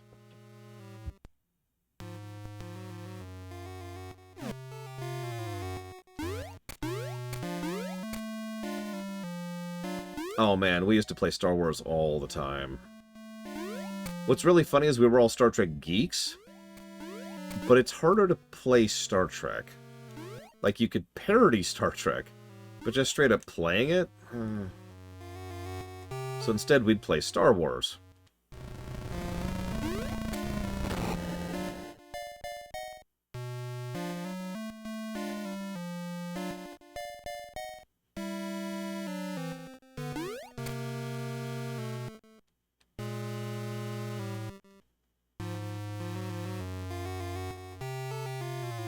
We're going to stand around and debate for a minute.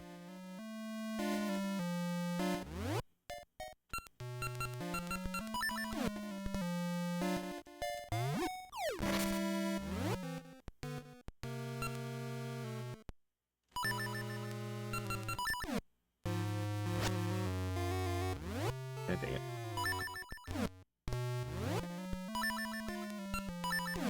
You say that, Ross.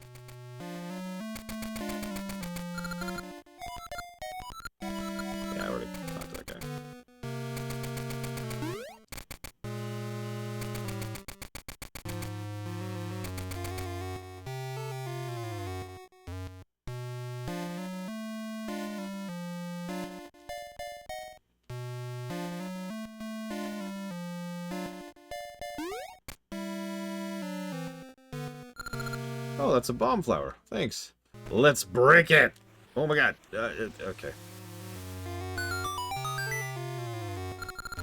That was great. Now we have plenty, thanks to you. If you ever need any ore melted, come to the furnaces. Thanks.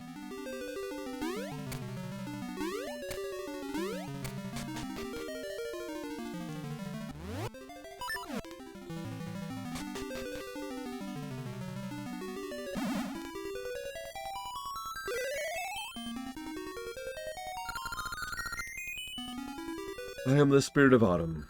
My turn has come. They say fall is lovely, but no. Pits are filled with fallen leaves, and mushrooms are ripe for picking. When shadows fall in Hyrule, a hero shall appear. Is that hero you? Then I grant you autumn's power.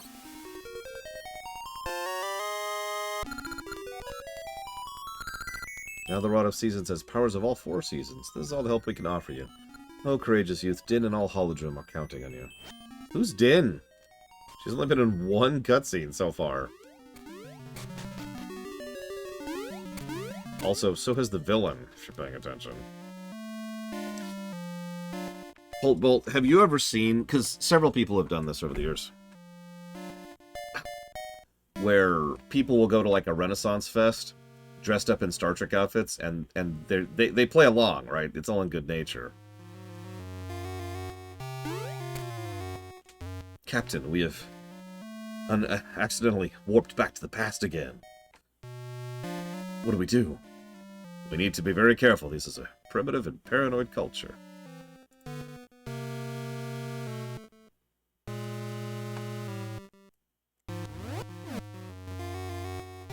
I mean, I'd totally do that. If I had somebody to do it with. You need like more than one person to be in on the joke, right? If you're just doing it by yourself, it's not as fun. But if everyone's doing it with you, it's like, yeah.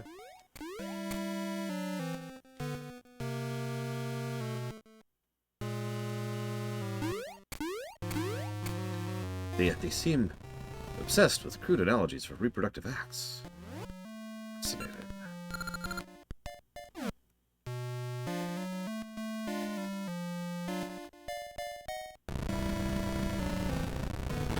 Yeah. What are you doing? Stop breaking the Prime Directive. Don't worry. Nobody here can tell I'm from Vulcan. I mean, you know the answer to that, Ross. I would be Command, 100%.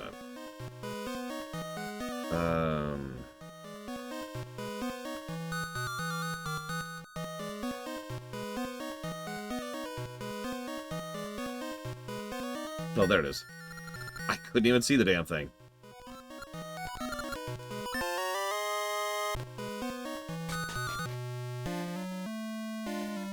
That's a good question. For those of you who care enough about Star Trek to answer, which division would you enter, ideally? Like, you're joining Starfleet. You can be tactical, science, engineering, and separately from that, you can also enter the command track. Which would you go for?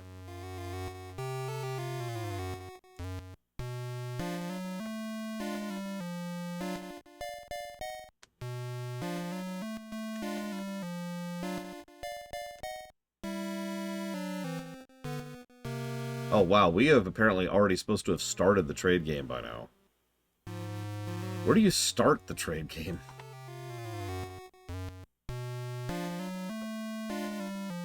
Yeah, Vulcan's in Russia.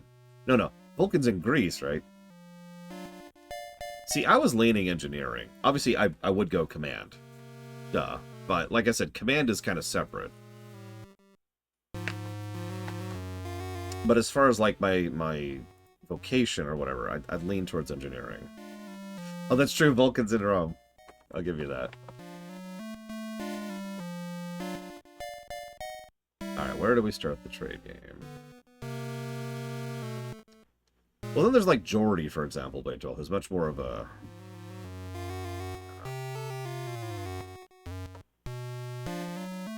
I can't remember. It's theoretical. That's it. Theoretical engineer. A.k.a. designing. Apparently, I have already started the trade game. Got the Ku Codex. Didn't even realize I was part of it.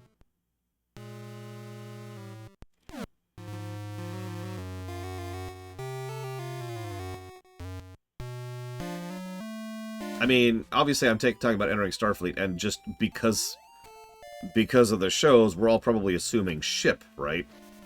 You don't have to be on a ship. There's stations, there's planet-bound. Yeah, Cisco was engineering command. Another good example. Worf was tactical command.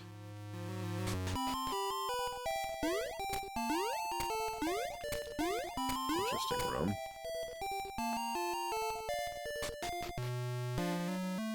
Not as great as I was hoping, random. I'm hoping Aegis is going to fare better a little bit. We'll see.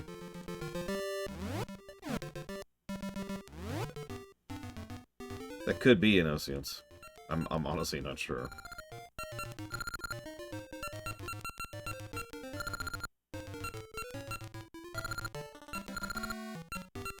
I swear I already saw it.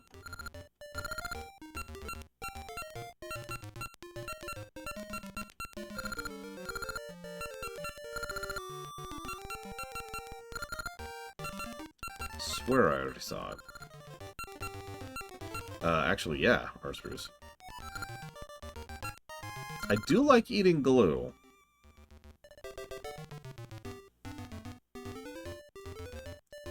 Scotty's improvisational. Scotty is very much a mechanic.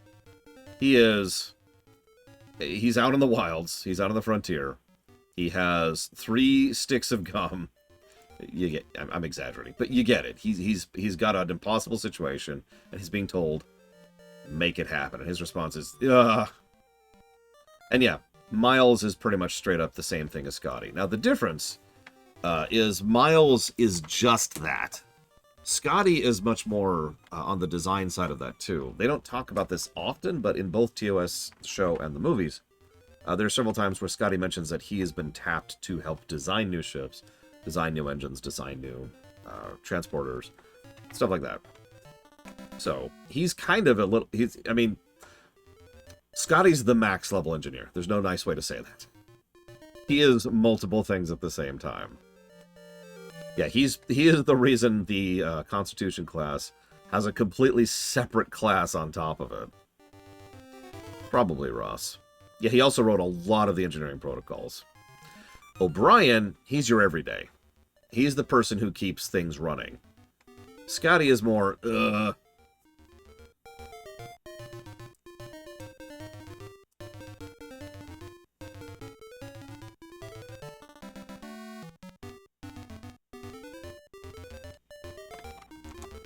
Tucker's interesting. Because Tucker knows his stuff very, very well. Is this Eyeglass Lake? Is this Eyeglass Lake? No. Is this Eyeglass Lake? Nope. This has got to be it. What the hell?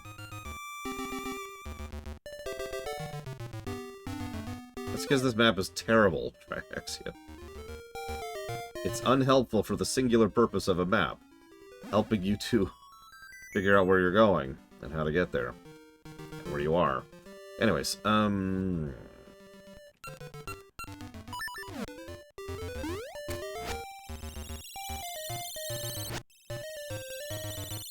That's true, Blade O'Brien actually has surprisingly good leadership skills, despite actively and repeatedly expressing zero interest in joining the command track.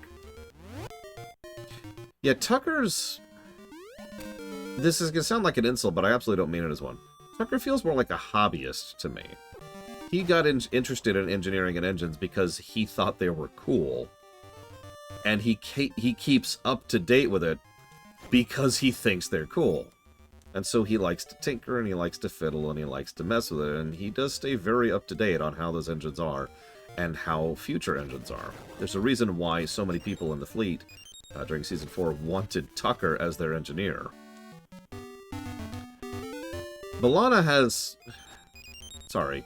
The Voyager problem, where they just couldn't make up their mind with her, which is problematic. I am not where I want to be.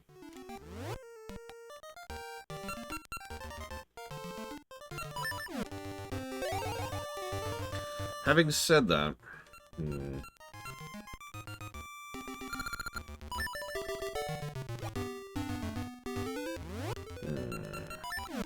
They put a gun to my head with B'Elanna. Well, first of all, she'd be the one holding the gun. Ah!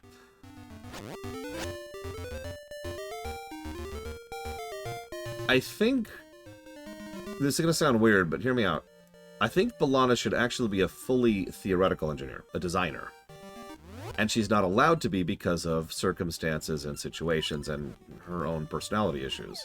But I think that's where she's most comfortable, and that's where she operates best. She mentioned a few times that that was kind of where she was going back when she was actually in the Academy, in Starfleet. And she's really good at learning new tech and figuring out how to twist that new tech into something interesting. I think if she had been able to stick with Starfleet, she would have been one of the chief designers, right? So I think so that puts her right alongside Geordi, which unfortunately makes sense, considering how much of Voyager was designed to be TNG2.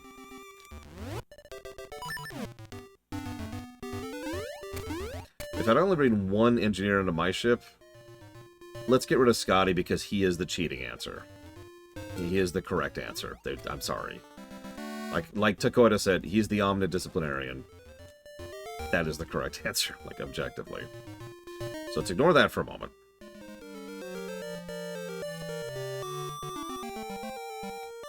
Yeah, you can't have Scotty. Exactly, John Garage.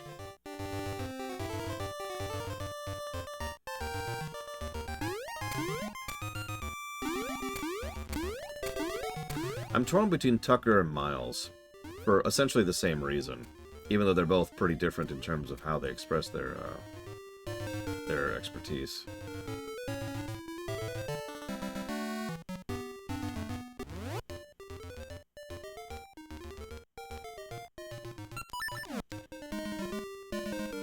Brahm, I hadn't even thought about him. Just like everyone else.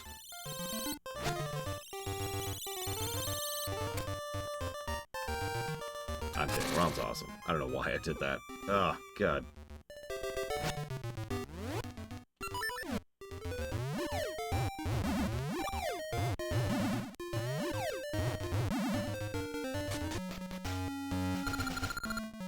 Unicorn's Cave.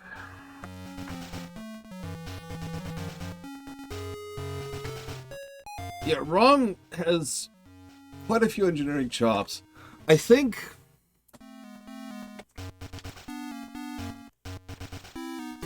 What kind of ship do I have, Ross?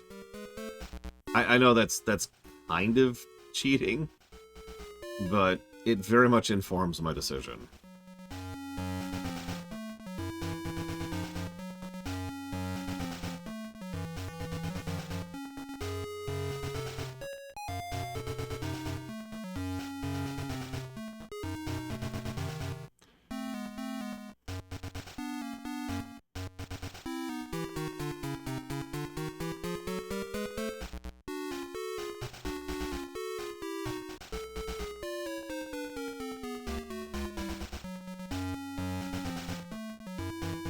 An Oberth. Ah! Immediate suicide. Just on the spot.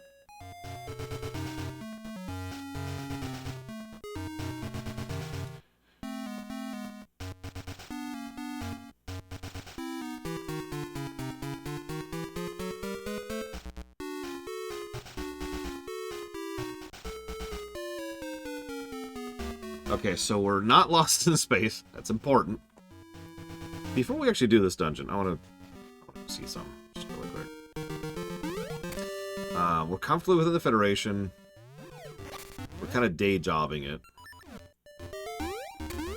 We're not in the middle of a war. That's important, too.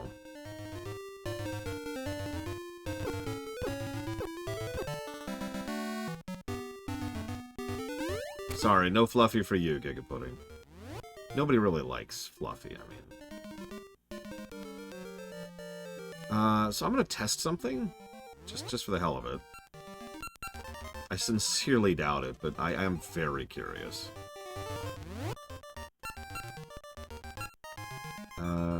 Here, I think. Maybe wrong. It's always weird to me how small these games actually are. Like, when you look at a map, it's like, oh yeah, but when you're playing it, it feels like it's a million miles away. Is that just me? Might just be me. Get out of the way, you frickin' pea-hats.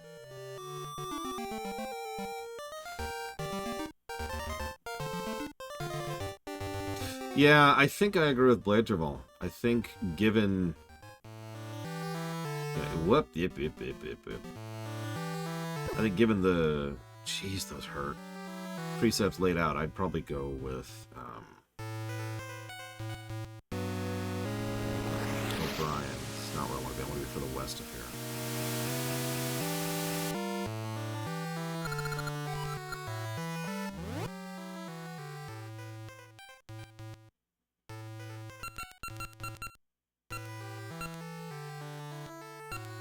I want to be right here. How do I get there?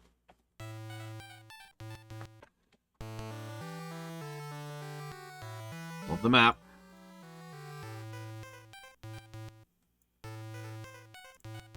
Well, that was the final dungeon just now, but that's not where I'm actually going.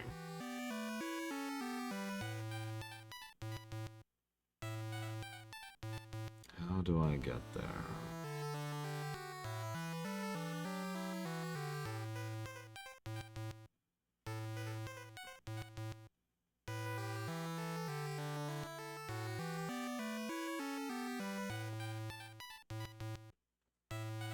That's true. The brand new ship thing is certainly worthy of note.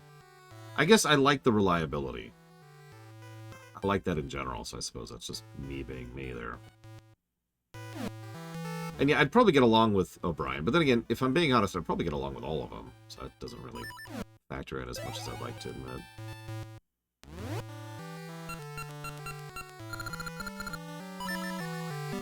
He is a union man. It's wild how much my opinions on that have changed over the years.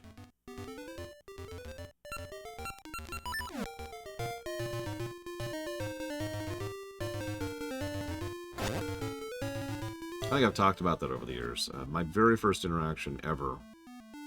Do I need all 4 gems?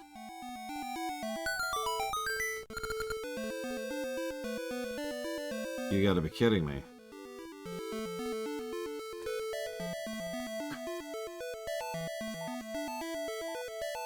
Yeah, Tucker would be easy to get along with.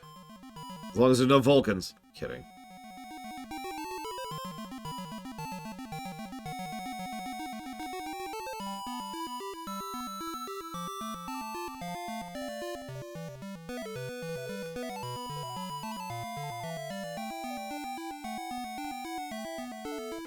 Listen, it's not my fault. The writers of early Enterprise are dumb. And decided to make this whole thing about how we're totally racist against Vulcans, because...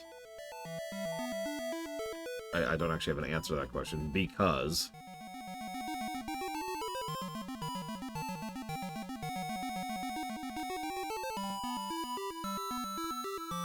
It's okay.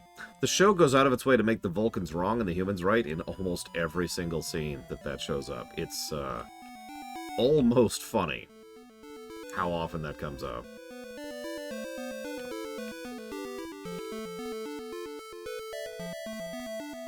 Then unfortunately, I think you and I watched very different shows, Savicom.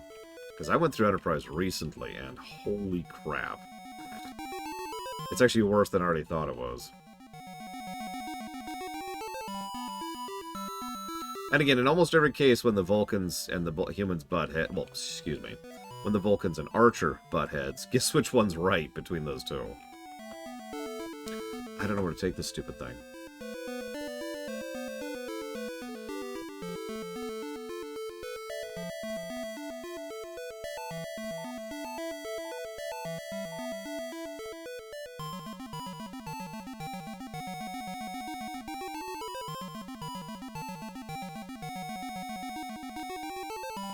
I mean, if we're going to get into the nitty-gritty of racist, that's fine, but...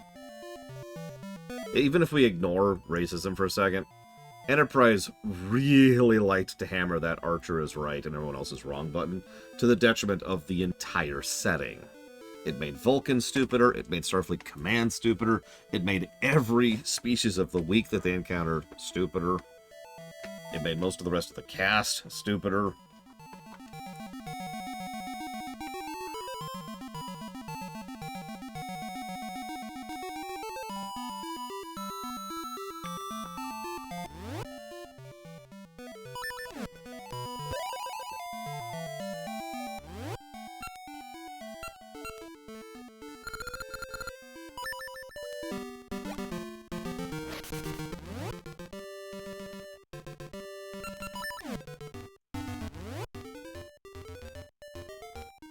That's small.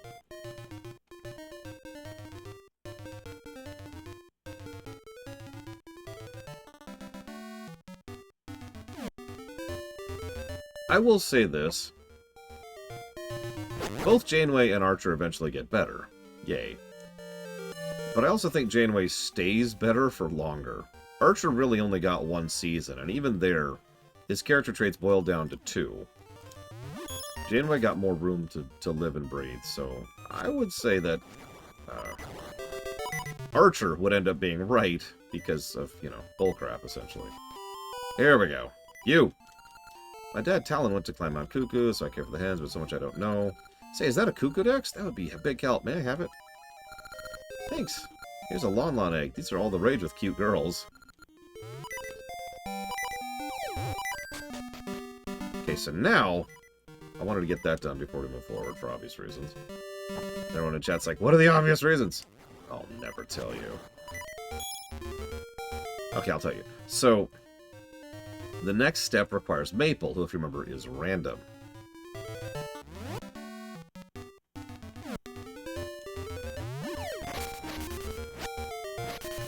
You know, that's a good point. Archer has seniority. I mean, did Janeway ever save all of time and was critical to the foundation of the Federation? Because remember, Archer, he's just that important. The whole of the Federation and all of the future will not happen if Archer dies. He is just too important. And yeah, so Doctor. Okay, sorry. So moving on to our command crew here. As you say, the Doctor from Voyager is the Scotty answer. It's just too easy. He is the correct call in every way. So let's skip over that. Now, obviously I'm going to go with Gates McFadden because I want to have tons and tons of sex with her. But skipping over that for a moment.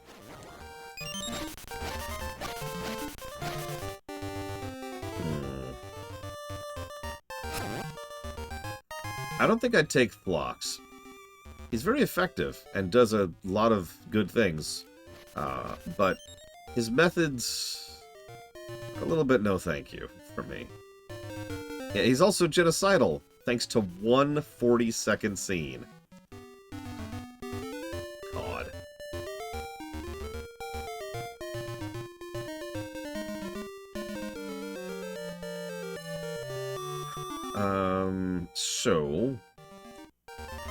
God. So we've got Dr. Crusher. Let's actually think about this for a second. So we got Dr. Crusher, Julian Bashir, McCoy, I think that's it, because the other two I've already ejected. And yeah, unfortunately, there's not a lot to gauge with Crusher, other than, you know, the thing I keep joking about. Pulaski. Anyways, moving on. So, there's just the 5, 3.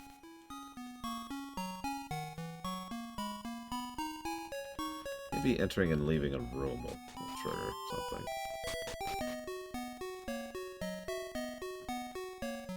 Listen, Dinah Moldauer is an extremely attractive woman. Seriously. Have you seen her in TOS? The only thing I didn't like about her appearance in TNG was that frickin' haircut. That's fixable. McCoy is cantankerous, but if you've ever actually watched TOS, and especially the movies, you know, McCoy is a really good doctor. It is actually brought up as a character point multiple times, and a plot point, like twice. He is as smart as Spock is, just in his own field. Like, McCoy is top-of-the-line medical. He's the kind of person who, hey, pretty much off the top of his head could probably diagnose you. And if he can't, then he knows exactly how to go through the method to figure that out.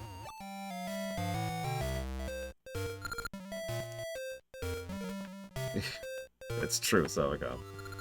Where are you going? You just hit Maple, the Great Witch Syrup's apprentice. Oh my. That's one of those Lon eggs that are all the rage with girls now. That's just what I'm looking for. You're a boy, you don't need it. I'll give you my doll instead. You traded the egg for a ghastly doll. Looking at it gives you chills. This makes up for you bumping into me. See ya! Thanks.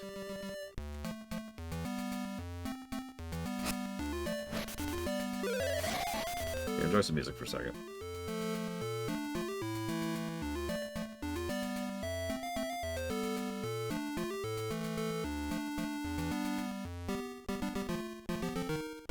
I actually remember this, although I had admittedly forgotten it. This is a lot of the trading sequence that we have been not doing that we have access to right now.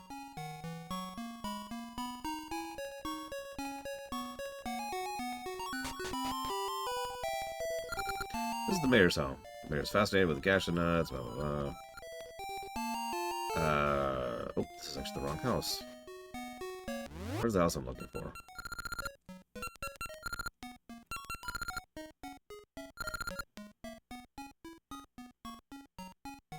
No, this is it. Where is she? Hey, dude, where's your wife? And do I want to know the answer to that question?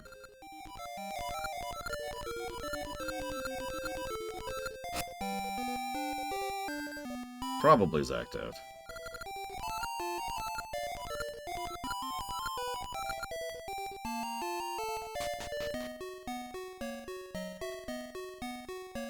Sorry, getting a little off topic. So yeah, Crusher, there's just not much to go off of. She's probably a pretty good doctor, but we don't have a lot of medical drama episodes, and most of the episodes that are Crusher-centric aren't actually medical episodes. She definitely has compassion, which I do actually value in a medical professional. I understand, and better than most people, the entire idea of being too disconnected when you're a medical professional. But I just kind of disagree with that personally. So, yeah, very strong ethical foundry. Hey, update. My baby never sleeps. How can I get him to sleep? Sing a song. So we'll sing a song, apparently. Now, Bashir has strong ethics too, but he's more mathematical ethics. Like, I'm saying that wrong, but Bashir, and I kind of mean this as an insult, tends to lead towards math instead of ethics, right? It is my sworn duty to help save as many lives as possible, even if that means surrendering to the Dominion. You know, stuff like that.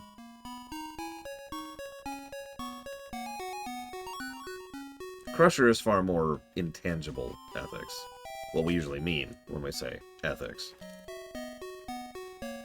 Yeah, Bashir has a lot of a brain going on.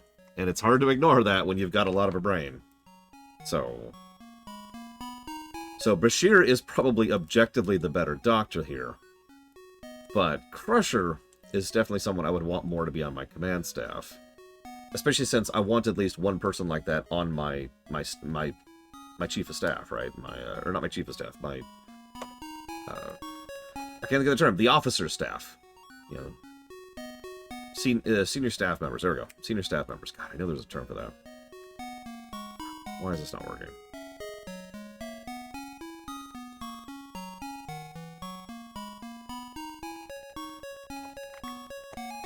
I like that. It's a good way to put that. Bashir is maximized, min-maxed medic. Crusher is a leader and doctor. Crusher is also command track. While we're on the subject. That's true, Wenlock.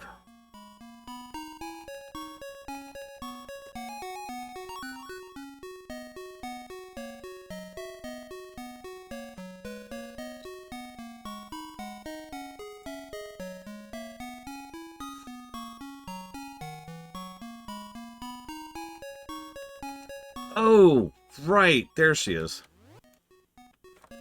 God, I actually forgot about that. I was thinking, because I knew I'd interacted with this woman already.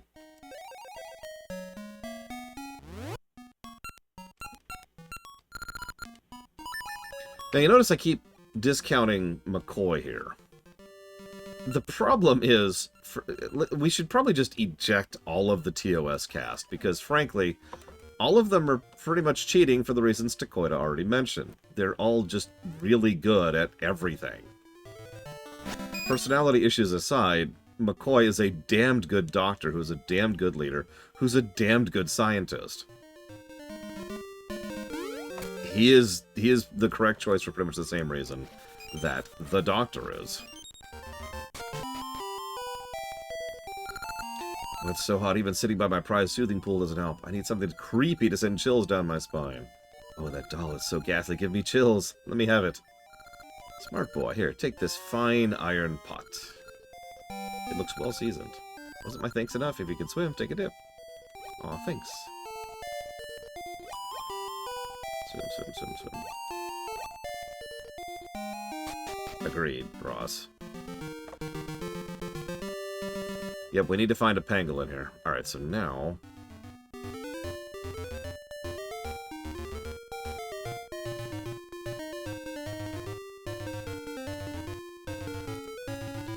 Now we go to Subrosia.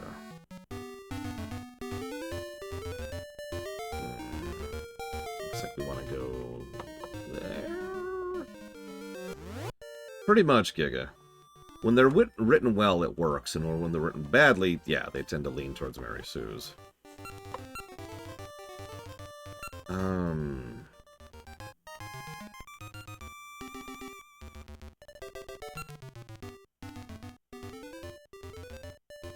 Yeah, this will work. Okay, so if we're just ejecting TOS for a second, which I do think is the correct choice here. Do I choose Crusher, or do I choose Bashir? Now, the thing is, I actually agree with what's already been said in chat. Both is the correct answer there. Have Bashir be on as the chief, as the medic. Have Crusher be there as the CMO.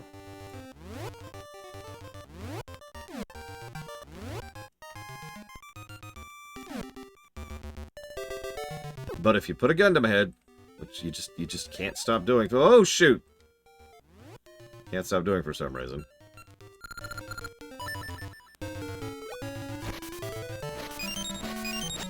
That is very true, Wenlock.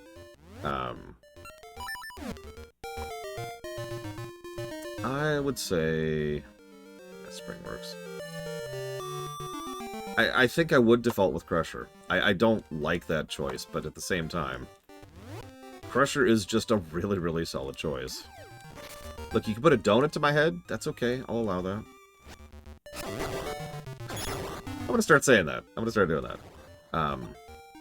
And while Bashir is a very, very good doctor who I like and is interesting and I get along with, I just think I want someone a little bit more ethically bound as my medical, as my CMO. Like, I don't know what else to say to that. And being sincere, her being very, very physically attractive is not a part of that. But that's boring, so instead, she's so hot! There we go. Alright, I suppose that's fair, Giga Pudding.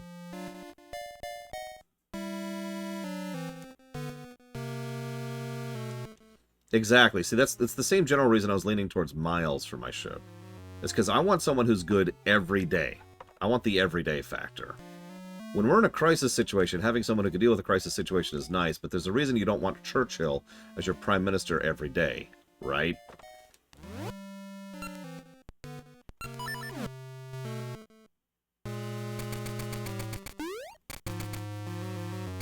So, yeah, I want that reliability. I want that dependability. If we can counter some super death plague, I'm going to wish we had Bashir. But I just value that everyday thing. Anyways, sorry, getting off topic. So, first officer.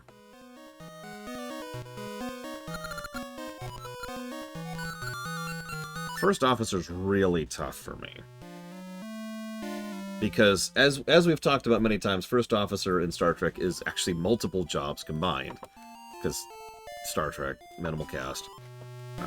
But there's two primary vehicles which they tend to do most often. First is being the XO. The second in command and the one whose job it is to execute most of the orders of the captain, me. The second is being the chief staff officer. That is to say, the person who deals with the everyday personnel, right? The person who knows everybody on the ship and who handles evaluations, approves promotions. You know, the person whose job it is to be the people person for the whole ship, right? And again, that's two separate jobs, but we're going by Star Trek rules, so we're going to live with this. Where am I going? I'm going over here. How do I get over here?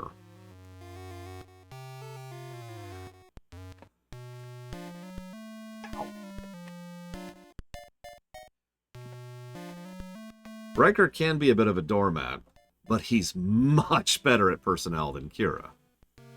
It's actually the specific reason to bring that up, because that's the choice, right? Chakotay is Chakotay. I don't know what else to say about that. Spock doesn't really qualify this, and we're ejecting the TOS cast anyways. And they didn't really have an XO in the strictest sense of this word over on Enterprise. So, boom, boom, boom, that only leaves Kira and Riker. So, actually, it's Tucker. I looked it up once, Ross, recently, when going through Enterprise. Which is an interesting choice, right? Because, and what's funny is they did that on purpose, because in TOS, it's Spock, the chief science officer, because of course you want your chief science officer to be your XO, who's also your chief personnel officer. And so in Enterprise, it's Tucker, your chief engineer, who is also your personnel officer, blah, blah, blah. Anyways. Moving on.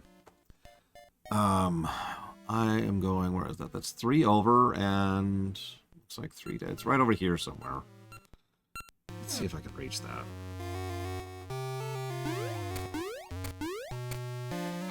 T'Pol's an interesting one. But, and I know this is going to sound really weird, I have a hard time differentiating T'Pol from our T'Pol. Because my first immediate reaction was, yeah, absolutely, I'll take her. And then I realized I was thinking in my head of our T'Pol.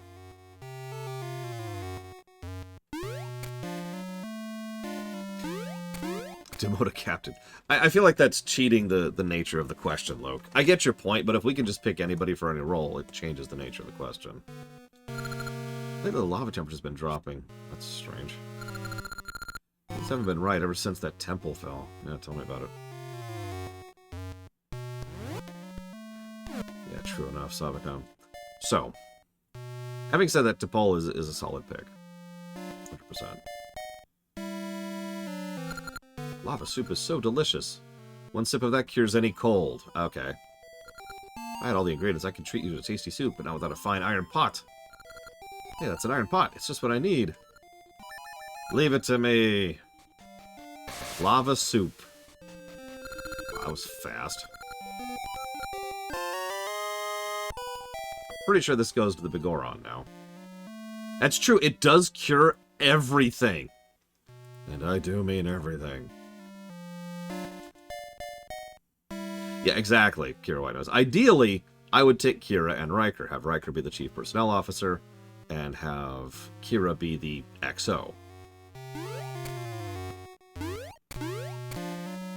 But since we're living with limitations, it kind of depends on which I value better of those two.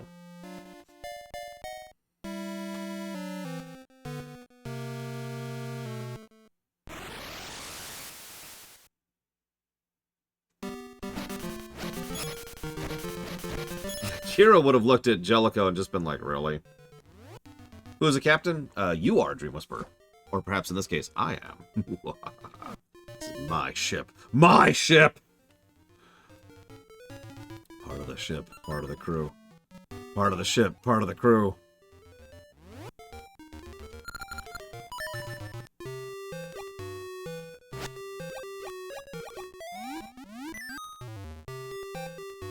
Hey, respawns. Good, good, good, good. I need a few. Okay.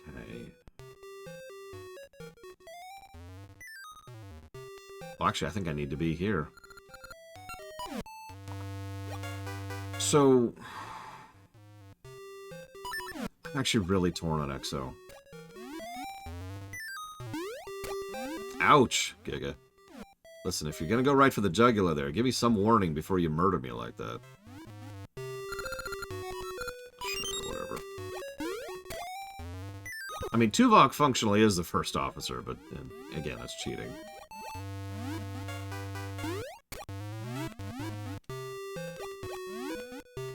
Frickin' Chakotay.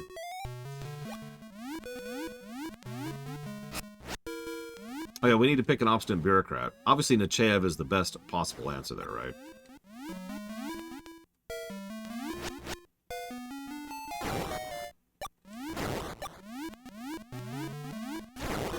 I mean, a lot of Riker's character arc, which concludes in season fricking 3 of TNG, is him kind of accepting and understanding where he's at in his life and why his arc has changed, why he is in a different place than he was when he was young. It's actually a pretty cool arc, all things considered, because part of the point of it is that he's getting comfortable with where he is, and he's worried that that's a bad thing. But a lot of his arc is coming to grips with the fact that it's actually not a bad thing to be comfortable where he's at. To take things easy and not have to constantly push himself to go somewhere that he just said he wanted to be, because he is where he wanted to be. It's a nice touch. That is completely thrown out the window as soon as Season 4 shows up, and never referenced again. Thanks, TNG. Oh yeah, spoilers, Mr. Red.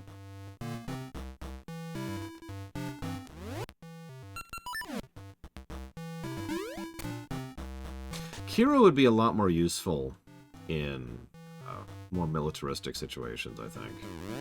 And since you gave me a peacetime ship just kind of chilling and not a wartime, I think I'm going to pick Riker for that reason. That smells good. Can I have that soup? Yeah, sure, here you go. It's a harmony of flavors. Thanks to you, I'm all better. Take this as a symbol of my gratitude. You've got the vase, and yes, this goes to Ingo. Actually, remember this one.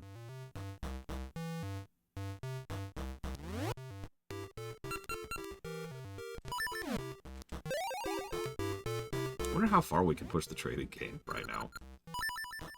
We haven't done anything with this in a while. This is a long trading game, too. My god.